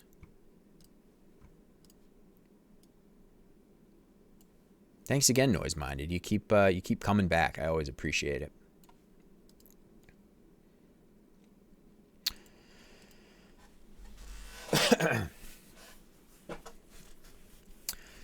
Bim Damont, hey Duranosaur. Bim Damont, how's it going? Coming over from Noise. Gotcha. Yeah. I just saw Noise's host there. So yeah, good to see you again. Oh, Bim Damont. The game is live now. You can play it. Populus.gg. Yes.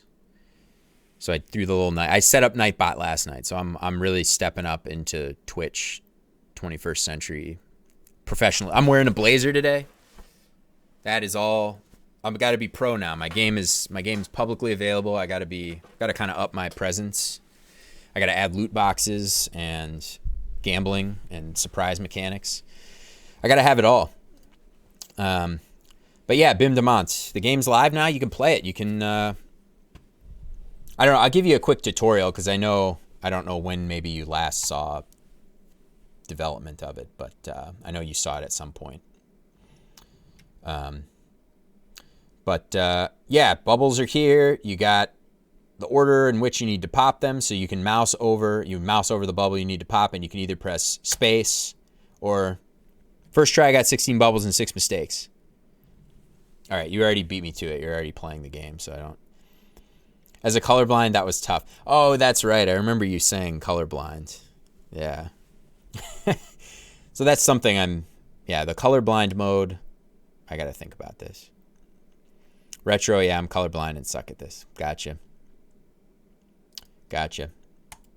Well, okay, so for both of you, for Bim Damont and Retro. Bim Damont, it was fun though. Thanks, appreciate it. It worked great. Thank you. Thanks. Fun game though, LOL, when I get good RNG on the colors. Yeah. Well, okay, so yeah, for both of you guys, for Retro and Bim, what are the colors like? So I think I asked you this already, but like when you see this, is it hard differentiating between greens and blues? Just curious. I'm just taking a quick like poll for you guys. The yellow and green and yellow for me. Okay. Gotcha.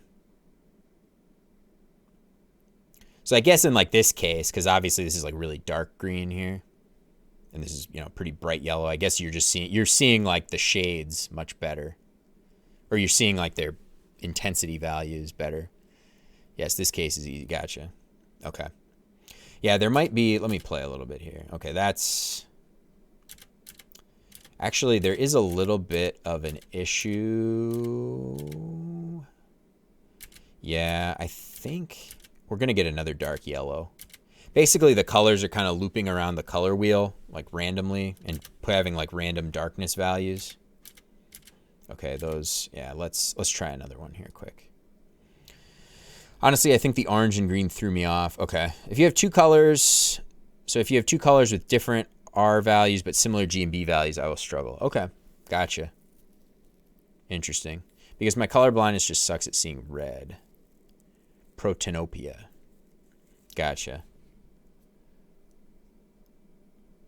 Do you have two? Okay. Well, that's, yeah, retro. That's very descriptive. Thank you. Like blue versus purple is the worst. Interesting. Okay. Okay, so here we've got, you know, a blue and a purple. They're different shades. I tried alternating. So basically, I'm kind of looping around the color wheel randomly. I mean, it somewhat sets up randomly. But then there's like random saturation values, whatever. I'm using like HSL color, which has the color wheel. And it's like looping around that color wheel. And because at one point in time, 7 bubbles could be on screen. So it's kind of like divided the color wheel into like a 7-piece pie. And it's just like picking those points and going around. I think I have the same. It's quite hard for me to explain color blindness, especially in English, because it isn't my first language. Gotcha. Yeah, no worries. No worries. English is my first language, and I'm still terrible. So,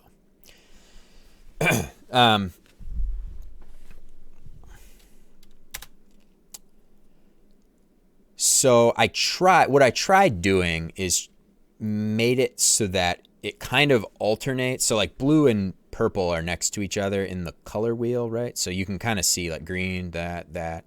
This is like going around the color wheel in order. Then purple's next. But I tried to make it so that their lightness and dark values kind of alternate. So it's like 2 colors next to each other. One's going to be dark. You'll have a dark and then a lighter color, darker, lighter, darker, lighter. Like obviously their hues are changing, but then it kind of alternates between dark and light. But as you guys are saying, that's obviously not good enough.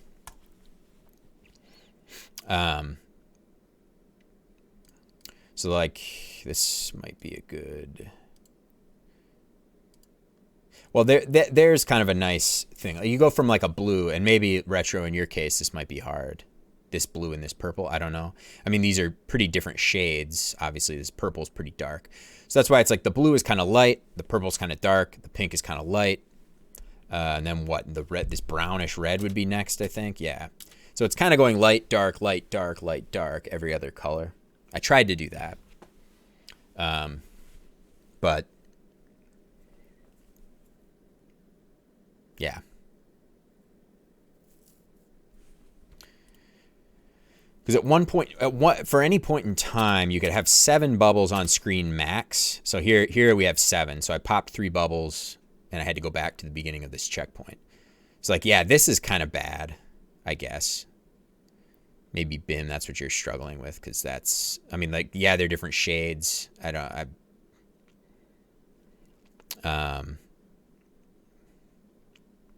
I don't really like, while the colors are random, I kind of don't like the every other light dark thing. I need to figure out a better way to do that.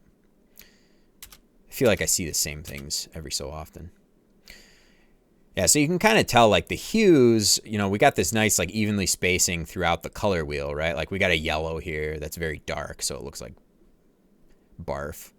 But then you got a red that's dark, you got a blue that's dark, but then like this green's light. So like here's your darker colors. This one's I guess kind of dark too. Yeah, it's kind of a dark orange. Then the green, blue, pink. Retro, I don't think the colors alternating matter so much as making sure the colors and making sure similar colors aren't on the board at all. Gotcha. Oh, Bim Demont. I'm going to have to leave the stream open because I have to go cook for dinner. Sorry, ditching. Hope everything goes great. Hey, no worries, man. Thanks for leaving me open. You don't have to do that, you know. You could just go cook your dinner and say, screw you, Jared. I'm not going to have your stream running in the background. No, I really appreciate you hanging out, man. Thanks. Yeah. Yeah, Retro, that's... I'm going to have to look... I'm going to have to, like you said, Protanopia. I'm going to have to look at that. Look that up and kind of see what the specifics are.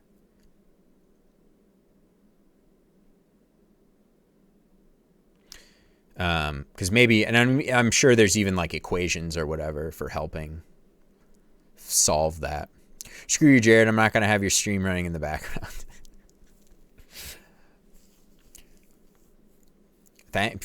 yeah, I mean, hey, I mean, I beg you to have it open in the background. Like, I'm pleading with you to leave it open in the background, but you don't have to. I'm just kidding. I'm just kidding.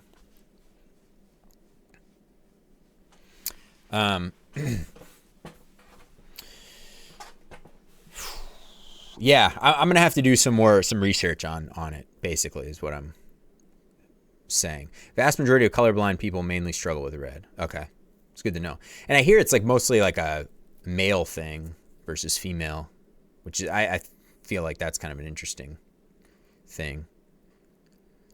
You hear so many men that have color blindness.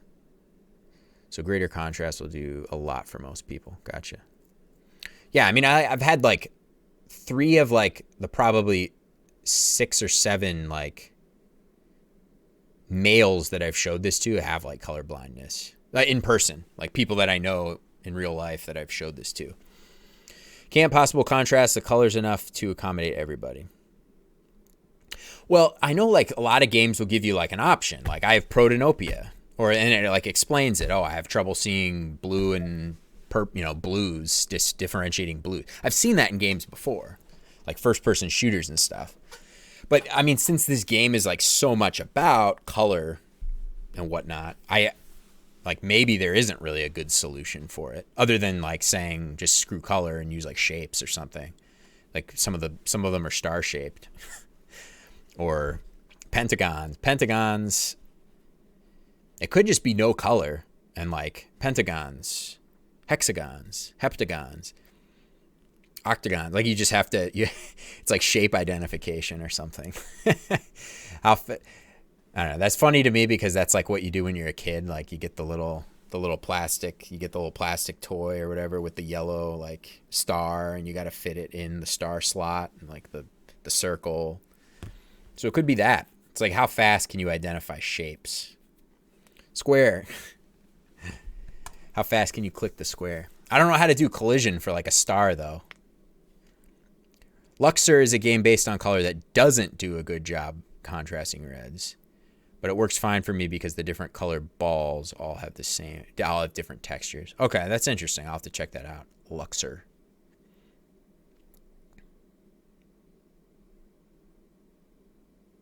Okay. Yeah, and that's another thing too. I mean, I'm just doing simple colors, but maybe at some point, we do textures or something like brick. One's brick, one's sheet metal. Something like that. I don't know. We'll see. We'll see what happens here. Oh, we got quite a few viewers here hanging out. Well, welcome everybody.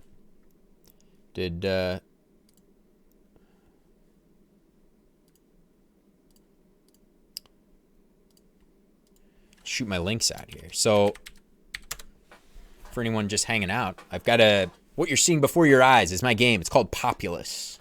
You can play it. I just posted the link in the chat. I set Nightbot up last night, so I'm getting really professional. That's why I'm wearing the blazer today. It's like very important for me to make sure that I'm looking the part and being professional and whatnot. I'm going to stop talking about that, but stop talking about blazers and stuff. But anyway, the game, Populus. Posted the link down in the chat. Otherwise, it's just populus.gg. And it's a little like kind of aim trainery kind of game. Here's the main menu screen right here. Give you a quick little demo. There's a play button. That's about all you can do right now. You hit play. Currently, it's just a single player game. I have plans to make it multiplayer. Yeah, so basically you have 30 seconds. That's what this little bar is here. It's ticking down from 30 seconds. 30 seconds to pop as many bubbles as you can, or these little circles. And you have to do it in the order that they appear here. So like as you play, the bubbles on the side there are shifting, right? So you just keep going and just trying to go as fast as you can before the time's up. Oh, and to pop the bubbles, you either left click the mouse or you hit the space bar. I personally prefer the space bar. It feels good. But I did the left click because I felt like if maybe for people who like to play a lot of first-person shooters, you know, left click might just feel really nice to play with. I personally don't like it. And I love first-person shooters, but I'd rather hit the space bar. But yeah, once you're done with the 30 seconds, you get a little stats page here. So how many bubbles you popped, you know, in the 30 seconds and your rate of pops and the mistakes you made. Braden just got 55. Nice. Nice. What were you at? Did you say you had 47 before? Nice. That's pretty, or 46. Nice. That's pretty, you're moving up pretty fast, Braden. Oh yeah, so there's mistakes. So like if you, basically it works if every fourth bubble you pop, you go to a new checkpoint. So as you play, if you make a mistake, I'm going to go back again to have to pop this pink bubble again, back to the beginning, right? So to have a mistake, you either have to crash into the boundary circle here. You have to like pop the wrong bubble, right? So I'm supposed to pop orange first, but let's say I pop green. Nope. So I have to, you know, a better example would be like, I'm supposed to pop this one next, but I pop blue. Now I have to start over again. That was a mistake. Anytime you see the little flashing red dot, that's a mistake. So then also, if you just pop like dead space here, like you don't even pop any bubble, then you made a mistake. Retro Momo, I definitely do better with a touchscreen. Nice. Did you try it on mobile? Is it delayed for you when you play it on a phone? Did it feel, or are you like playing on a phone or a tablet or something? Or a computer touchscreen, I guess. That you could be on that as well. All right, so I'm trying to, basically I've been streaming for 3.5 hours now. I haven't really got anything done. I usually get a lot done. I'm actually pretty good at getting stuff, working on things. My laptop is touchscreen. Oh, got you. Nice, nice. Oh, so in that case, it's probably pretty smooth, like pretty responsive, I guess. Because like on mobile, I don't know if it's something with like going between events, translating the touch event to clicks, but my friend played it on an iPhone with Safari and the touches weren't registering at all. So it's something with Safari, I guess, the mobile Safari. I don't really care about having it work on mobile, but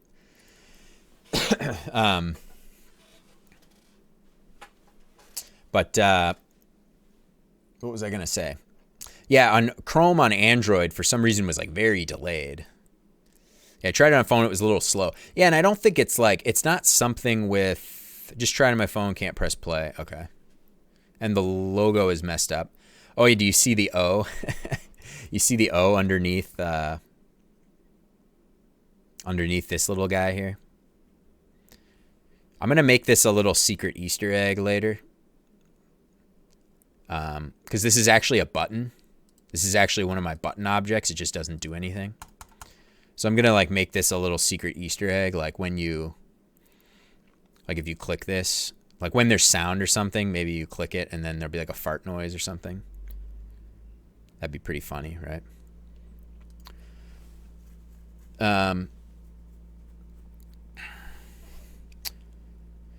Yeah, the mobile stuff. I don't know. I might get to a point where I just put, yeah, haha, the O. Yeah, like I'm just covering up the O. That's all there is. My stream delay is insane. Let me refresh. Oh, gotcha. Yeah, no worries. No worries. How am I doing here? How do I look at my stats again here?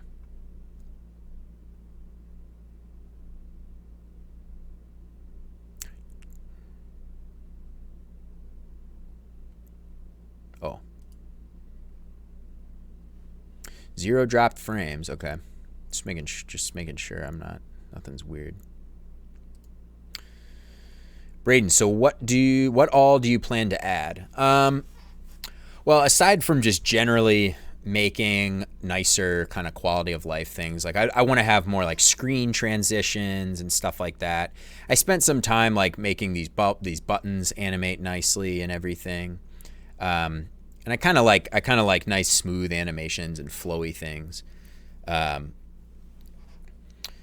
So eventually I'll have like, it's just kind of harsh transitions between those screens and everything. And I'd like to have that kind of be like maybe more smooth stuff.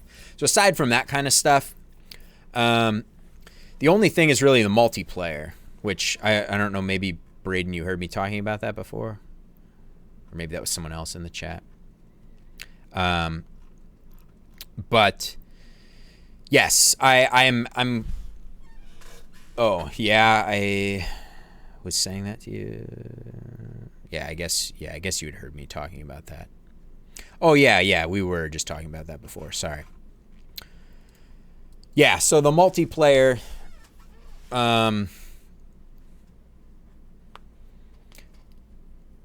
The multiplayer, we'll see where that goes. Right now, I'm trying to work on a tutorial, but I'm kind of hanging out with the chat more right now and kind of pushing the link out there and getting people to play it. So I kind of knew that was going to happen a little bit today, because now this is the first time that first stream that I've done where I've actually have this live now. So I'm kind of just explaining things to people, and I'm okay with that rather than really getting stuff done today. But I mean, aside from the multiplayer and like sound, like more cosmetic-y kind of thing, sound and music, I'd like to do sound and music. I'm a guitar player. I like to, got a few guitars back there. I like to write music, so that's kind of a big thing for me that I'd like to get to at some point. Retro, yeah, congrats on the launch, by the way. Hey, thanks. I appreciate it. Yeah, it feels good to actually have something out there so people could actually try it, when they come and watch. Always a good feeling to get that out, that version 1 out. Yeah, exactly. Also, how much does it cost to host it? Well, I paid GG domains are expensive. I mean, we're not talking about hosting. We're just talking about the domain name right now. But yeah, GG domains are like $100. So that's $100 a year. So that kind of sucks. And I'm paying $5 a month currently for hosting. I'm using DigitalOcean. So I basically have a server. Retro, $100 a year. Well, yeah, we'll see. We'll see. I know .game is insane too. Gotcha. Yeah, you're just .com, right? You're retro-mmo.com. People in the chat, if you haven't checked out Retro MMO, his game. That's what kind of game is it again? It's like poker or something. Some sort of Texas Hold'em game that you're working on. No, I'm just kidding. He's working on a retro style MMO. You guys should check him out. It's cool. Pokermon. Nice. I have a lot of domains though. You have a lot of domains just for the retro MMO, like you got retro-MMO, retro-mmo.com, retro-mmo.net, retro-mmo.something. And what is the point with GG instead of a cheaper one? That's a really good question. I like the GG because it's like good game. You type it in the chat, GG, good game. Yeah, just a bunch of stuff that redirects. Gotcha. I could have gone with a cheaper one, but I'm kind of like, I like it. I like populus.gg.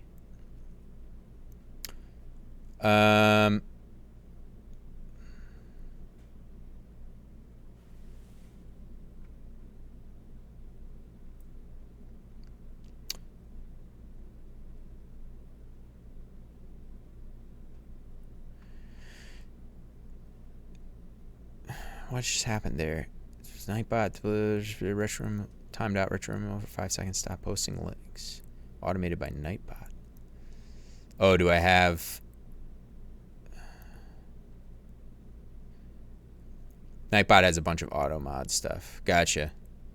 Yeah, I just set that up and I haven't even tweaked any of that stuff.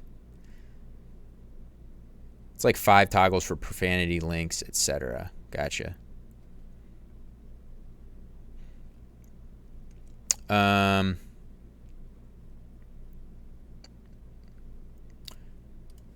Were you just... I'll tweak that stuff later. Were you just gonna dump in...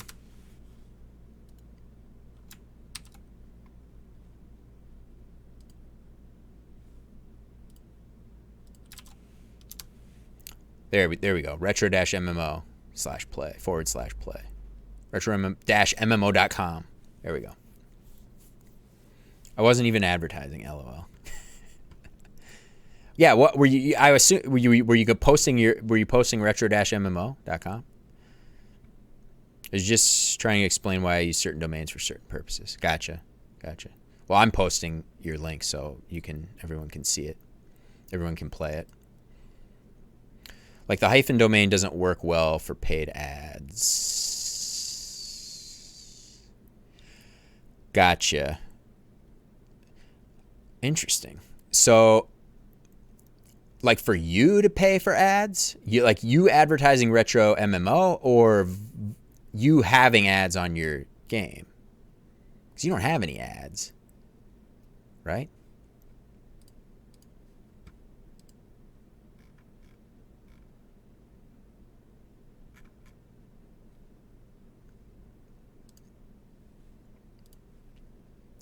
Like if I say it out loud, I'd have to say, hey, come visit retro hyphen. Yeah. Right. Oh, I see. I see what you're saying.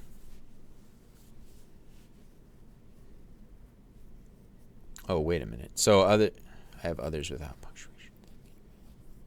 Okay. And I used an example and Nightbot said, screw you. Gotcha. Okay. Yeah, I'll screw around with Nightbot at some point and see what else I can figure out how to do.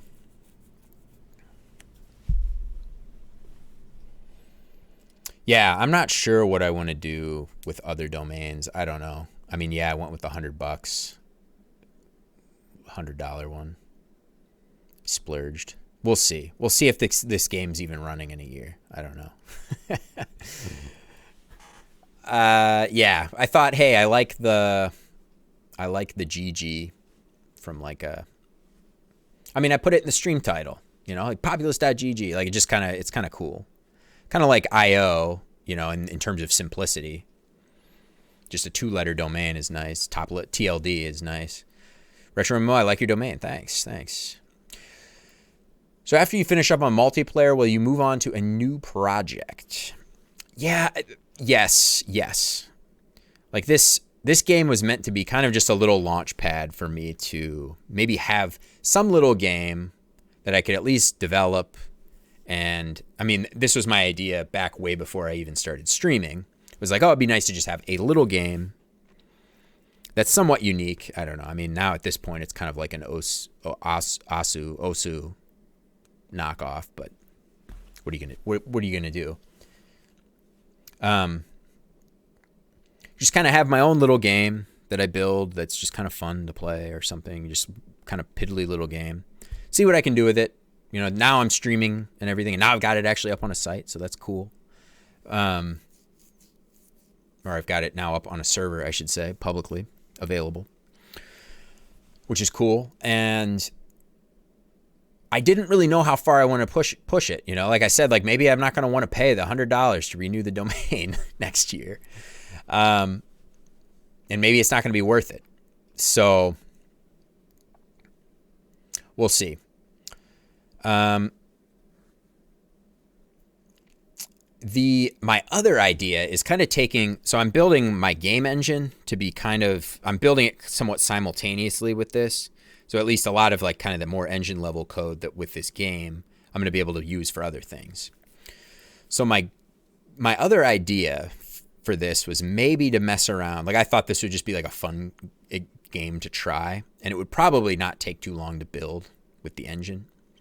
Would be like a competitive real-time chess game. Like, so chess, your normal chess game, but with no turns. So it's just like as fast as you can move pieces. And like, I guess there could be no check for the king. Like, it would just be like as fast as you can with your mouse, like click and dragging pieces. I thought that would be kind of a funny game to try. And I probably wouldn't have to spend too much time on it. Well, I say that now, but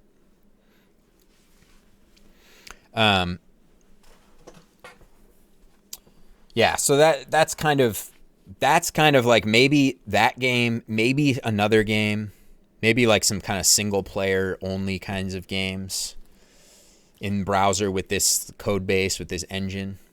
And then I would like, I'm kind of learning C/C++, programming languages. And I'd like to actually try to get into doing like some desktop game development. And I've got a puzzle game that I created a long time ago. Not a long time ago. Well, at this point, I started working on it now 4 years ago, but I have like a little puzzle game that I would like to maybe do that in desktop, native Windows. Well, it would just be in Windows to start, but in native on the native desktop platform. That's what I'm trying to say. So, yes. So I've got some other things I'd like to do kind of up my sleeve. Just kind of more smaller games, right?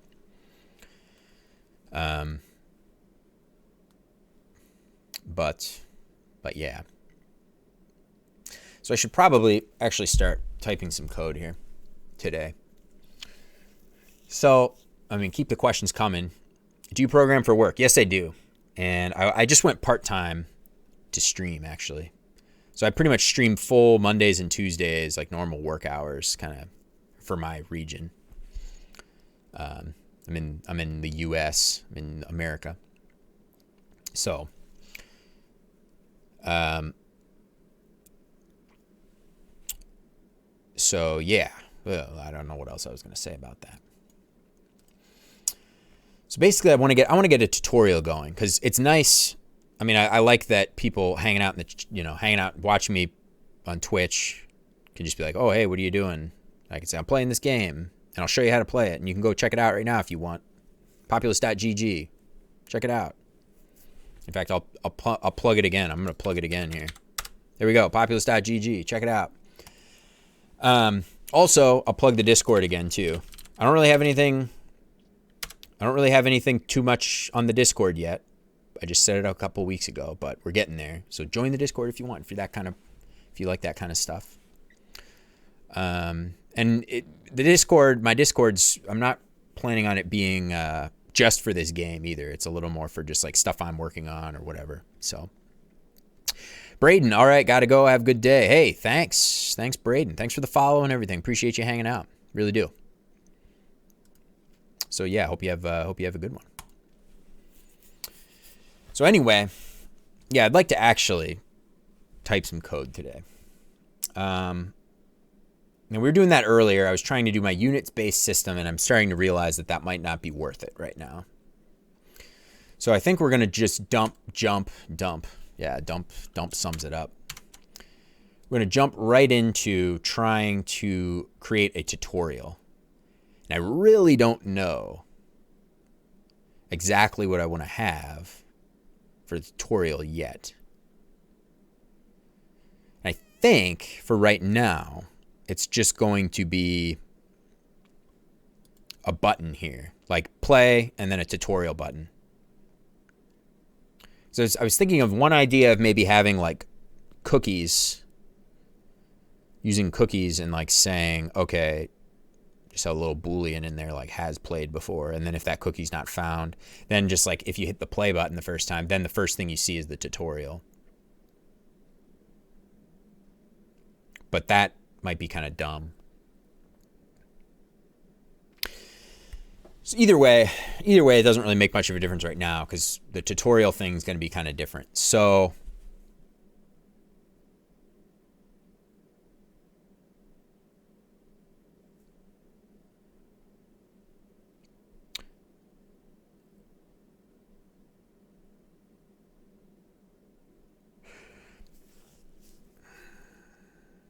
you know what? I just thought of a really cool idea. All right, so I created a tutorial.js file where I just copied my current game mode object, which is it's pretty beefy. Well, it's beefy because of this create function. So if we don't have that, it's a bunch of lines. This whole create static create method here is for actually setting up the game, getting all the positions of everything generated and generating bubbles and the colors and everything. So it does all of that. So that's kind of a beefy little function, and it kind of has to be. It's relatively straightforward, but it's long, right? Because there's a lot of elements that have to go on screen.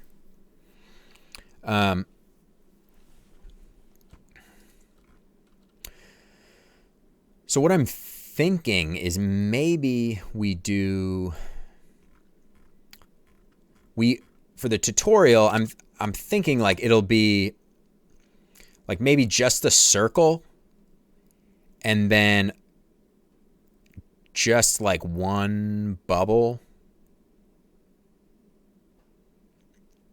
What happens right now if I make the bubble count less than checkpoint interval?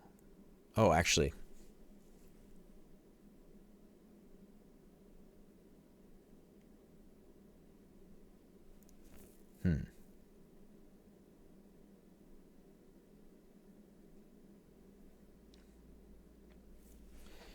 All right, hang on. I am going to, before I really get into this, I'm going to get some more water. I'll probably grab a real quick little snack here. We'll just be gone a couple of minutes.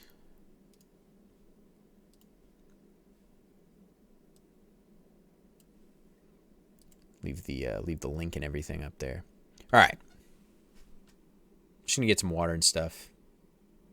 I'll be right back. Don't worry. Not going anywhere for too long. So sit tight.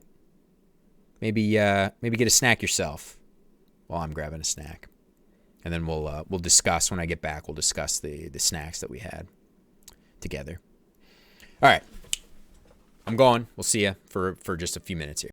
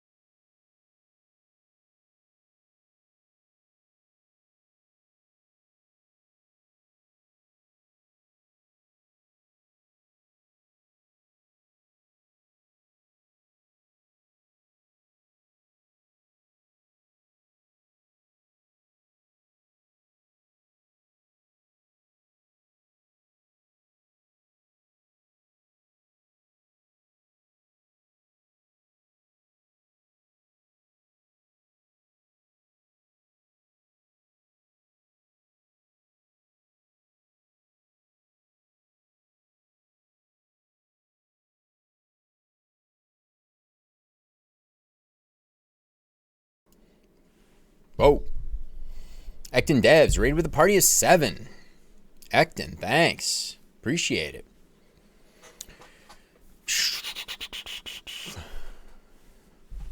No hype for you. Wait a minute. How many messages did I miss here? Oh, I missed a bunch of stuff. Okay, hang on. I got to scroll up. Ecton's rating with a party of 7. Yeah. Thanks, Ecton. I really appreciate it. I didn't know you were streaming, Ecton. I know you said that you stream kind of sporadically or whatever, I guess. So yeah, I missed it. Bummer. 14 messages were deleted by moderator. Nightbot timed out. Yeah, okay. Stop spamming. Hey, come on. What's wrong with emotes?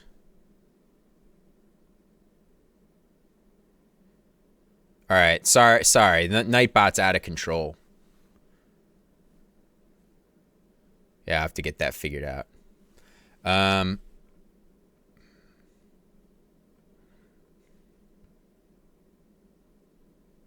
What? Nightbot, don't do all this. Acted no hype for you, imitating Soup Nazi from Seinfeld. Gotcha. No soup for you. Love Seinfeld. Acton, I got 33 bubbles popped. It's a lot harder than I expected. I have to pay attention to both sides of the field. You need to step away for a bit to let the dog... Oh, Acton's not even here, yeah. I missed Acton's stream. I've never even seen his stream yet, so I don't... Yeah. He said he doesn't really have a normal time, and I never have any notifications turned on for anybody. For anything. I guess that's my problem, but...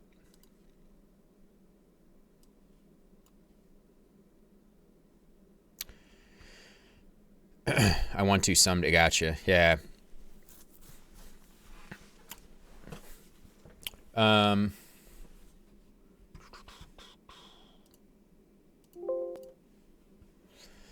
Yeah, why is Nightbot so strict right out of the gate? I'll worry about it. I'll figure it out later. Well, actually, let me look at it right now, because while I've got some people here, I might as well. Plus, I can kind of procrastinate from actually doing things. All right. Spam protection. Links. This allows you to... this filter allows you to time out and waitlist links.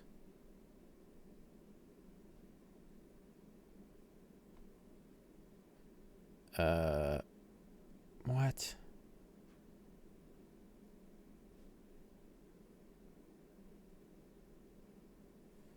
Disable. Disable. Disable. Symbols.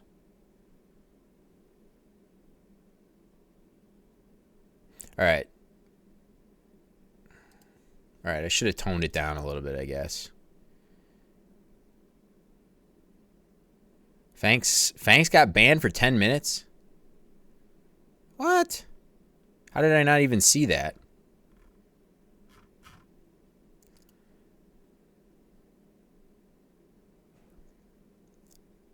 Could you do / timeout Fangs games 1?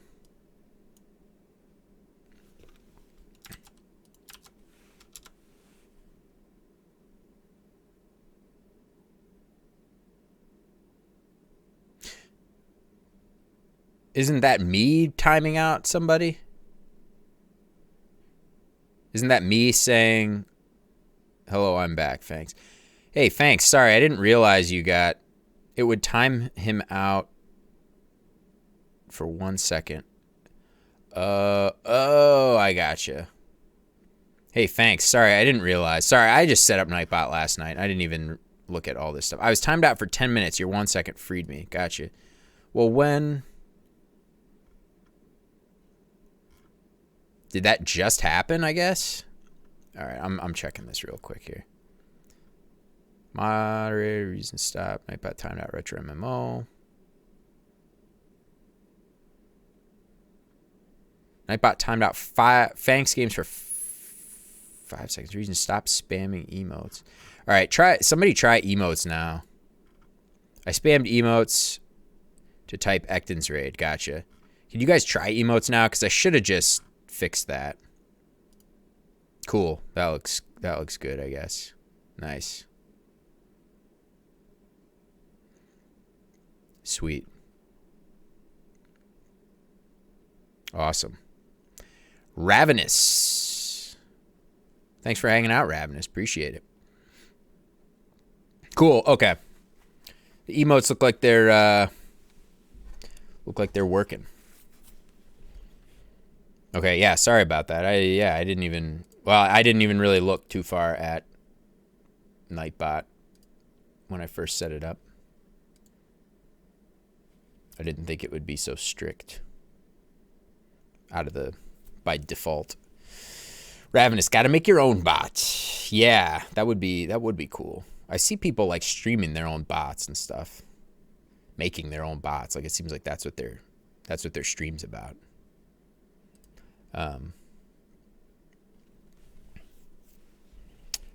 Yeah, maybe someday we'll do something like that. I don't know.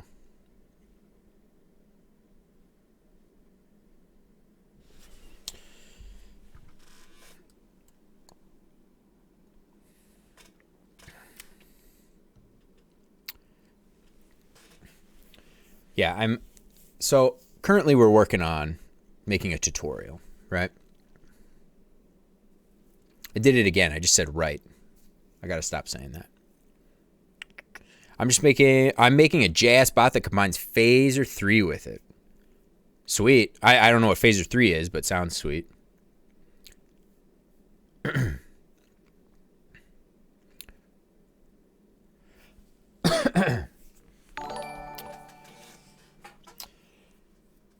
Vinicius Feria de Vinicius. We'll go with Vinny, maybe. Vinicius. Thanks for the follow. Appreciate it. Thanks for hanging out. Vinicius. Vinny. Gotcha. Yeah, I like Vinny. That works. Brazil. I see. Probably didn't say that right. I didn't say Brazil right. Oh, I figured you would. It's a HTML5 JS game engine. Gotcha. Yeah, I'm not super familiar with a lot of. I'm not even really a web developer. Let's be honest here. Yeah, I'm not. Yeah, I don't really know any. I mean, I know of like GreenSock. Is that a game engine? Jared is too good for game. Is too good game. Jared is too good. Too good game engines. I've never heard of it. Okay. Yeah, I got you. Retro.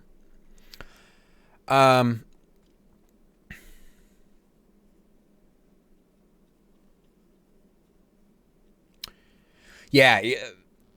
Gotcha. Yeah, I mean, I'm doing my own. Yeah, I'm, as Retro said. Now I sound like I'm very pompous. I'm doing my own thing. I don't use engines. No, I'm just kidding. No, I've got nothing against engines. I'm not super familiar with a lot of any web browser kind of game engines at all, but I don't know where I was going with that.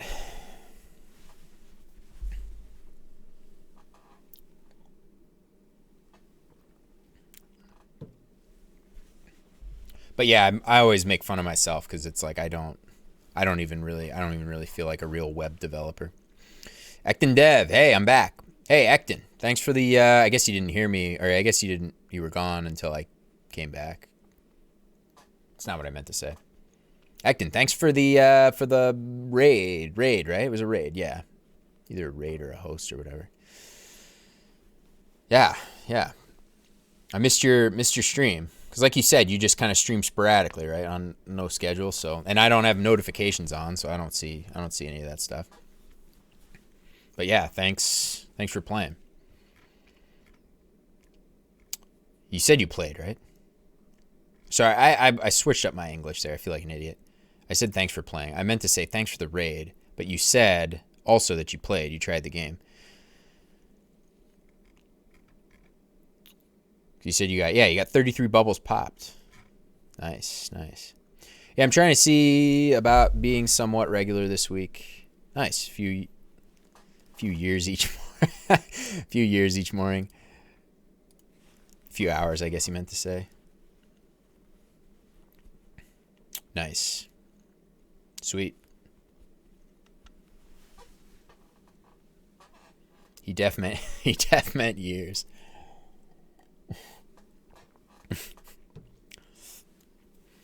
Yeah, I didn't realize time travel was involved with that project. I didn't realize that was part of the thing, the stream.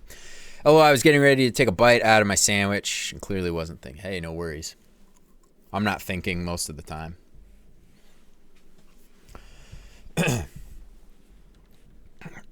I've been streaming now for 4 hours and I don't think I've done one thing. Like, Bekitty, nope. Nope that I don't think. Nope that I'm not thinking most of the time. Is that what you're saying? Yes. Yeah, you're right.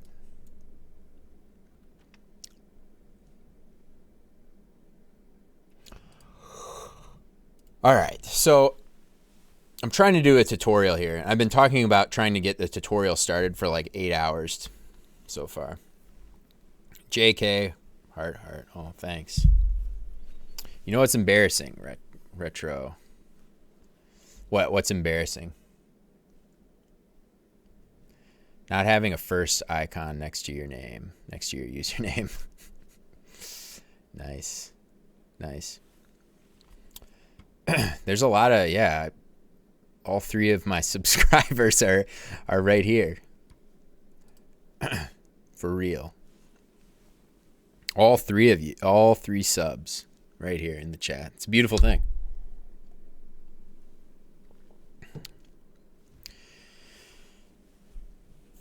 All right.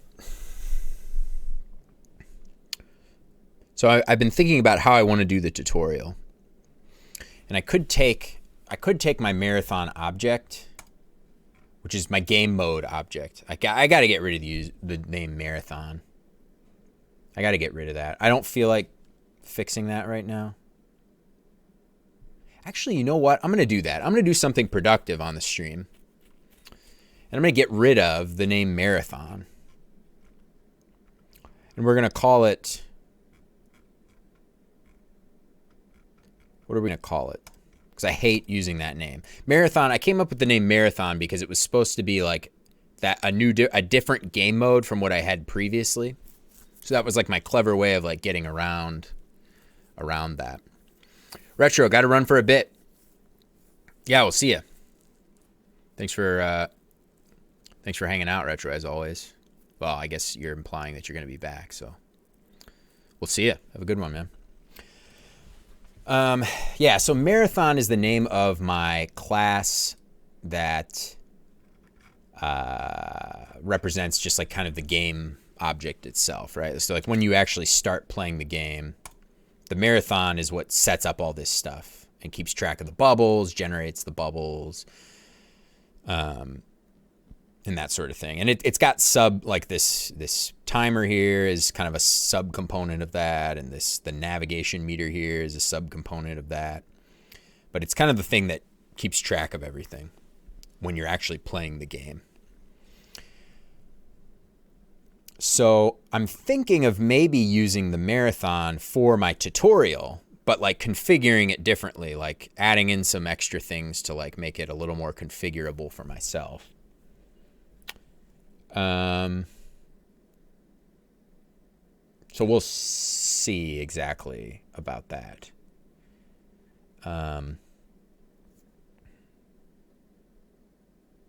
But yeah, what I think I'm going to do right now is I want to get rid of the name Marathon because that was like just the other name for the game mode, and I don't want that anymore.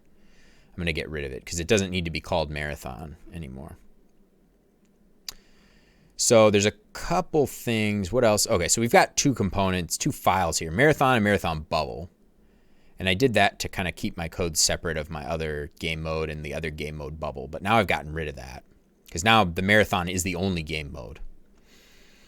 So we're going to be changing this Marathon bubble. Now we can change this to just bubble. Actually, we're gonna do the bubble part first. So I'm gonna do just a full project search for marathon bubble, just to see where we're using that name. So just in a few spots. That's nice. Not too many places. So in the marathon itself, in the marathon bubble file name itself. So let's rename the file name. So I'm just gonna go with not marathon, bubble. This is just gonna be called bubble.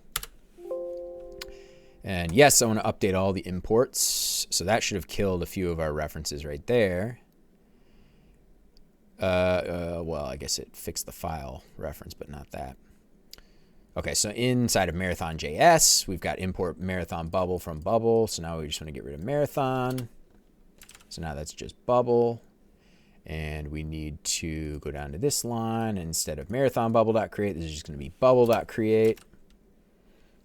And marathon.js, we've got another marathon.bubble.create. So we're going to get rid of that marathon. It'll just be bubble. And then we got tutorial.js, which actually I'm going to delete this file right now because we just created that and I don't think we're going to be using that. All right. Feels good to actually write some, or I'm not writing any code. I'm deleting some lines, some text, but it feels good to actually be getting some work done now. Not that I don't appreciate you guys hanging out in the chat and asking questions. I very much appreciate that, but I've just been, I'm talking more about myself. I've been procrastinating.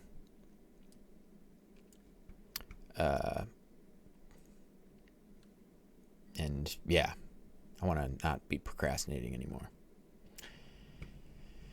Ecton Dev, it's tough sometimes. Yeah.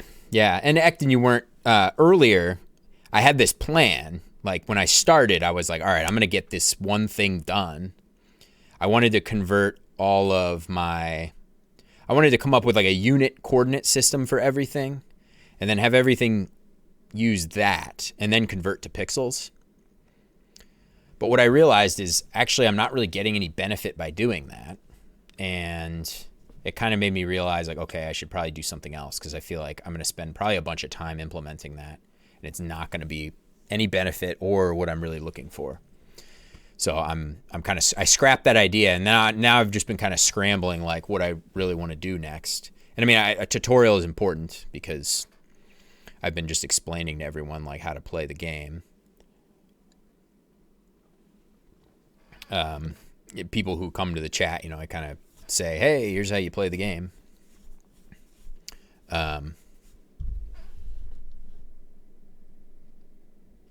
Speaking of which, maybe I'll give another little demo here because since you rated me, Ecton, I'll give a few of your followers the skinny on the game. So we got it's called Populus. The name of my game is called Populus. Domain, just populus.gg. That's the domain. That's all you got. So if we go to populus.gg, this is just a little simple game. Stupid, simple game where you pop bubbles. It's kind of like Osu, or it's like an aim trainer, maybe kind of comparable. Those are the two things that people say when they've saw me play it before and kind of said, you know, whatever. So basically you have 30 seconds to pop as many bubbles as you can. So this timer's ticking down from 30 seconds, this little bar. I know it moves kind of slow, whatever. But basically, you're trying to pop these bubbles here by hovering your mouse over them and either clicking left click or space bar to pop. And then you're trying to pop this bubble first and then you're going in order down, right? As you go, more bubbles are popping up.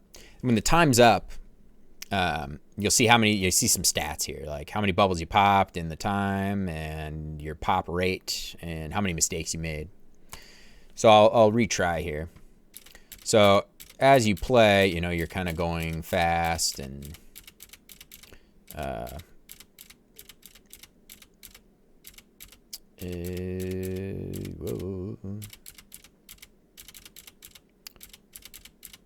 You're trying to go fast. I'm just seeing how good I can do here. I don't think I made a mistake. see. Oh, 2 mistakes. Okay, what are we doing? 74. That's not bad. That's for me. That's pretty good. Acton, I forgot about the space bar. Yes, yeah, the space bar. I prefer that way over the mouse click. So it's either left click or space bar. I feel like I'm a little more like the left click's kind of like a first person shooter kind of thing, but the space bar just feels a little more better. I guess. I don't know. Definitely more satisfying hitting the space bar. But the mistakes, I'll clarify that a little bit. And one of the things I need to fix is how those red dots are shooting right outside the thing. But anytime you see the little red blinking dot, that means you made a mistake. So there's like 3 cases where that can happen, where either you hit the boundary here, the mouse goes outside of the boundary, that's a mistake. Or you pop the wrong bubble, right? So I'm supposed to pop this one, but I pop blue instead. That's a mistake. Or if you just pop straight up dead space, like I totally missed the bubble. You know, I'm supposed to pop this bubble. If time doesn't run out on me first. I'm supposed to pop this brown bubble, but I overshot it just a hair, and then that's a mistake. So, simple little game. I plan to make it competitive, one-on-one, multiplayer. Or it could turn into something else. I don't really know. We'll see. But yeah, that's kind of where we're at right now. I have my test version. I went live with it this weekend. So yeah, populus.gg. Yeah, I'm trying to get a little tutorial going right now. And then that would be nice to have, at least just kind of explaining that popping thing and the space bar and the left click and that sort of thing. And also,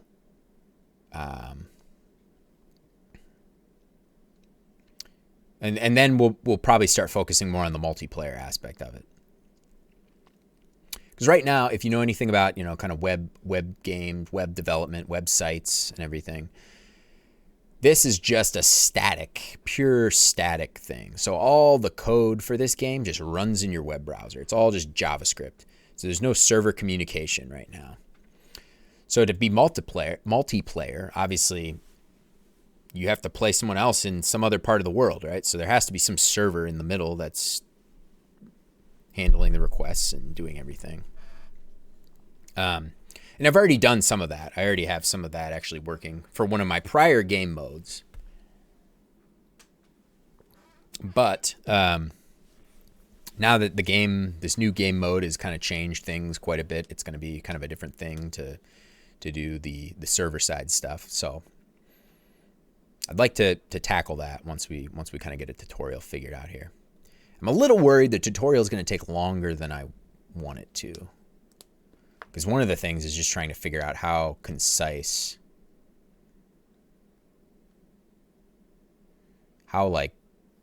concise can I be about explaining how to play the game.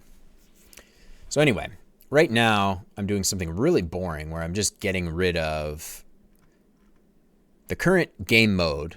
I use the name Marathon for it, and I don't like that. I'm going to call this a match, actually.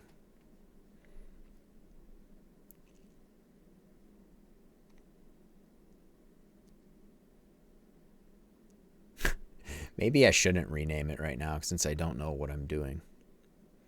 Well, so did we... Okay, now at least we got rid of Marathon Bubble. So maybe I will leave the Marathon name actually for right now.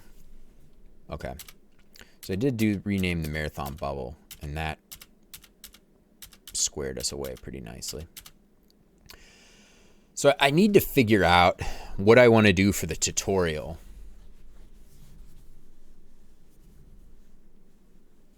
Like, do I want to have...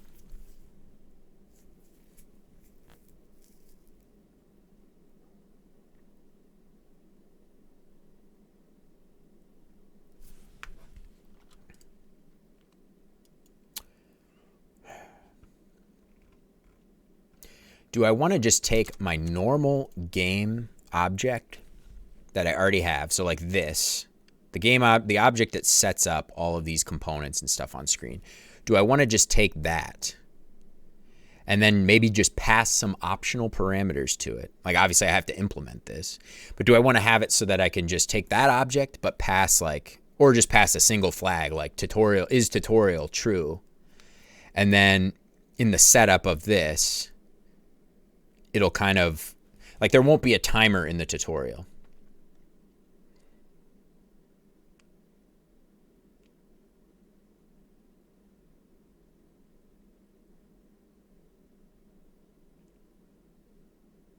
Maybe there will be.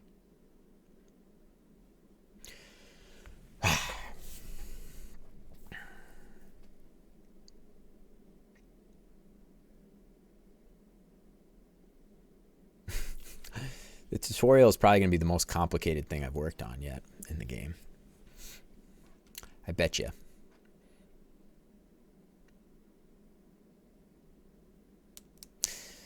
Yeah, I'm trying to think if I should just take the whole marathon object and like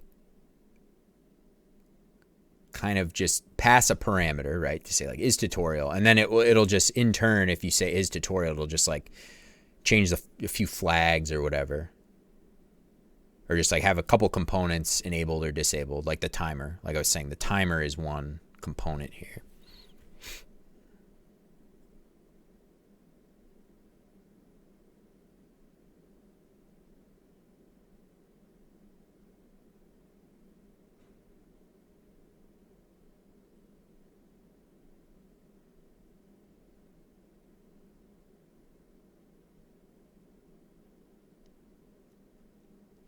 Wow.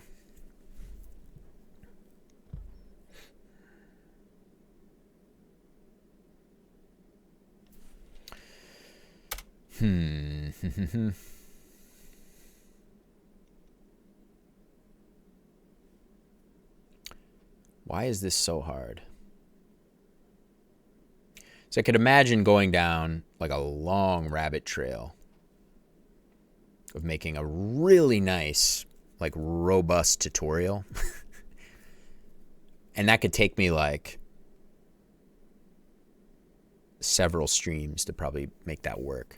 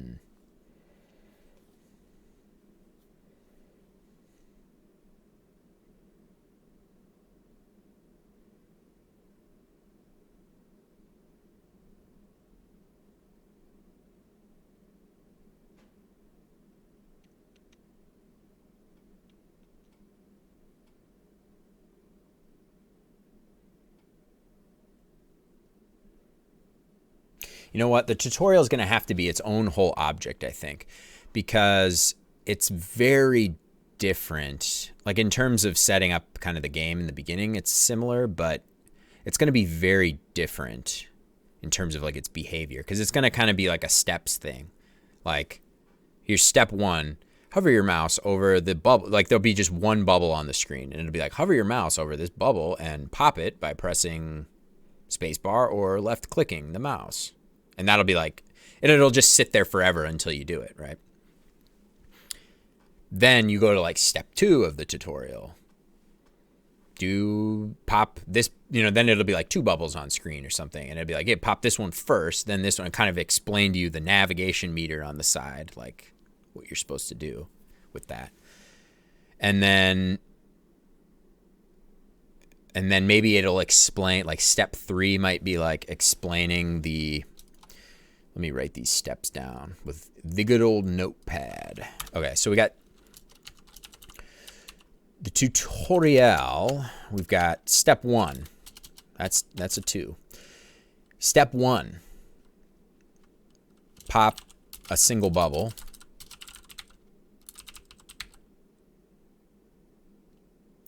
Pop a single bubble, explain left click, space, left click / space bar, I guess. Space Bart. 2,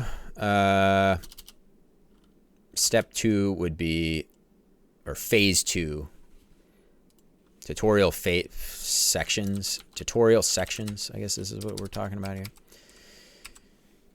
I don't know why I'm being so formal with my little notepad document here, but I can't help it. So you pop a single bubble for the first step. Then it'll be pop 2 bubbles, explain nav meter. So like now it'll actually show the navigation meter on the side. And then step 3 would be like mistakes, explain mistakes maybe. And then maybe step 4 would be like explaining checkpoints. Because I feel like checkpoints aren't even important to understand to play the game. Like any of you who have just played the game right now, I'm sure you did not think about checkpoints at all. Because you're more just focused on the actual playing of the game. But the checkpoint thing is like every 4th bubble you pop, you go to a next checkpoint. So if you screw up, you always go back to the first bubble of that checkpoint you're on, right? So as every 4th bubble you pop, then you go to the next one. So like right now, if I screw up, I go back to bubble 0 again, the first bubble. So if I pop 2 bubbles, I still go back to the first bubble. If I pop 3 bubbles, I still go all the way back to the first bubble. And now there's just a bunch of bubbles on screen. But then as soon as I popped the 4th one there, I went to the next checkpoint.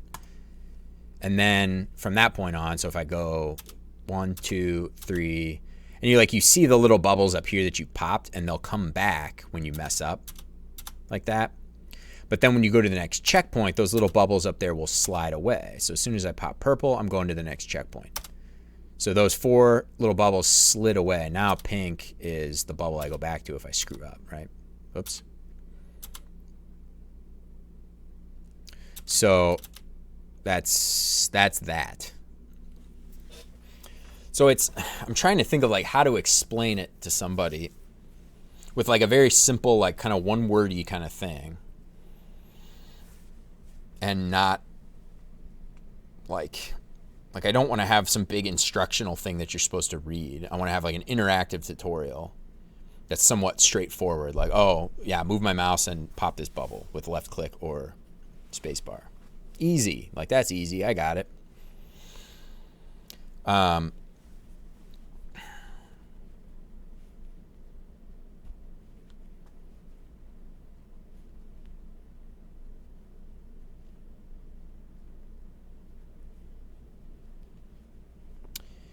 So I want to have like the tutorial more or less be like these 4 steps of like just a one-word sentence, or like just a single sentence that's not super wordy, like a single elegant sentence, elegant and eloquent together. Just a simple sentence, do like one action, kind of explain the one thing, and then go, to the next. And maybe the mistakes aspect. Maybe the mistake aspect is kind of inherent. Or like maybe not too much has to be said about mistakes. And maybe the checkpoint thing doesn't, maybe all I need to say about the checkpoint thing is like every 4th bubble you pop is a checkpoint. If you make a mistake, you always go back to that to the beginning of the checkpoint that you're on. And maybe at some point in the future I can make it more graphically like clear that you're on a checkpoint or whatever. Oh boy. I keep playing with one of the buttons on my Blazor and it's starting to come loose. All right. So I'm going to create a new tutorial object.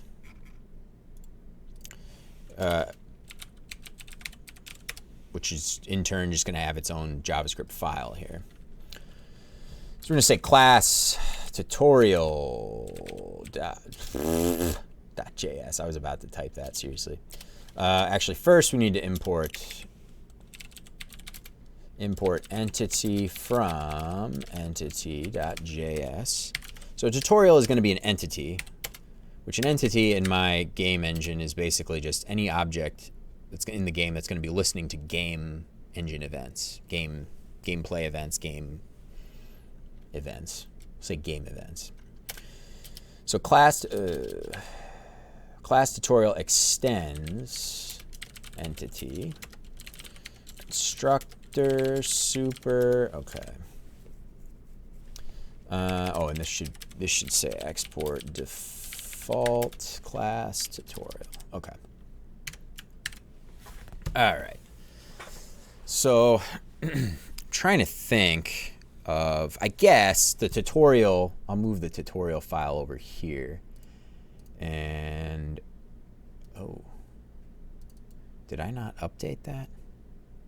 Oh, maybe I didn't finish renaming a bunch of this stuff.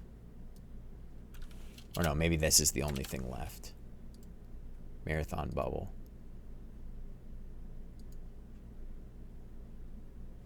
Oh. There we go. Okay.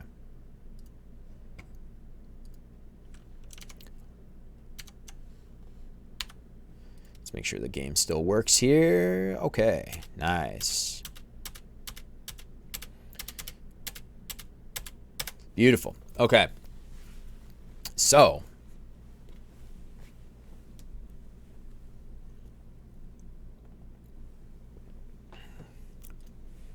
created a new tutorial class.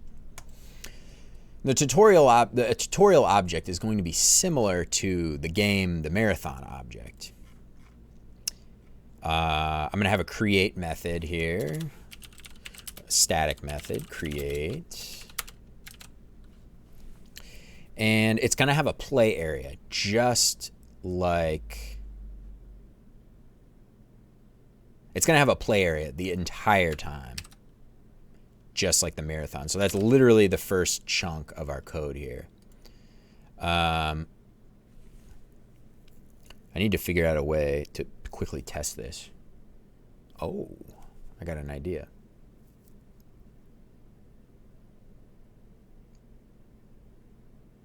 Do I? Do I have an idea? I guess let's just create a new, okay, we're going to go main menu. We're going to throw a new button down on here. Okay, so we're going to have play button, and we're going to create a new button here. So I'm in the code for our main menu. Actually, not exclusively the main menu, but this is the code that just manages kind of our menu object. So we're going to have, I'm just going to create a new button. We're going to call it tutorial button. It's going to have a position of,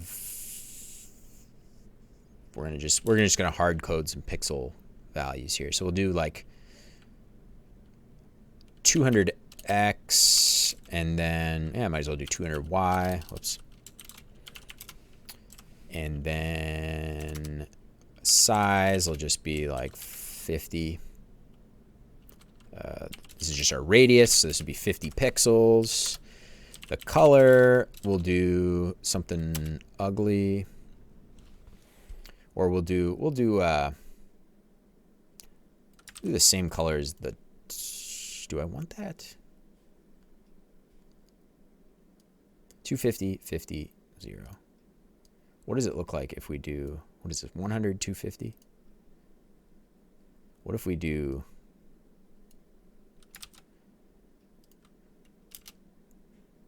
Oops. Color has to equal a new color object. And then my color class here just takes a anonymous object that just has a red, a green, and a blue, an R, a G, and a B properties.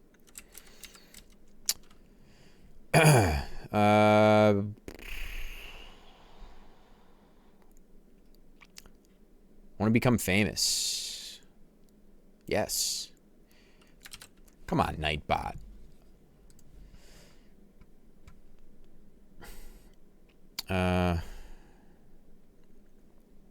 I don't know how to get rid of. I don't know how to get rid of.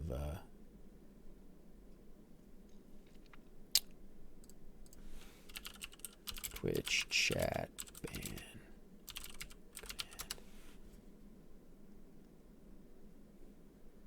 Okay.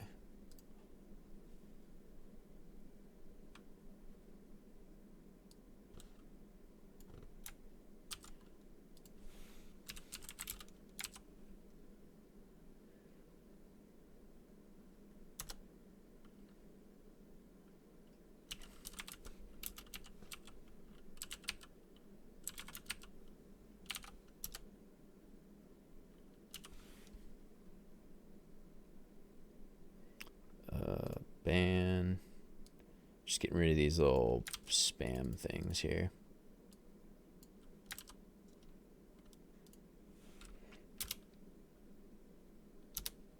There we go. All right. Good riddance.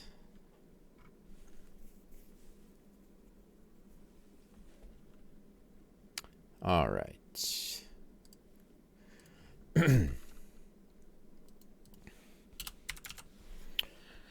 Now,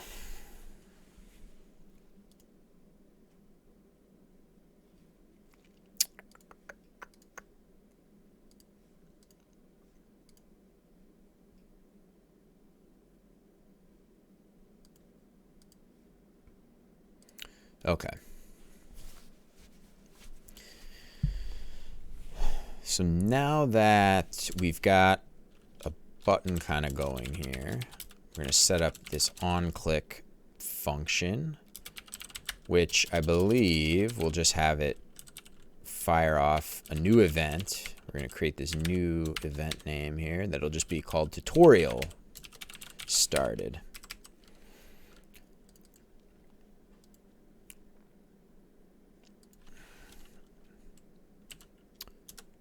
And then the text for our button will just be tutorial.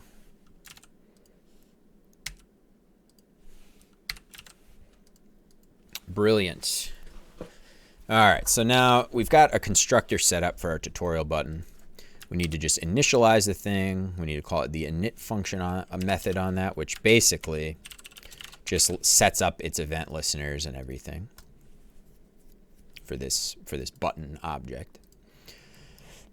So now that we've got that, that's technically all we need to see this on screen.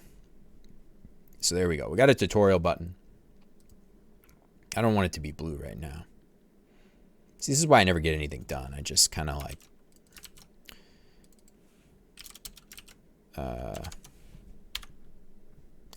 that's too bright.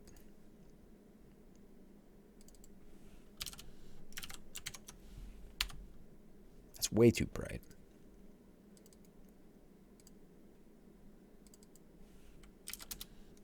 It's going to be too dark.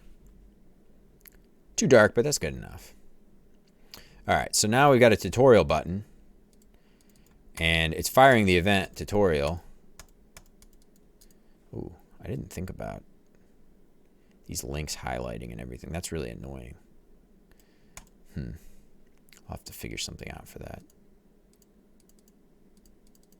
Yeah. I guess I can just figure out. I guess I could just change like the highlighting color for that with the CSS, because these are actual HTML text links. Everything else in this game is not actual text. like HTML element text, right? Or anything. This is all just text that's drawn on the canvas. Obvious, these are normal, just HTML tag links, whatever. So we got a tutorial button here working now, and it's got an on click that's working, and it's emitting this event, but there's nothing listening to this event right now, so obviously nothing's happening. Nothing will happen. And we need to do a few more things to get this set up properly, because right now there's nothing that will destroy this, but that's all right for right now. Don't really care. We just want to have some button that we can click on our main menu. Now, what we do want is...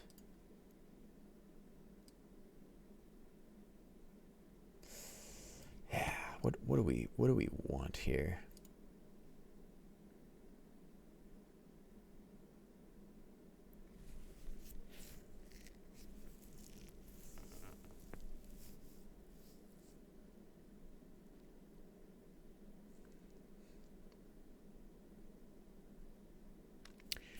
I guess we can just create a new listener here in the application event. Tutorial started.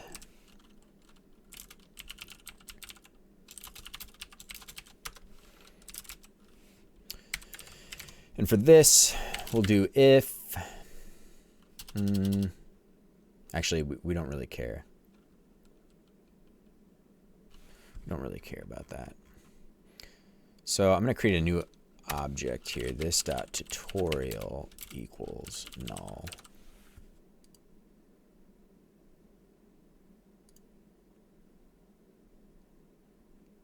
I'm kind of thinking, like, I have this, well, this match is old, but right now I have like the marathon object, I have the stats screen object, I have the tutorial object, but maybe what I could do is like just call these like screen objects or something, and then I could have just one property on our full application that's just like this dot current screen, and then that current screen could be the marathon or the stat screen or the tutorial. Or the main menu, the menu. Where does the menu get set up? Oh, up here. And then it could just be like toggling between those all the time. I don't know if that's a good idea or not. For right now, I don't think it really makes a difference. So in this case, I'm just going to do this dot tutorial equals new tutorial. Okay, this should auto import. I don't know what parameters we're going to pass it, but then we'll call this dot tutorial dot init because it's an entity and it needs its event listener set up, so we always have to call init on any entity. Okay, so we imported tutorial. Brilliant. Oh yeah, we've also got the countdown timer screen and the time's up screen. So it's like all different like screens that would never be simultaneously together, you know, seen together. So, okay. So we've got this, we're setting up a tutorial and everything. I think that's really all we care about right now.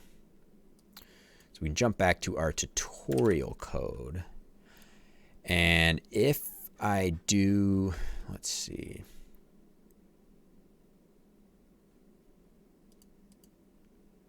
Oh, wait a minute.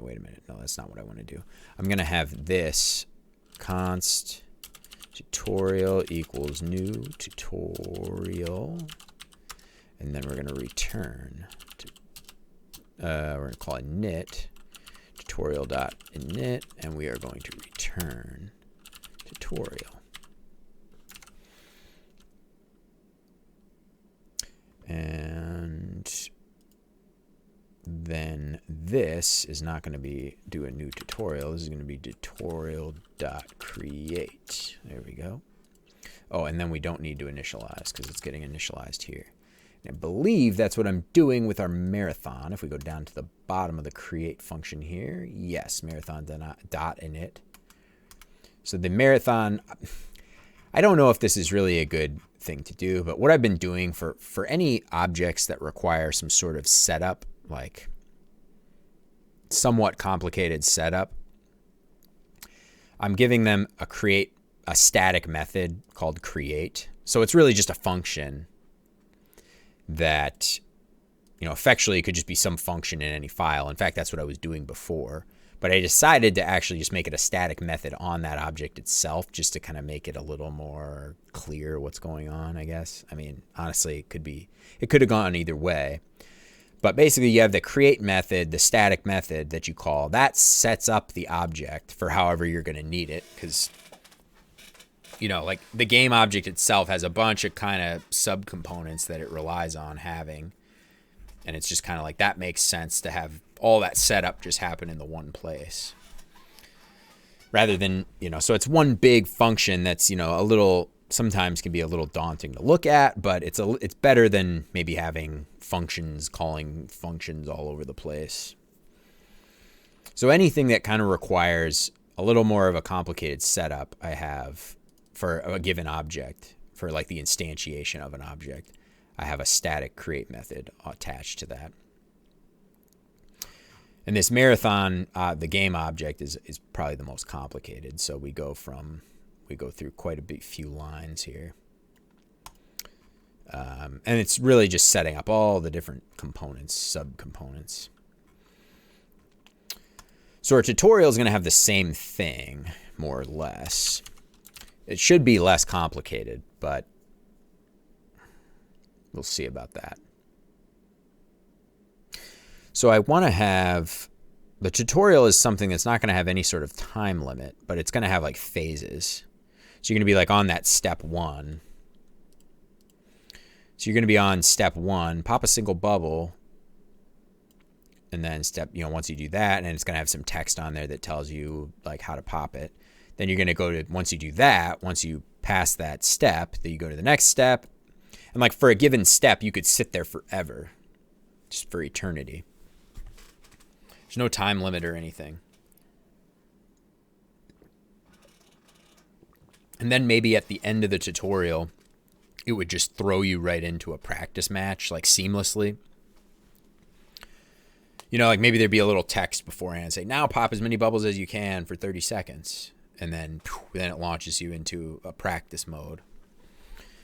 Or the current game, which is the current game mode. Acton, that sounds good. Thanks. Oh, yeah, so another thing we didn't set up yet because I was saying we're lazy about what we're doing with this button for right now. It's not going to go anywhere at the moment. Yeah, so kind of just that like 4-step tutorial, maybe. And then it would just seamlessly take you into the game, which this game right here is technically the practice mode of the game, right? Like the normal game would be the competitive mode, the playing some other human being. But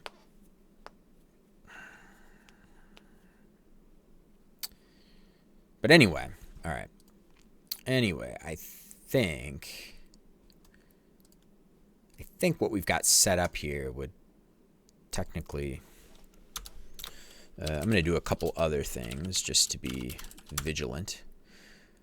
No, actually I'm not. All right, so if we hit tutorial, nope, that's not going to be good enough. We need to, it's not telling the main menu to go anywhere when we hit tutorial. Okay, application, tutorial started. So if the tutorial starts, we'd be starting from, so we kind of need to copy the code we have here. Not exactly, but we need to, okay, so we got that. We'll do the show in game. That's all we'll do. We'll do show in game, and then we're going to do the hide main menu. Okay, we'll do that, and then we'll hide main. Brilliant. Okay, so now if I click tutorial, we should just get a blank play area, play boundary. Nope. maybe it would help if I imported that first. Import play area from playarea.js.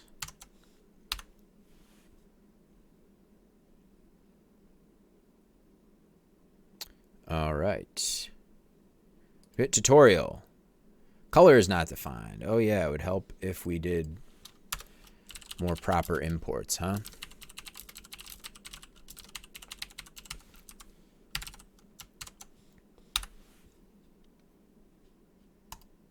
There we go. Sweet. And yeah, the button's not supposed to hide yet. I didn't set that part up. I'm aware of that. But there we go. We got just a play area. And we'll just sit here for eternity. Actually, this won't even work either. Yeah, okay. Yeah, so I'm gonna have to think about what I want to do for the menu system. I might have to draw up some diagrams or something. Maybe chart some plots, plot some charts and points and stuff, and kind of crunch some numbers. Maybe open up Excel. I don't know what I'm talking about. What I'm saying is for the flow of all the menus and everything, I'm probably going to need to come up with a little more of a nice formal way to hand off between different things. Because right now it's kind of just a case-by-case thing. But as I add like more things, like now you got a tutorial. Well, now when you quit the tutorial, it needs to kind of go back to the right place and all this stuff. I'm going to leave it as it is for right now. So it's good enough for me to actually test the tutorial. I don't need the quit button to work right now. I don't need the tutorial button to hide. Obviously, this isn't going to be the final position of the tutorial. I just want it kind of out of the way. And this play area is actually, I'm thinking of maybe moving this up a bit. It'll get moved up a hair. And then I can have like text down here, maybe. Or maybe we shrink. Maybe this is like slightly smaller. Yeah, because that might not be enough room for text.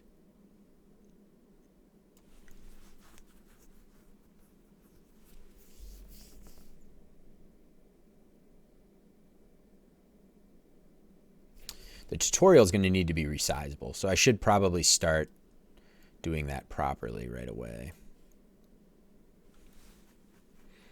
Yeah, maybe this will be like a little smaller, and there'll be like nice text along the bottom. Let's see how that looks, just for like a format right now.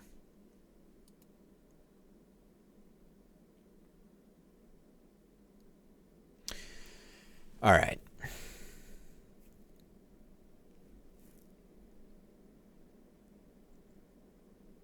And I guess, like, I'm trying to think of like how we differentiate from like section to section of the tutorial.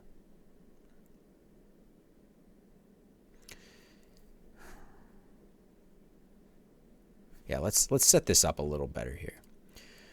So our tutorial is going to take the play area as a property. Play area.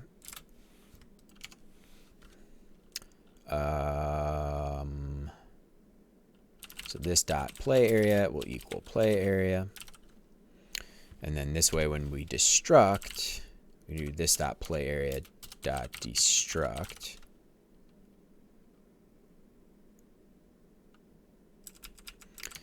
And then maybe we'll have like a sections. So this would be like an array. This dot sections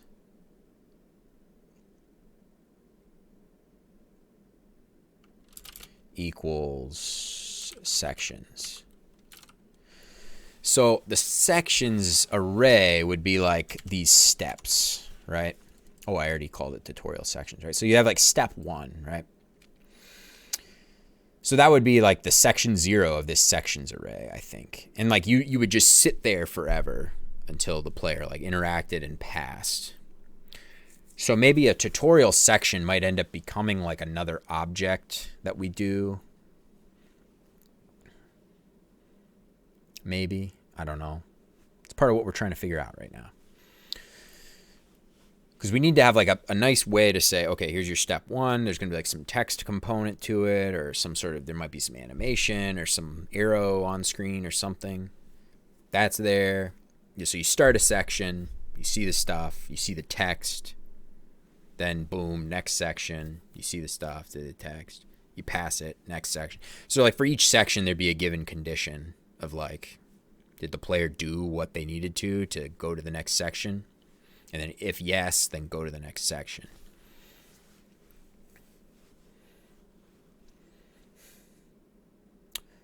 That seems to make the most sense. However, exactly what the sections are, I'm not sure. And it needs to be kind of flexible, because there might be like one thing that maybe there's more words that need to be on screen than... Yeah, so there might need to be like more of a... Or there might even need to be like a multi-step section. Because like this first one is pretty straightforward. Or maybe this one maybe isn't super straightforward. Maybe even this step one needs like 2 sub-steps. Like A would be hover over the bubble. And then once you do that, then B is pop the bubble. So like this would just be like explain mouse move over bubble. And then this one would be the actual like explain how to pop it.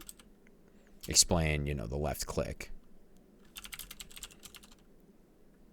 So like it would be like once you, so like everything in this step would stay the same.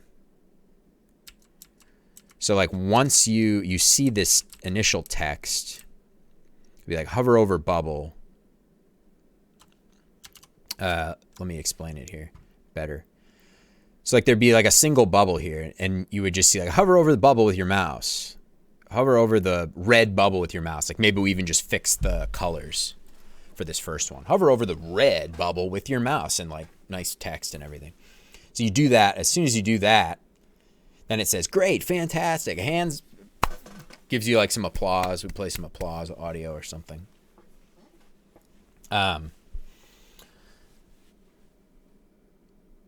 Or maybe it could just be hover over the red bubble with your mouse, and then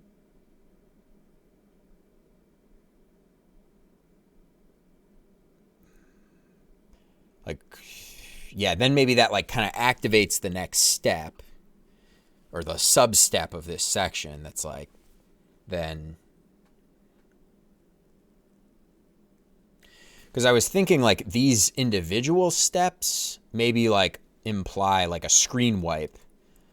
Like here you just pop a single bubble. So when you pop the single bubble, great job, you're done. Then it's like pop 2 bubbles.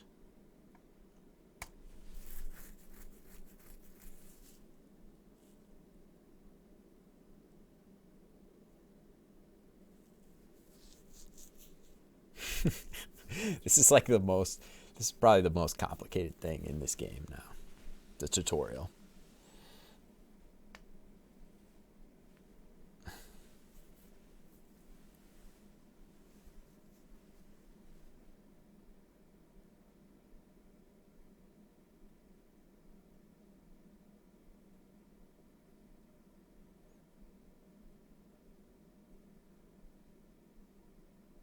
Maybe, okay, so maybe there needs to be like steps, but it's not going to be like a screen wipe kind of thing. Like, okay, you pass this step, so it's good. Maybe just each one needs to be its own thing. Like this one might have some extra text. This one might introduce a whole new feature.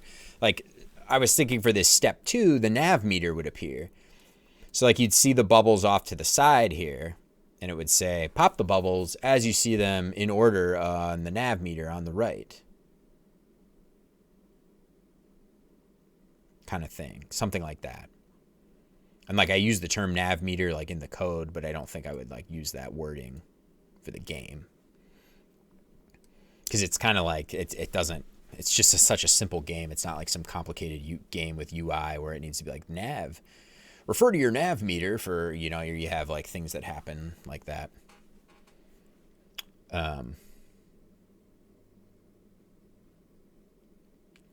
Yeah, so it might just say something like, oh, refer to the bubbles on the left or the right. Is this the right? Left? Left. Right. Yeah, the right. This is the right. I'm bad with left and rights, actually. I don't know if it's dyslexia or what. It takes me like a second to think of what's left and what's right.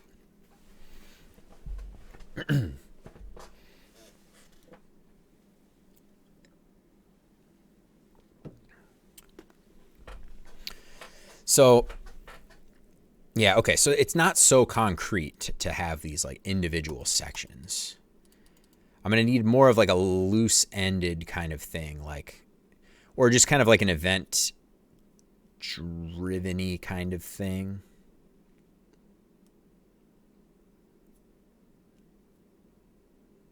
Like once something happens, then fire up the next thing.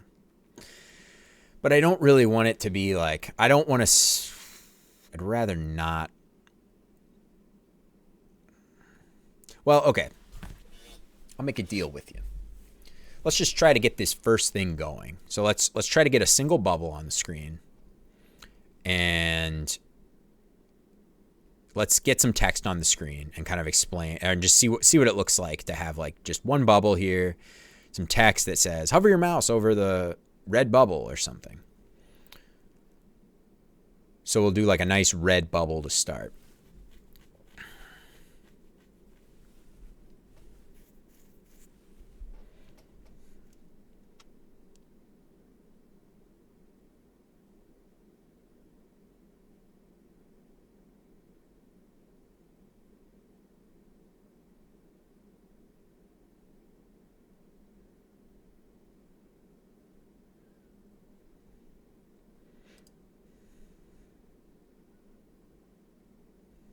Ooh, I just thought of something.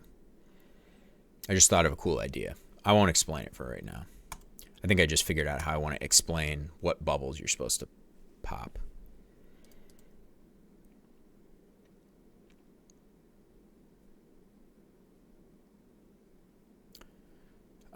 Okay, so we got the play area, and everything's good here. This is already something I don't like. Update size and pose.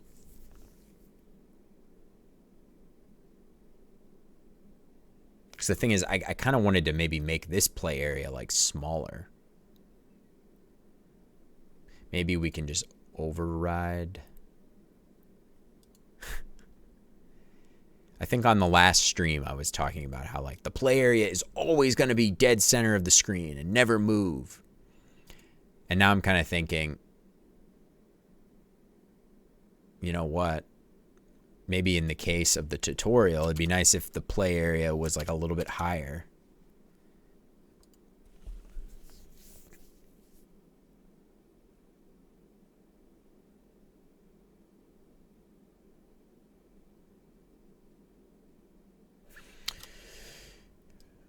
Okay, we're going to need some more stuff. We're going to need also a cursor effect manager. Let me get that set up.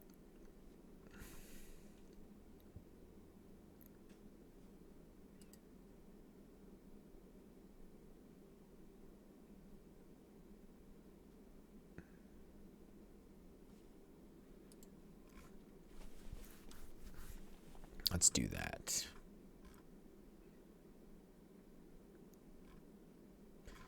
That's probably down at the bottom here. Cursor effect manager setup. That's all we need to do. That's brilliant. Okay, so then this, just setting this up will then let us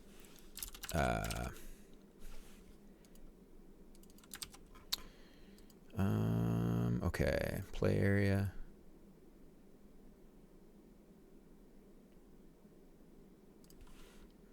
We'll do sections and then cursor effect manager. So I'm just going to pass in this bunk array here.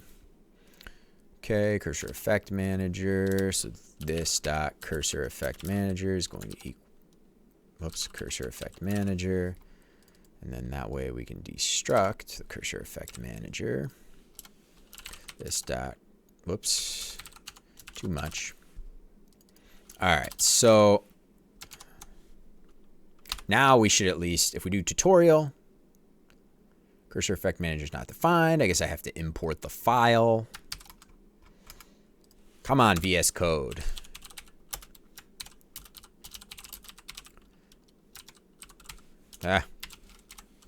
Can't type. Can't type. All right. Let's see how this is. Tutorial. There we go. So now that we're in the circle, yeah, there we go. So now we're getting effects when we crash, right? So our play area is triggering event. Basically, the play area is triggering events, and the cursor effect manager is listening to those events and then drawing little effects whenever you crash into the wall. That's great.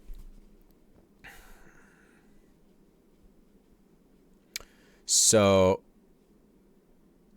now, and that'll also be set. Oh.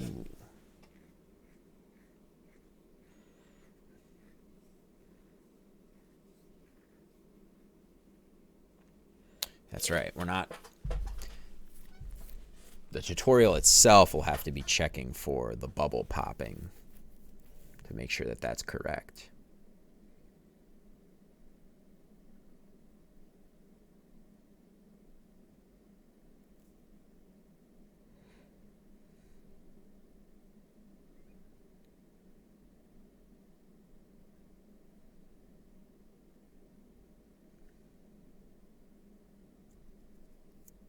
Okay. All right.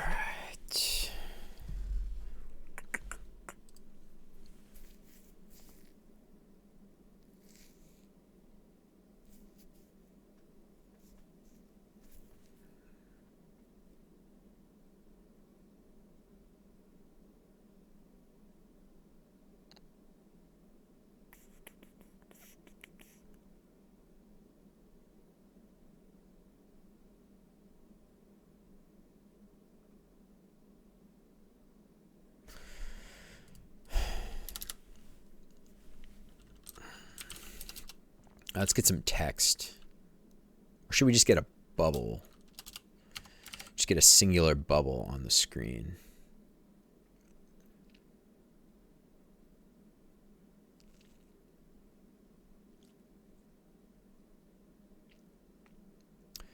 I'll do a hard-coded singular bubble, I think. Okay, so let's. I'm going to create a this.tutorial.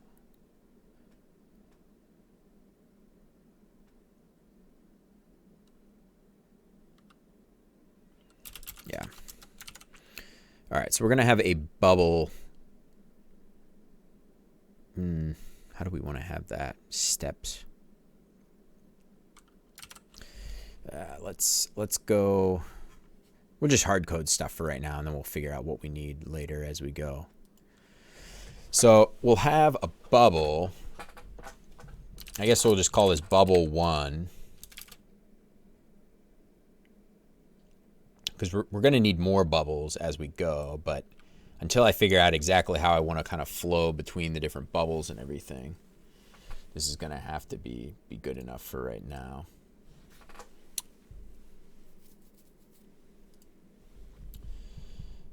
So, yeah, we'll go with just bubble 1. We don't need to do the bubble create thing. Const bubble 1 equals, we're going to have to import a bubble here.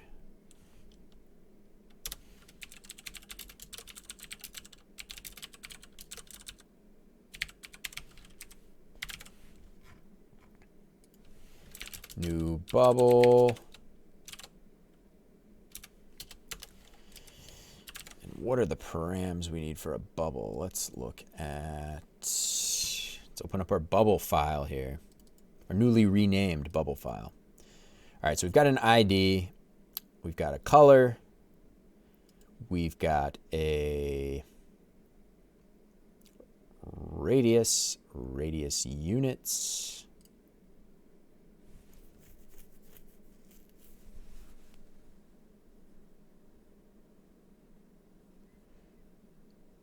We've got size. Oh, yeah. Okay. Yeah, I should really clean this up.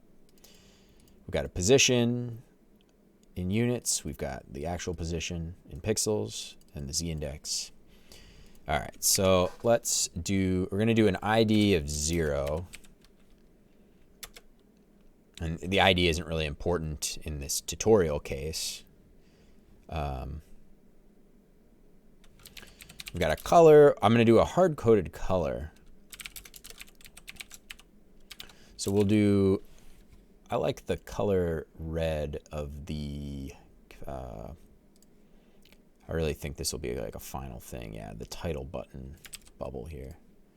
I like the red. I like the red. This red here. So that'll be our first tutorial button bubble color. All right, so we got that. Ooh, too many things here. And that color should be in our constants file or config file, but whatever. Okay, so let's see.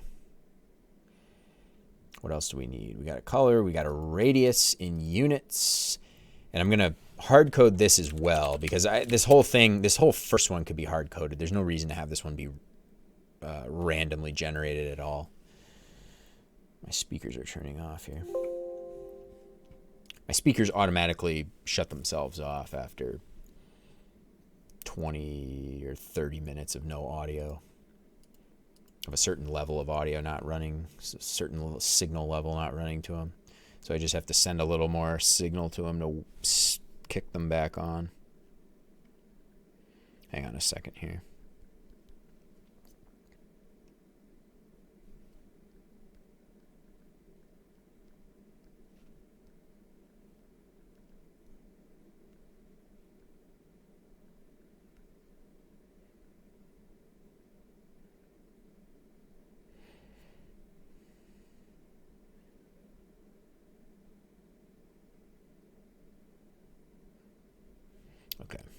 Okay.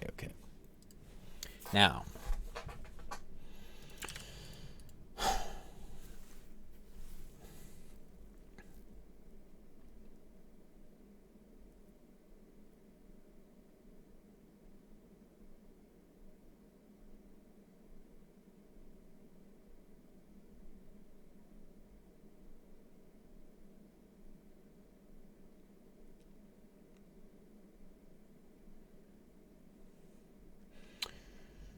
okay.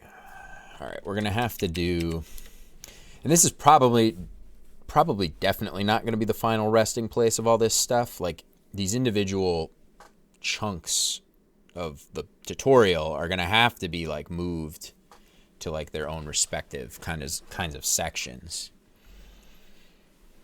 Like it's just going to have to be that way.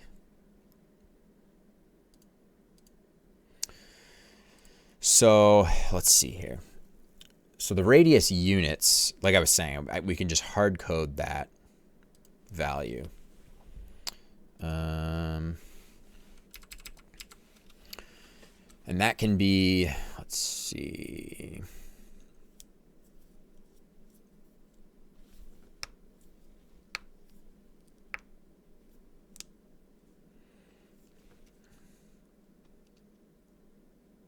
We'll do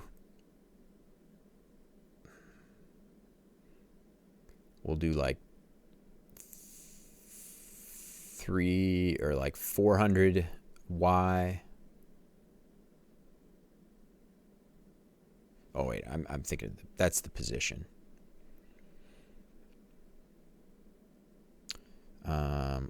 We'll do R units, X units, Y units. And again, these are ones that'll all get moved to like our config file, I think.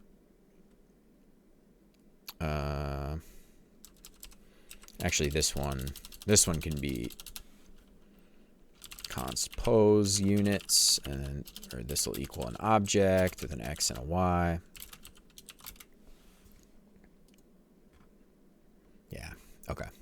Follow the format that I used elsewhere. Okay, so our units is going to be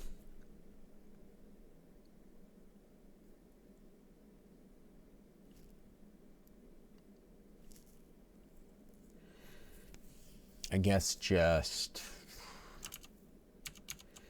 gotta eyeball it here. So I want something maybe like this size. So this is 1,000. So that would mean this is like 200 maybe radius. Maybe less than that. We'll go with 200. Just a nice round number for right now. So 200 units radius for that. Pose units. We want maybe like, whoops. Want it maybe like a little bit south of this position here. So this would maybe be like, this is 1,000. Again, this is 1,000. So this is maybe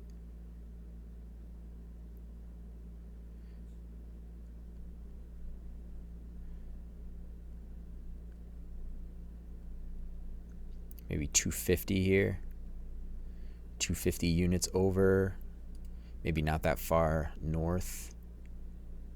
Yeah, maybe like 250x, 300y. Maybe we'll try that. 250x, 300y. And then we need to convert all of these. Oh, wait a minute. Wait a minute here.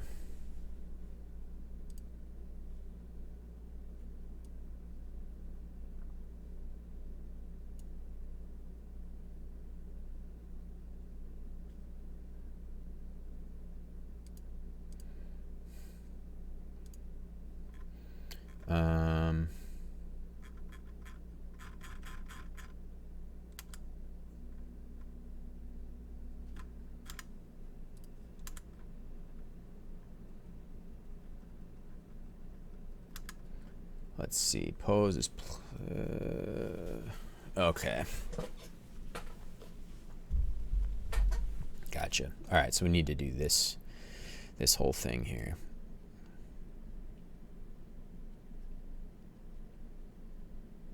So radius is going to equal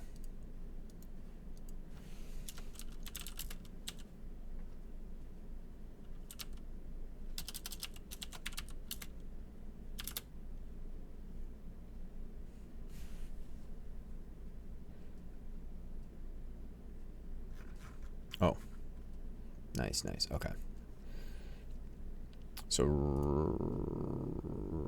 radius. Oh, yeah, actually, we'll do it this same way here. So we've got radius, we've got radius units, which is going to be R units. Then we've got size, which is going to be R0. So this initializes the bubble at a radius of 0, so it kind of fades in, which is nice. So radius is going to be, yeah, R units times canvas wrapper dot, did it import it? Beautiful, except I'm imported as little c there.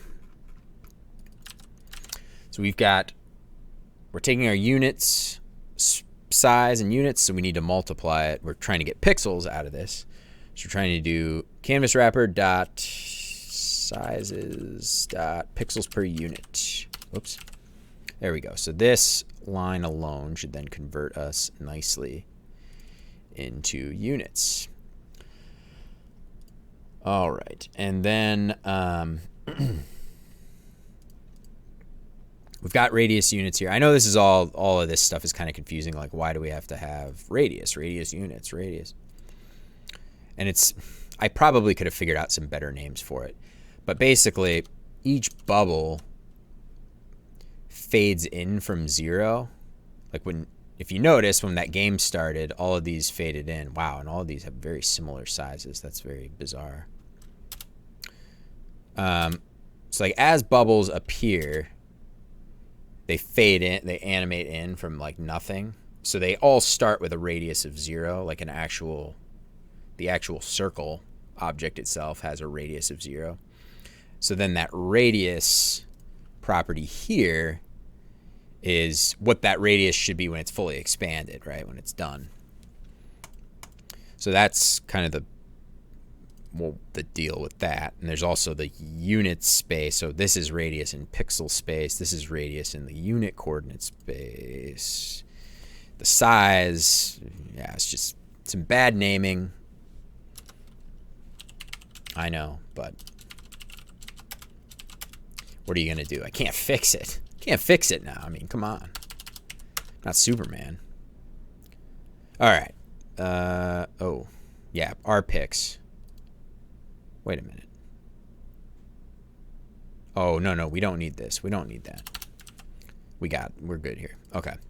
So that's our position in units, and now our position, our pose needs to actually, so this is our, once again, this is our position in unit space. This pose is our actual pixel position space.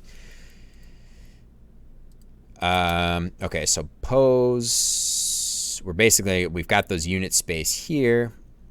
So we just need to multiply the x and the y here by our pixels per unit. So this x will be pose units dot x times pixels per unit. And then y will equal pose units dot y times pixels per unit. Fantastic. All right.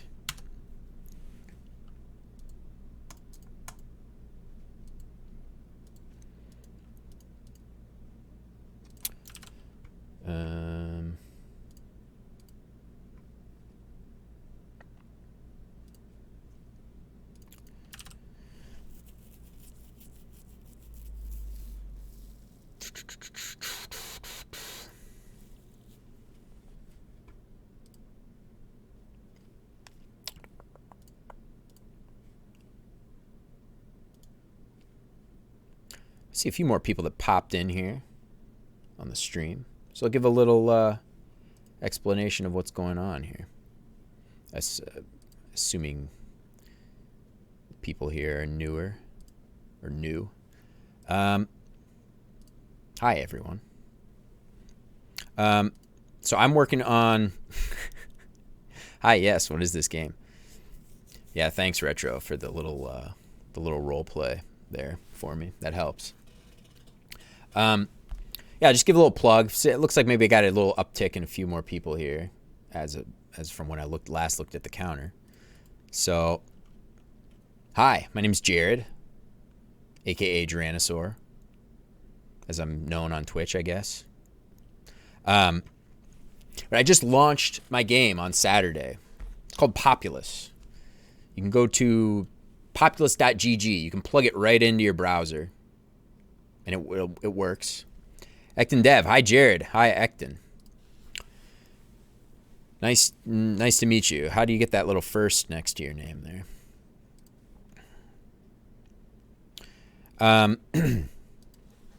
So I was just kidding about that. I don't know if you guys could tell or not.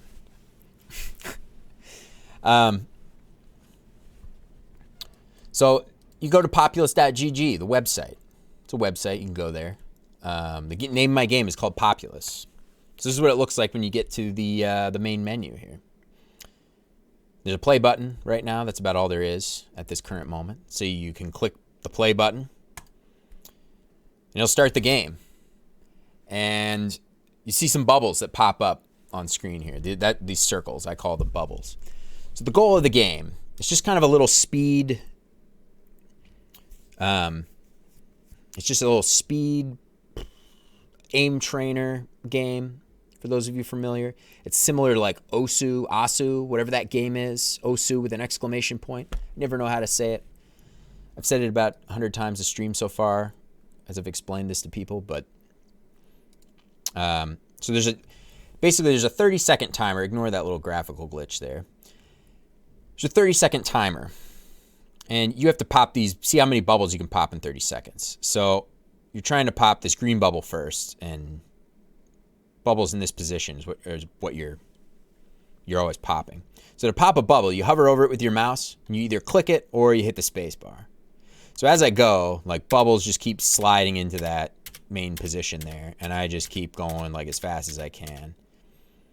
And then once the 30 seconds is up, you see how many bubbles are popped. You got 13 in 30 seconds. Made 3 mistakes. You know, you see some statistics at the end of the game. That's pretty much all there is right now. Yeah, it's pretty much all there is at the moment. I'm currently working on a tutorial. So as I've just was explaining to you everything, explaining you how to play the game, hopefully I'll have a tutorial before too long that explains it maybe better than I'm explaining it. Acting Dev, my limited experience with the game proves that I'm not good at first-person shooters.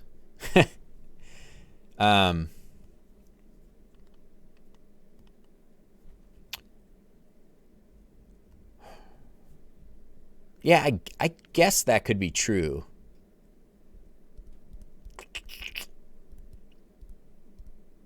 Like maybe people who are better at FPSs would come in and try this and be better. Retro, I suck at first-person shooters. Luckily, there is a spacebar option. I don't know what I'd do if there wasn't. Yeah. So did I mention you can pop bubbles with either the spacebar or the mouse click? I think I did mention that. I did. I know I did. I don't have that bad of a memory. So I can alternate space and click if I want. It's a terrible idea. And if you make a mistake, you go back to the start of the checkpoint. So the checkpoint, every 4th bubble you pop, you go to a new checkpoint. So from the beginning of the game, until you pop 4 bubbles, you're always going to go back to that first bubble. So I can pop 2 bubbles, I still have to go back and pop that first bubble. Pop 3 bubbles and I mess up, I still have to go back and pop these bubbles. Oh, and when you messing up is a matter of just going outside of this boundary circle here, or failure to pop the correct bubble. So like I'm supposed to pop this green one next, but I try to pop this blue one, or the time runs out while I'm trying to explain things. So pop the blue one, I'm supposed to pop purple next, but I accidentally pop pink. That's a mistake. Pop the blue one, I'm supposed to pop purple next, but maybe I just missed it by a hair. You pop like dead space here, you don't pop any bubble. That's also a mistake. You have to go back to the previous checkpoint. Or you go back to the start of the current checkpoint. I don't know the wording on that. But anyway, that's pretty much the game. And all the people who I was explaining to have now left. Because they thought I was working on something more interesting.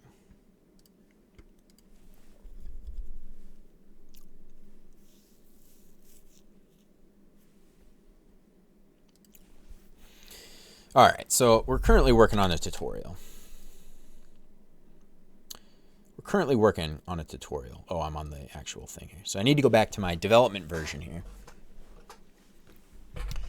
And actually, I don't want to run it yet. I'm trying right now to just hard code, have a little bubble pop up on screen, just a singular red bubble. And it's not going to be randomly generated at all. It's going to have a fixed color, a fixed position, and everything. This is already wrong. This needs to be not, you can't just do these units times the pixels per unit. It needs to be units times the pixels per unit plus this. Okay. Anyway. I'm going to put these on their separate lines here so it's just a little more clear for myself. Brilliant. Okay, what else do we need to set up a bubble? We got everything except the z-index, which is just going to be 0. Z-index 0. Brilliant. Oh, and we need to initialize the bubble first. Should I do that right here? Bubble1.init, I guess. Yeah, we'll just make sure everything works. So we refresh, we click our nice tutorial button, and it didn't work. Okay, so let's see what we got for bubble here. We're gonna CLG. I did new bubble, right? Bubble.init, yeah.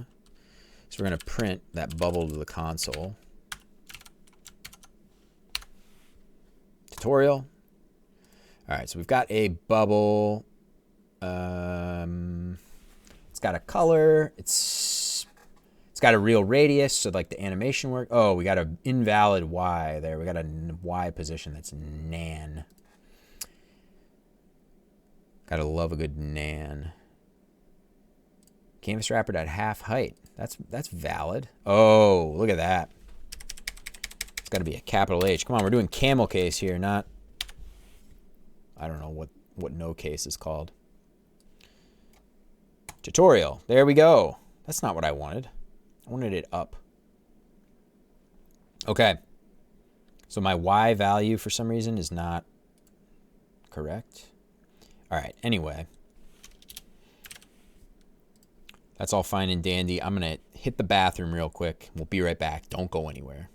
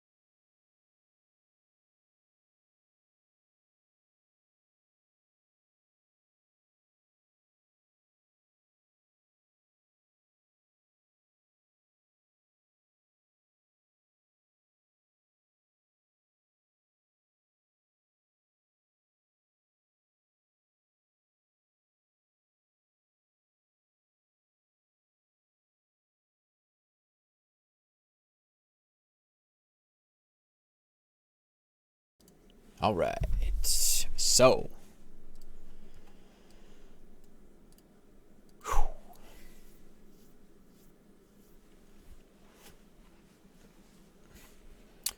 Now we've got a bubble on screen, which is great. And I like the size. I think the size is good enough. But why didn't it come out? Oh, I wanted a negative 300Y. Yeah, there we go. Yeah, I like this. So a red bubble right here. Okay.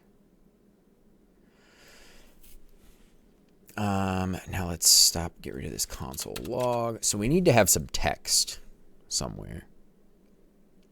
So let's start creating a text element and just kind of playing around with how stuff looks and that sort of thing. So we're gonna have I guess we'll call this text 1, just really awfully and generically for right now. So this is going to be a nice text. Did it import? No.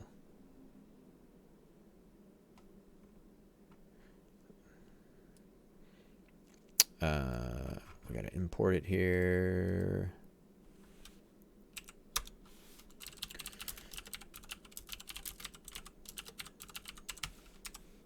Brilliant.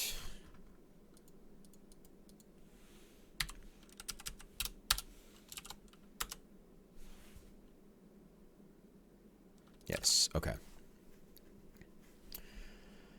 So for text element, we need, let's reference something here. What do we need?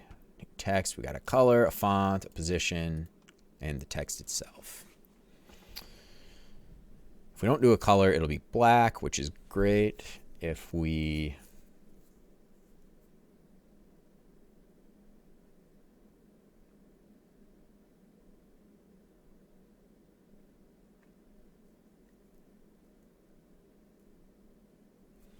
So the font will be a new font, which we auto import there. Font has a size and a style. And I guess we'll just do like a fixed size for right now. It's like 50.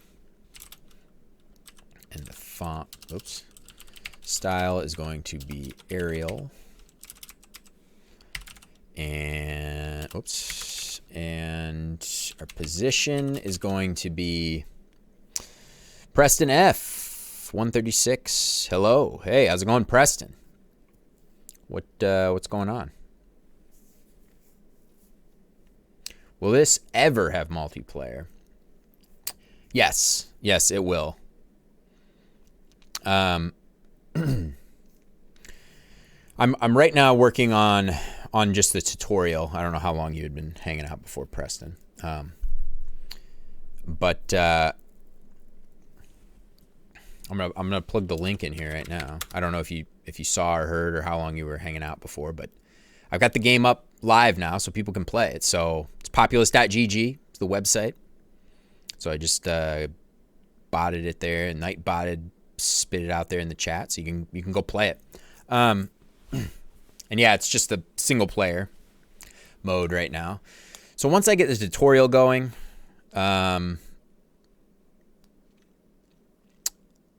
once I get that live, I should say, then I'm going to probably start shifting gears towards the multiplayer.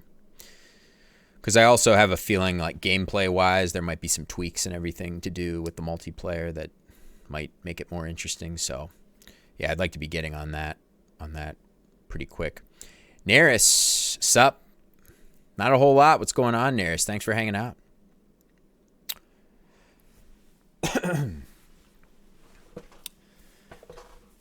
So, yeah, so, yes, Preston, there will be multiplayer, hopefully before too long.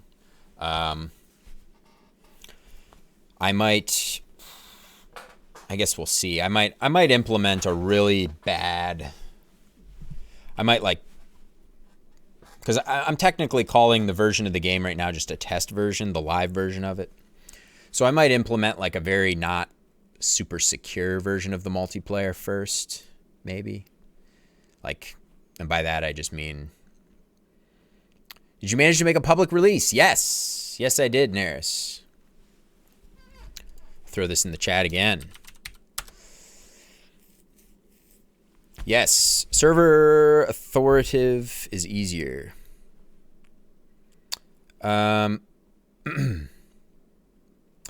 Yeah, well, yes, there will be.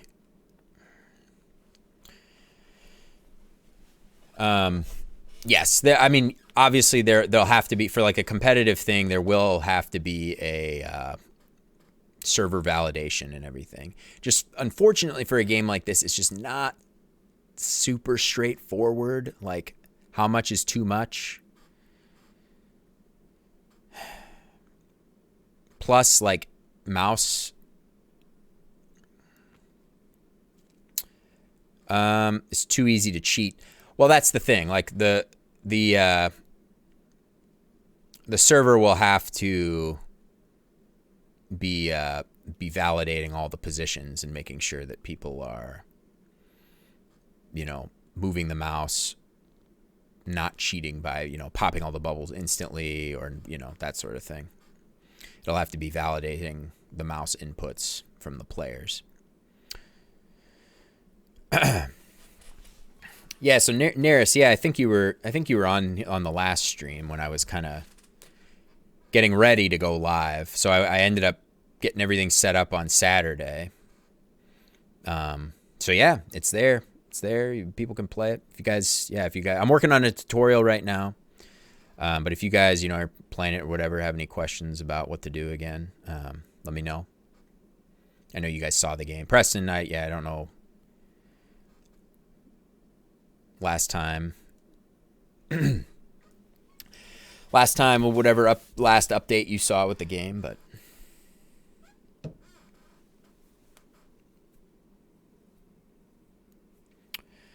Preston, you said just some basic OCR.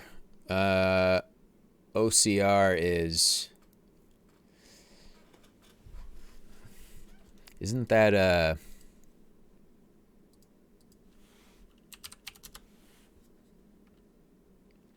optical character recognition? Yeah. Maybe I'm just an idiot. I don't know exactly what you're talking about for that. Because OCR is like what you'd want for like PDFs or something like that. I mean, for what I'm doing is basically just validating mouse inputs, human mouse inputs. You read the screen. Oh, you're saying for like to have a bot do it or something? And press corresponding buttons. Right.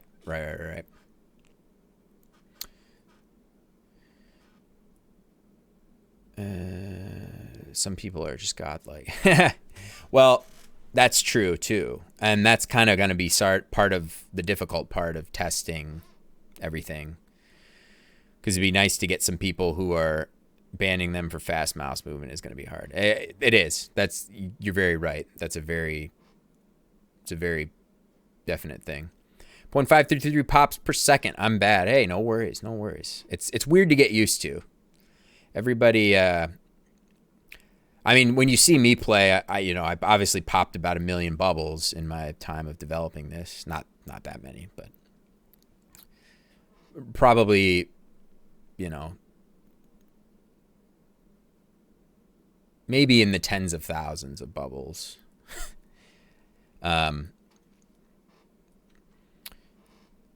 So it takes a little bit to get used to it. But yeah, definitely, yeah, like you're saying, Preston, some people are going to be really good at this, I imagine. And if I kind of get this going, you know, maybe get some momentum with this and it's kind of interesting and maybe some people are interested, you know, I might try to like kind of push this out to maybe try to reach some like OSU streamers who play that game, OSU, just see what they think. That would be interesting to take somebody who's like amazing at a game like that and just see how quick they could get at this. That would be cool to see. But yeah, that we'll see how difficult the problem is of the online.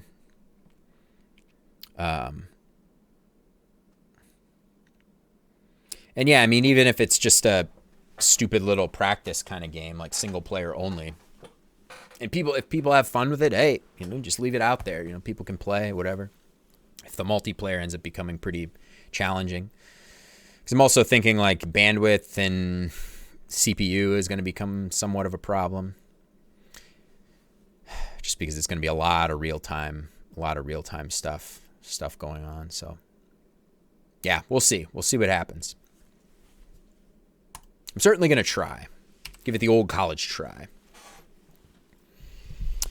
Wouldn't really. You're talking bandwidth and stuff, what I was saying before? Well, I mean, you really only have to update the server at 30 ticks. That's probably what I'm thinking, is just 30. But I mean, I'm talking like maybe bandwidth and CPU, maybe more than what I want to pay for. But we'll see. We'll see what ends up happening. We'll see what. Well, I got to test it. I got to get it out there and test it. So that's kind of the point. But for sure, we'll try it at some point, and I'll see about. Then send a minimal amount of data. Yeah, that's part of the plan, right? Is to kind of shrink down everything to a very small state. I've been kind of thinking about how I want to do that already. So, yes, and I would like to get cranking on the multiplayer before too long, but I'm starting to realize the tutorial is going to probably take longer than I really want it to. Don't let the clients communicate until the game is done. That's kind of an interesting idea. Although my initial thought is having, like, so it's a one-on-one kind of game, so you would see where your opponent is currently. You'd see where they are in the game.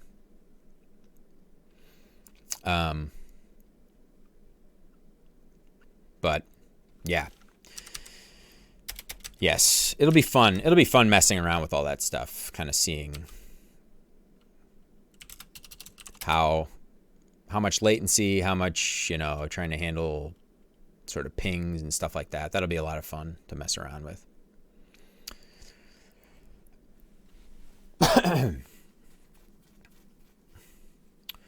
All right, so we're trying to get some text on screen here for our tutorial. Now,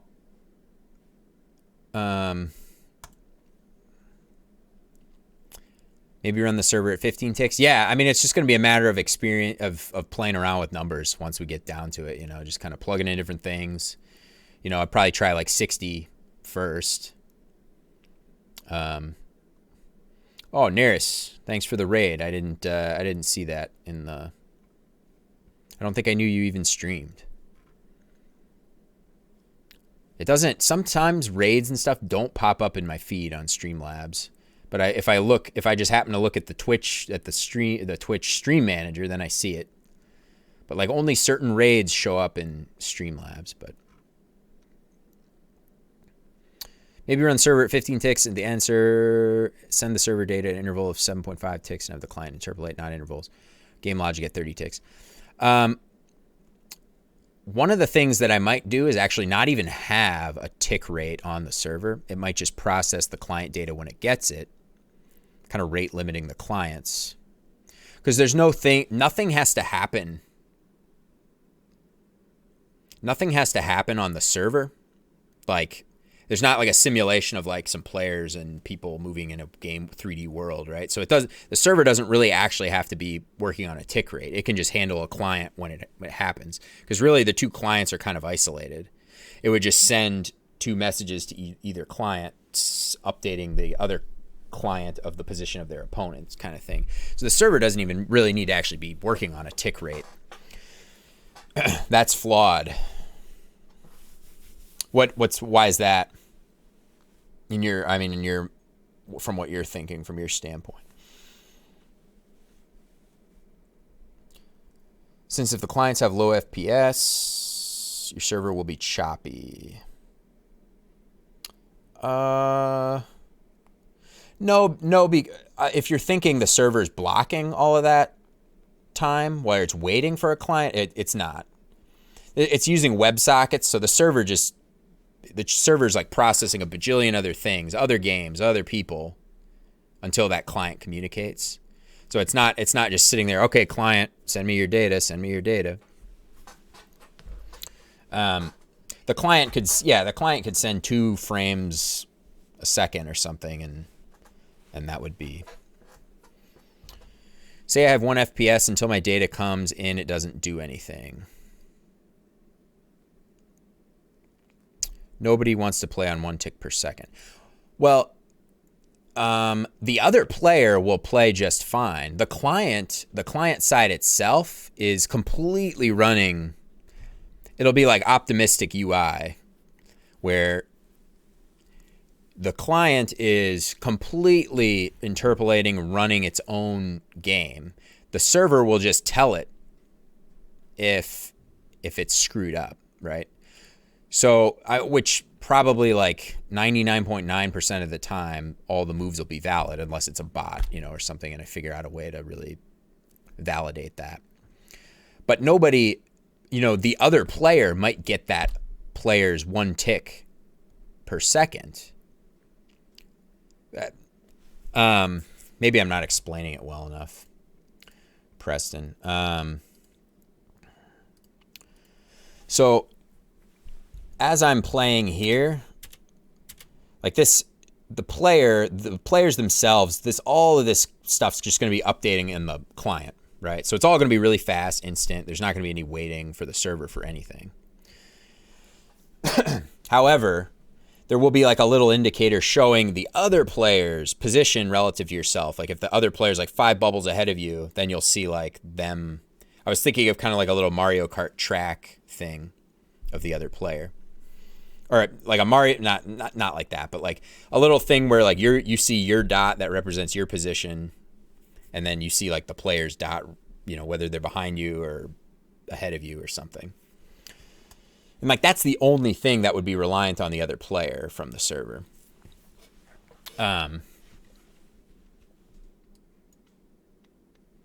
So like the clients will never be choppy due to the other player, if that makes sense.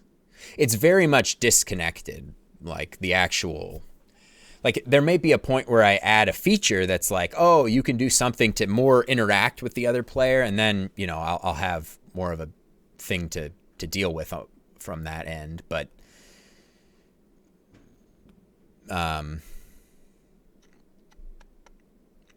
yeah, I don't. The clients are very disconnected from each other. Basically, is how it kind of works.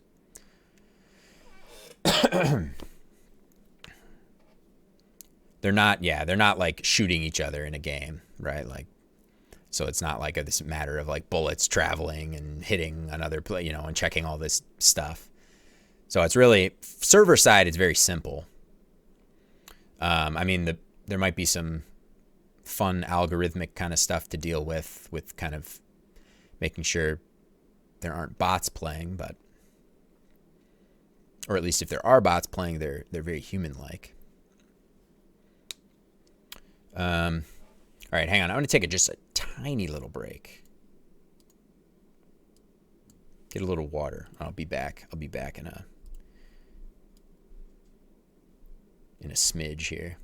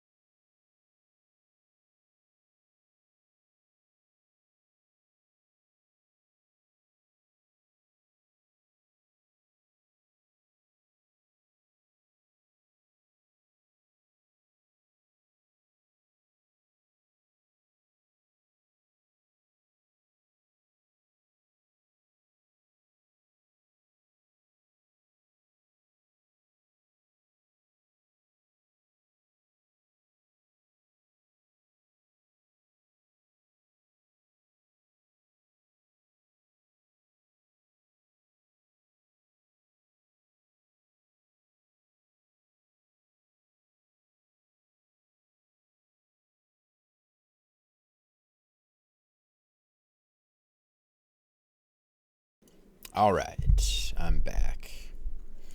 Preston, I like just a text file. Thank you. Thanks. Yeah, that's nice and professional, right? I got my blazer on today.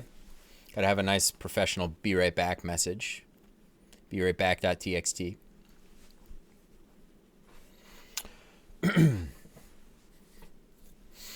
All right. So,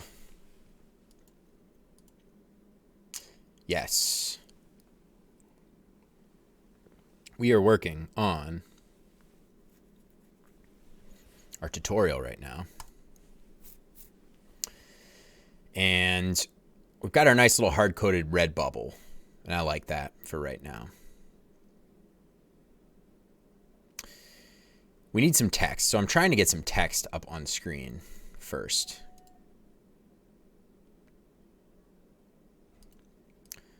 And what are we trying to position the text? I guess let's do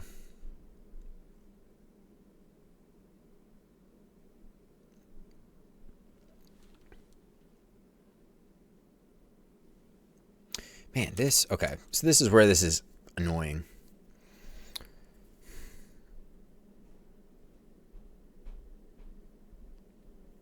Because the game really counts on the play area being set dead center of the screen. And I kind of don't want that. I kind of want it to be maybe moved up a bit, or at least smaller. Like maybe we do like a smaller screen, a smaller play boundary here with like, so that the way there's some room for some like instructions, you know, to say, oh, hover over this bubble or whatever. Oh, yeah, we got to add in the resizing for that.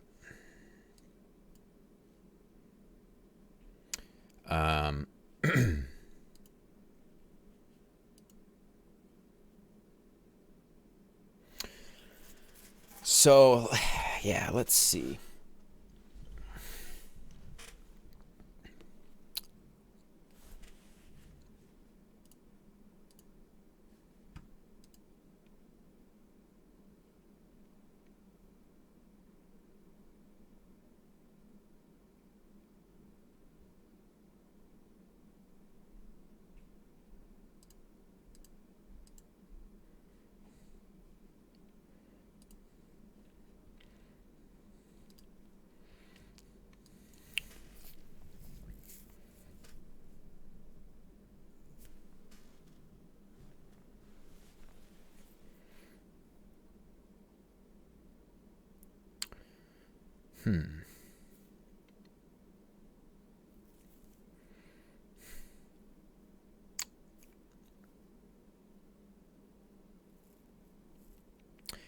Preston, I'm working on networking right now. About working on login register. Nice. Nice. Yeah, it's kind of fun stuff to set up.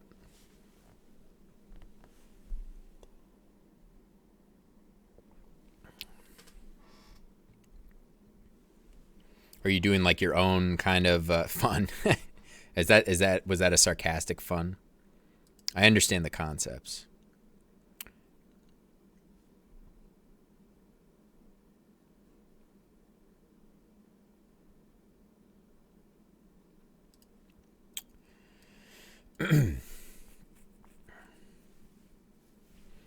Are you doing like your own kind of login account system? Like you're kind of having to do like a custom one? But can never find a programming language to implement it in. Yeah, my own. Gotcha. Gotcha. So you're looking for like a programming language you want to have for having like a server. You're trying to do, I get what you say, you're working on networking. So kind of like a web page kind of thing. I should finish this and go study though. My server is written in Godot. Okay, gotcha. Nice. Nice, nice. So is that so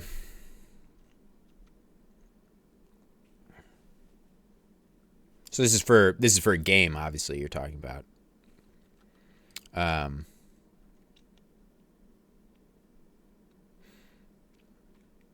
I had a question, but now I don't remember exactly what I was going to say.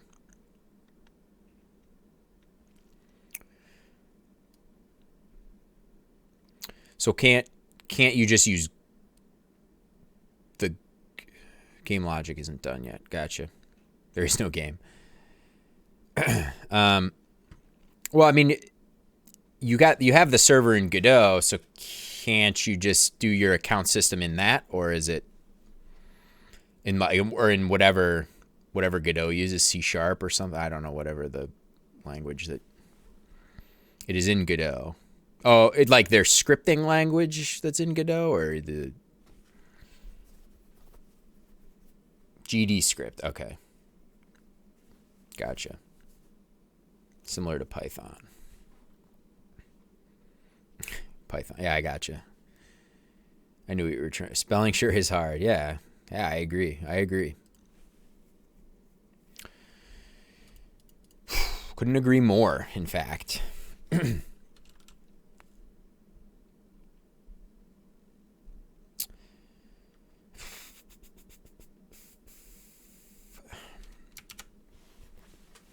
For more resource-intensive tasks, you can use C# or C++. Gotcha. Yeah. Good deal. But otherwise, GD script is what you do everything in Godot, I guess. I kind of heard about that a bit. So it's nice.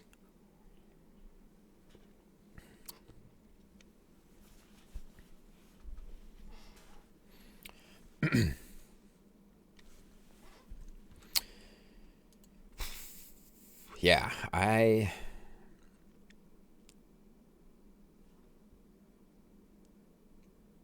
session assigning works. Nice. Perfect.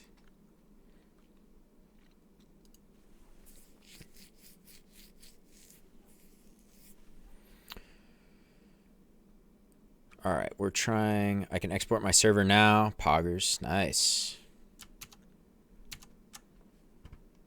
It always feels good when you get something to work, which I have gotten nothing to work today.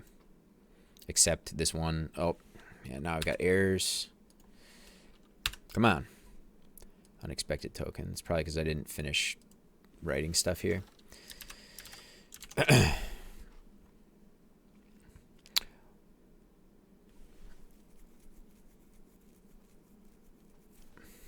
You need to study.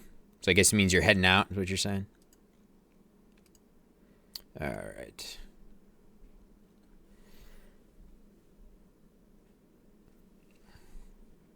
All right.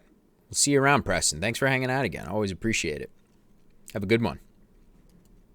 Yeah, and good luck with your studying and your server account system and everything. Hope that goes well. All right. So I was saying before, we've got, unfortunately, I set up this play area to be more, the fact that it's fixated on the center is like more,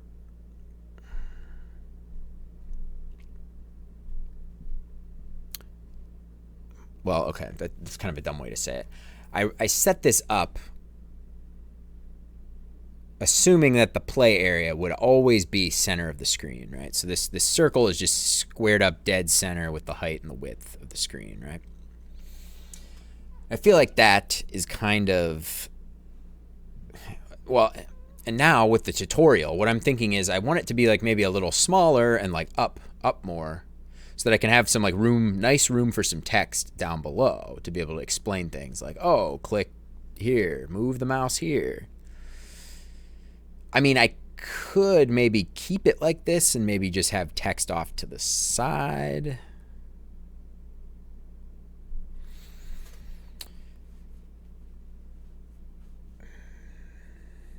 Yeah, I really don't know, like design-wise, what this should look like. I kind of just want to get some text up on screen to start, at least. So I started creating our little text object here. We need to specify a position on screen. So I guess I don't want to get too fancy right now because I need to build, I need to really figure out how I want to structure this thing first. In fact, I should probably be thinking about that before I'm even doing this. Nearest, don't assume clients have widescreen. Portrait mode is a thing. And mobile also. Yes, very true. Although I don't want people to play on mobile. Like right now, you could play this on mobile, technically. Or at least I played it on my phone with Chrome, Android, the Chrome app on Android, and it's like delayed. Like I'm not really thinking about mobile right now, or if I even want it to be a thing. So I'm not really thinking too hard about mobile at this point, about whether or not I want to support it. In fact, I was thinking of just putting a thing in there to say, play this in your browser. You know, if mobile, play and then just throw a message out to say play in the browser, or play on desktop. I mean, so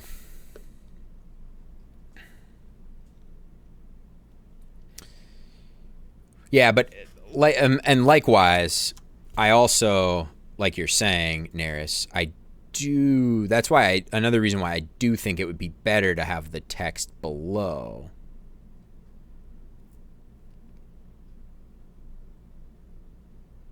But also I don't know how much text we're really going to have either. So that's why I want to just get some elements up on screen and then be able to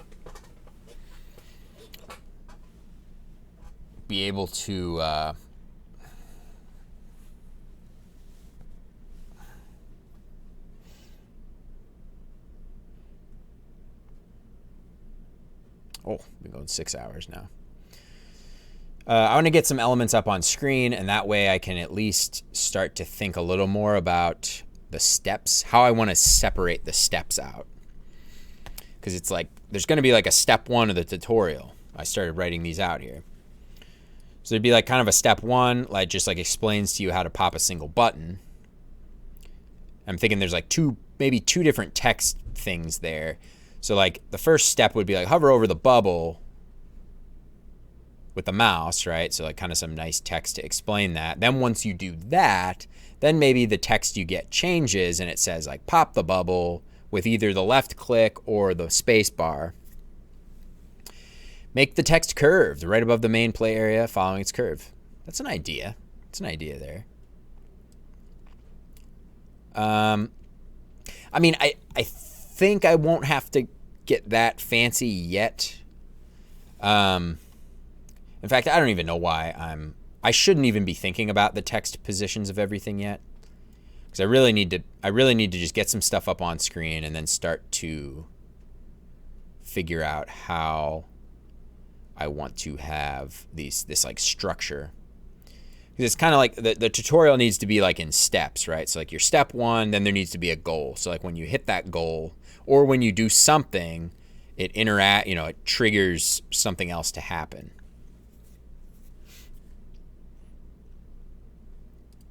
So like, first thing would be you're on step 1 of the tutorial, or I say step 1, but it's whatever. The first step is just pop one bubble. So like, but then there's like 2 sub-steps of that. Like first thing is hover your mouse over the red bubble. So you move your mouse, and then when you do that, then the next thing of text appears. Now pop the bubble by clicking on it or pressing the left click or space bar, whatever. Then you do that, and it's like, then you're like done with the step 1 or whatever that is, step 1, step 2. And then like 2 bubbles will appear, and then it'll kind of explain popping one before the other, etc. But I'm trying to think of like how that flow is going to be, the structure of that, the architecture side of that. So let's just throw some random text on screen, and we're going to treat that as like maybe our positions for everything. So let's do, I guess let's just do something down here. We'll do it hard-coded. So what is this? This is like 200 pixels, but this is like 200x, 200y, I believe I did. Oh, no. 250. Oh, no. I don't know what I'm talking about. Looking at the wrong thing. Menu. What did we do? Title button, play button, tutorial button. Yeah, 200, 200. Okay. So we'll go something down 200, 400, 600 right here-ish. 200, do something 600y, 200x, 200x, y, 600. Text will be hover over the red button.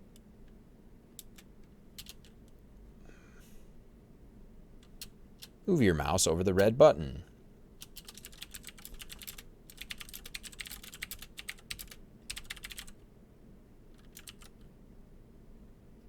Or red bubble. Bubble, not button. What else do we need for font, color? No, we don't need that. Okay. Ha, look at that. I actually centered that up, ballparking it. So, yeah, so we have some tech. Obviously, this is awful, but kind of the idea here. Like, you hit tutorial. Obviously, the tutorial button would go away. And it would just be like, yeah, move your mouse. Oh, we need to do lowercase for everything. Come on. So,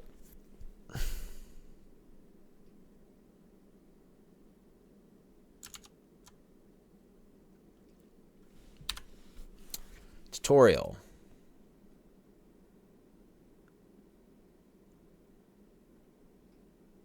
Move your mouse over the red bubble. Pop the red bubble with the left mouse click or the space bar.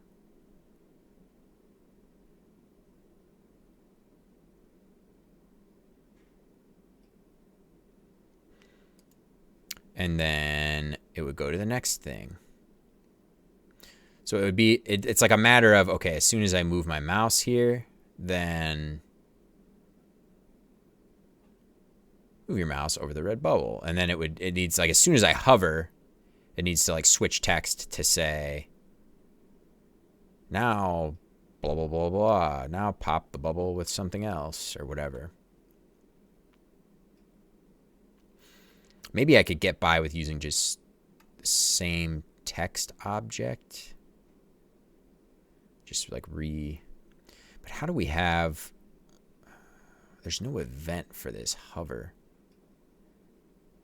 button or this bubble hover here. I have to think about that.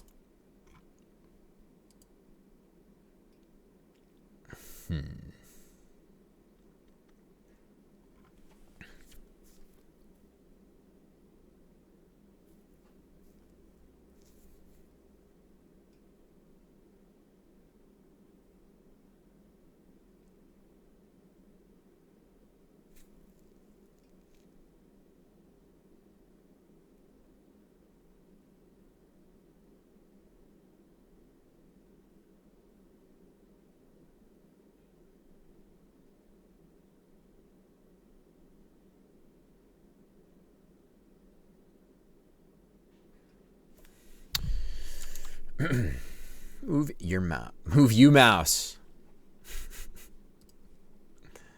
I'll just make this a little better here. Move your mouse over the red bubble.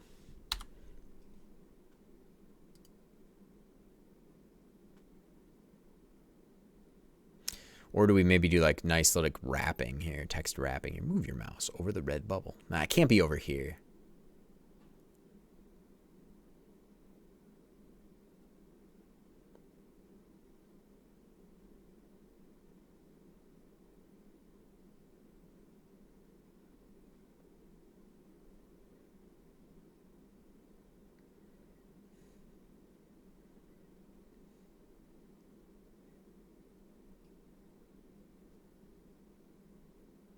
Yeah, this is pretty clear.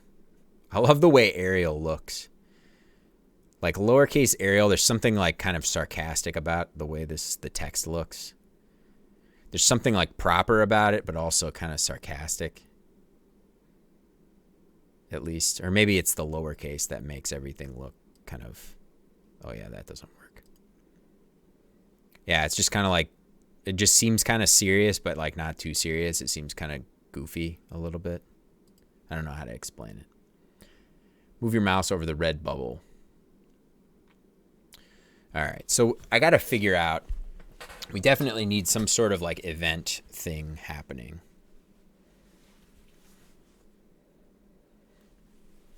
And I'm curious about how I actually want to do that.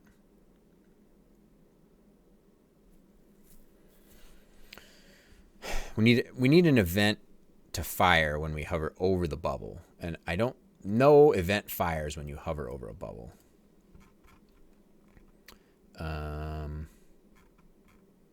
Where is the hover?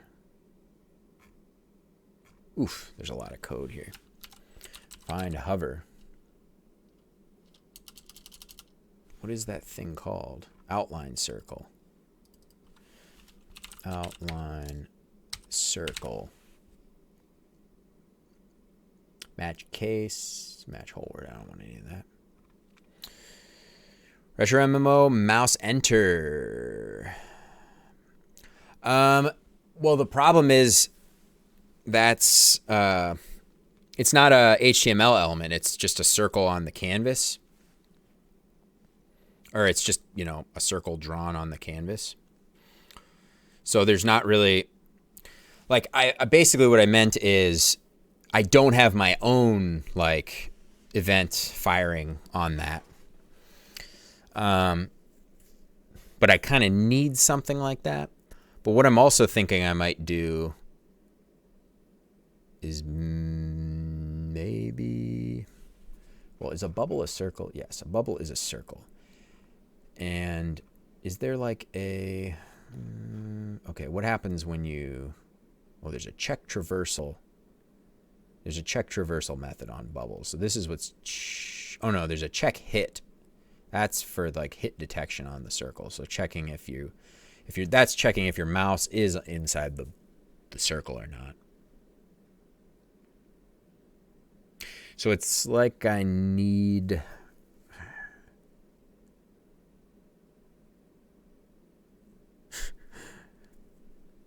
I hate to like create a whole new class just for this tutorial bubble, but I might have to. I might have to create like a tutorial bubble class. And this would be the only case where you would ever be used, is like that first bubble, just to be able to fire an event when you have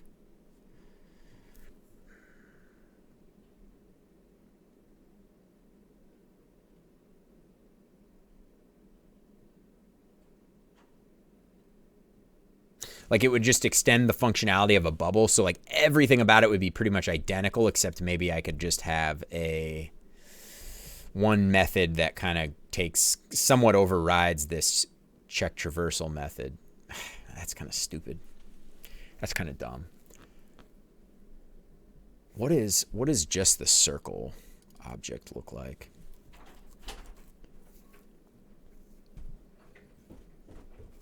Yeah, we've got a check hit method here. Right? Yeah.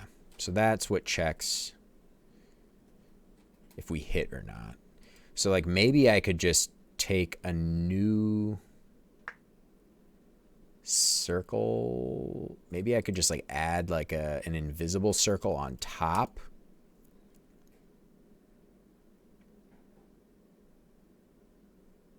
And maybe override. Or maybe I could just I could just add a little extra function to circle that lets me override check hit. And then I can like override check hit and put some extra code in here. So I can like, and then we can fire an event on a hit. That might be the way to do it. We might have something.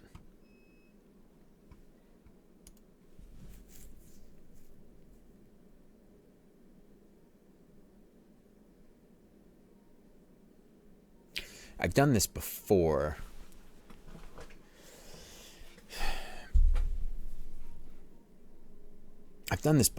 Like, oh.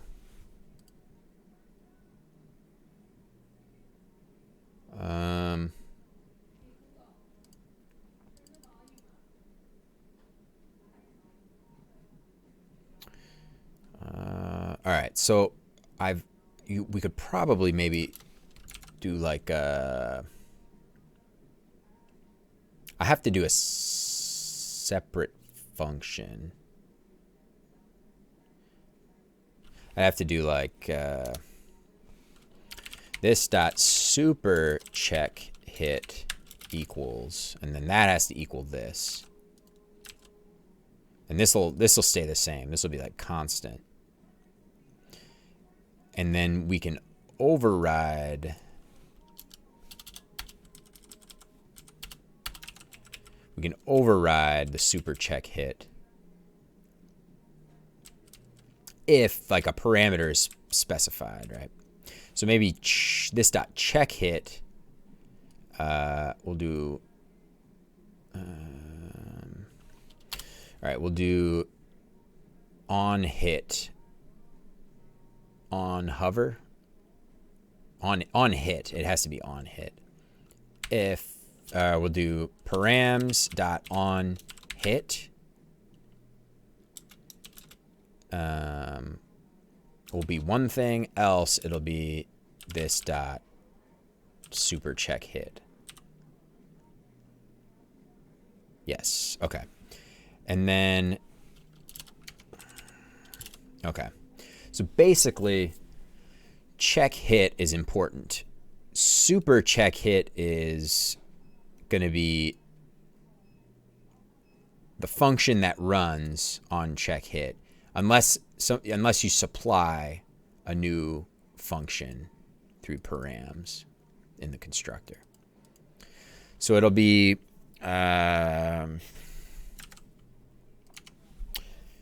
yeah. So if you pass params.onHit, then it'll be this dot check hit will be a function that's just going to be oh,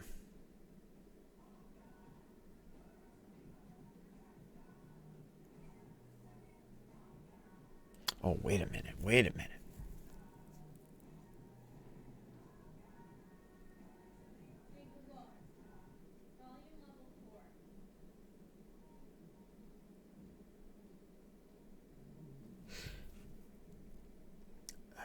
Actually, this is kind of complicated.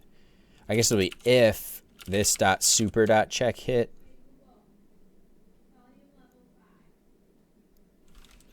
If this dot super dot check hit, then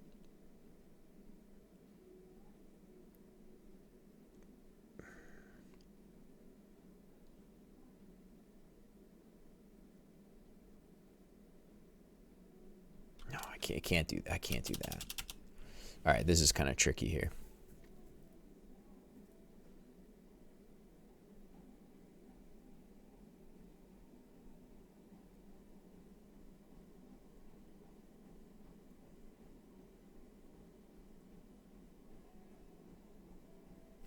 Because I still want this function to run every case, but I just want to like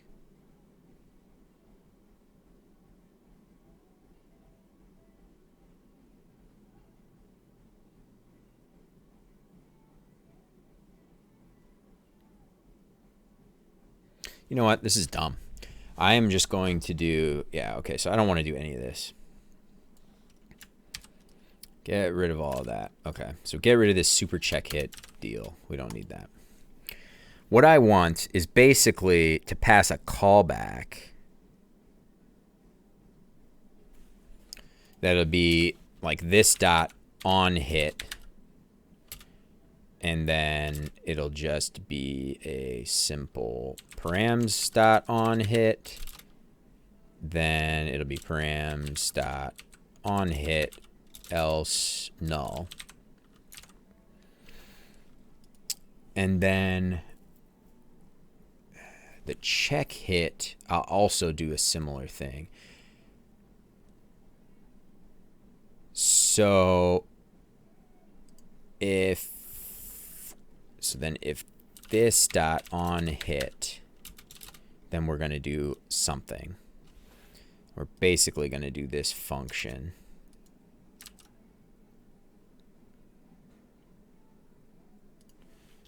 Let's do this.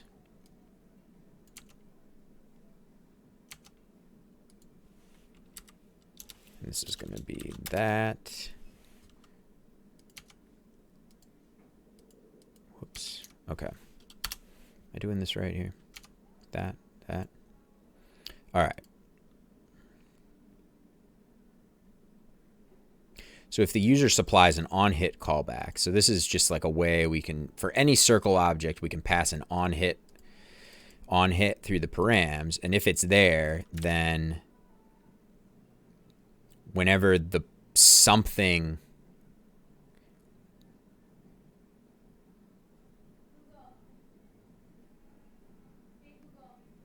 wait a minute. All right.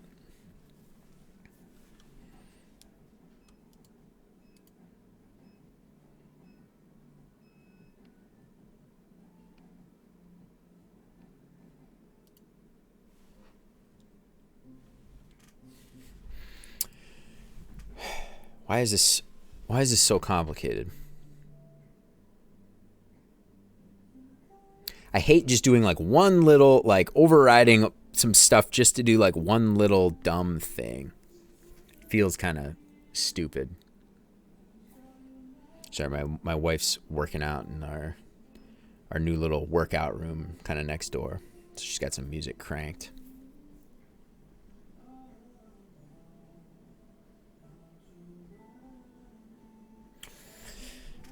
All right. This won't work. Because we can't just, because check hit is a function that you call. No, wait a minute. I guess this would work. Because yeah. This actually would work. So I want to do exactly what I'm doing here. So if you didn't pass an on hit, then we're just going to use this default function as it normally has always been. But if there is an on hit, then it's going to call on hit. So that runs only when check hit is called, which will run. Okay, so then we need to do, yeah, so we're doing this little one-liner expression here. So if that's a hit, then we've got a couple cases here. We're going to call our callback. So if we have a hit, yeah, it's less than size.r. We're going to call this dot on hit, and then we're going to return true. Okay, so this will work. All right, and then this will be return false, and nothing else. That's it. Oh, I guess we don't need the else then. Keep things nice and tidy. Yeah, okay. So in that way, if we hit true, things will continue as normal by returning true from this function. But we'll also sneak in a little callback call in there, basically. All right. And we're kind of not, by checking if there was a callback pass, we can kind of not have to do this extra like stuff and everything. Just kind of evaluate that when the object, when a circle object is constructed. So that should be awesome. Exactly what we're looking for. So we could fire our own custom, our own little callback. It's all custom. So we got a circle. We set up our circle. Oh, it has to come in through. It has to go in through the params, I guess. Okay, that might be a little trickier then. So let's just pass an on hit that's called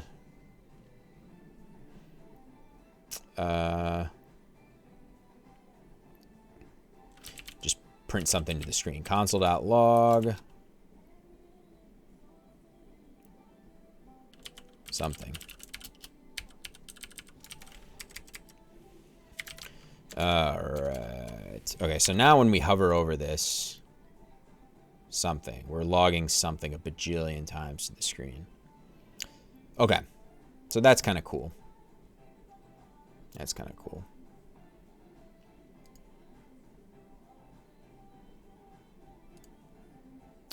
Now, we obviously don't want it calling a million times.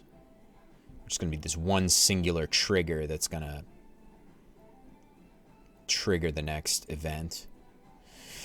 All right, well, I've been going for 6.5 hours here now. I believe I'm going to start shutting everything down. Shutting the stream down.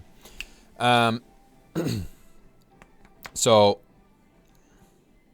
yes. Didn't get too much done today, but today was a little bit of like a well, celebration, you know. The game's live. Game went live and everything. So a little bit of a just kind of trying to get some people to try it out and see how it feels. And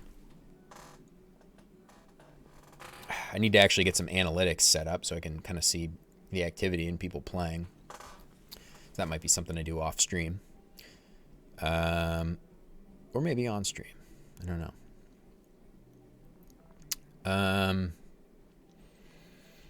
But yeah, we're on our way to figuring out the tutorial. I still don't really know exactly what I want to do for the tutorial. But yeah, we got a surprisingly not a lot of stuff done today. But that's all right. That's all right. The game's live now, so I feel good about that. So yeah, so I'm going to think a little bit about, I'm going to take this offline a bit and try to think about it off stream, because I might need to kind of like do some just drawing and chilling on the couch and drawing some stuff, you know, rather than, it's hard for me to like, sometimes when I'm streaming, it's just hard for me to really kind of dig deep and think architecturally. It's easier to just kind of write some code and go kind of thing. Plus throw something up on screen, that sort of thing. But, yeah, I think this tutorial is going to take a little more thought to get it figured out. So, yeah. So we'll be back tomorrow. We're starting everything again at 10 a.m. Central Daylight Time, Chicago time. We'll be streaming for another 6 or 7 hours or so. But for now, thanks everyone for trying the game out and playing and everything. And yeah, Populus.gg. There it is. You can go try it out today, right now. And we'll get a tutorial going up soon, hopefully. But yeah, for now, I think we're signing off. So thanks everyone for hanging out. And hopefully we'll see you back here tomorrow, 10 a.m. Central Daylight Time. But ta-ta for now. Retro, see ya. Snuck that in there real quick. Yeah, see you, man. We'll have a good one.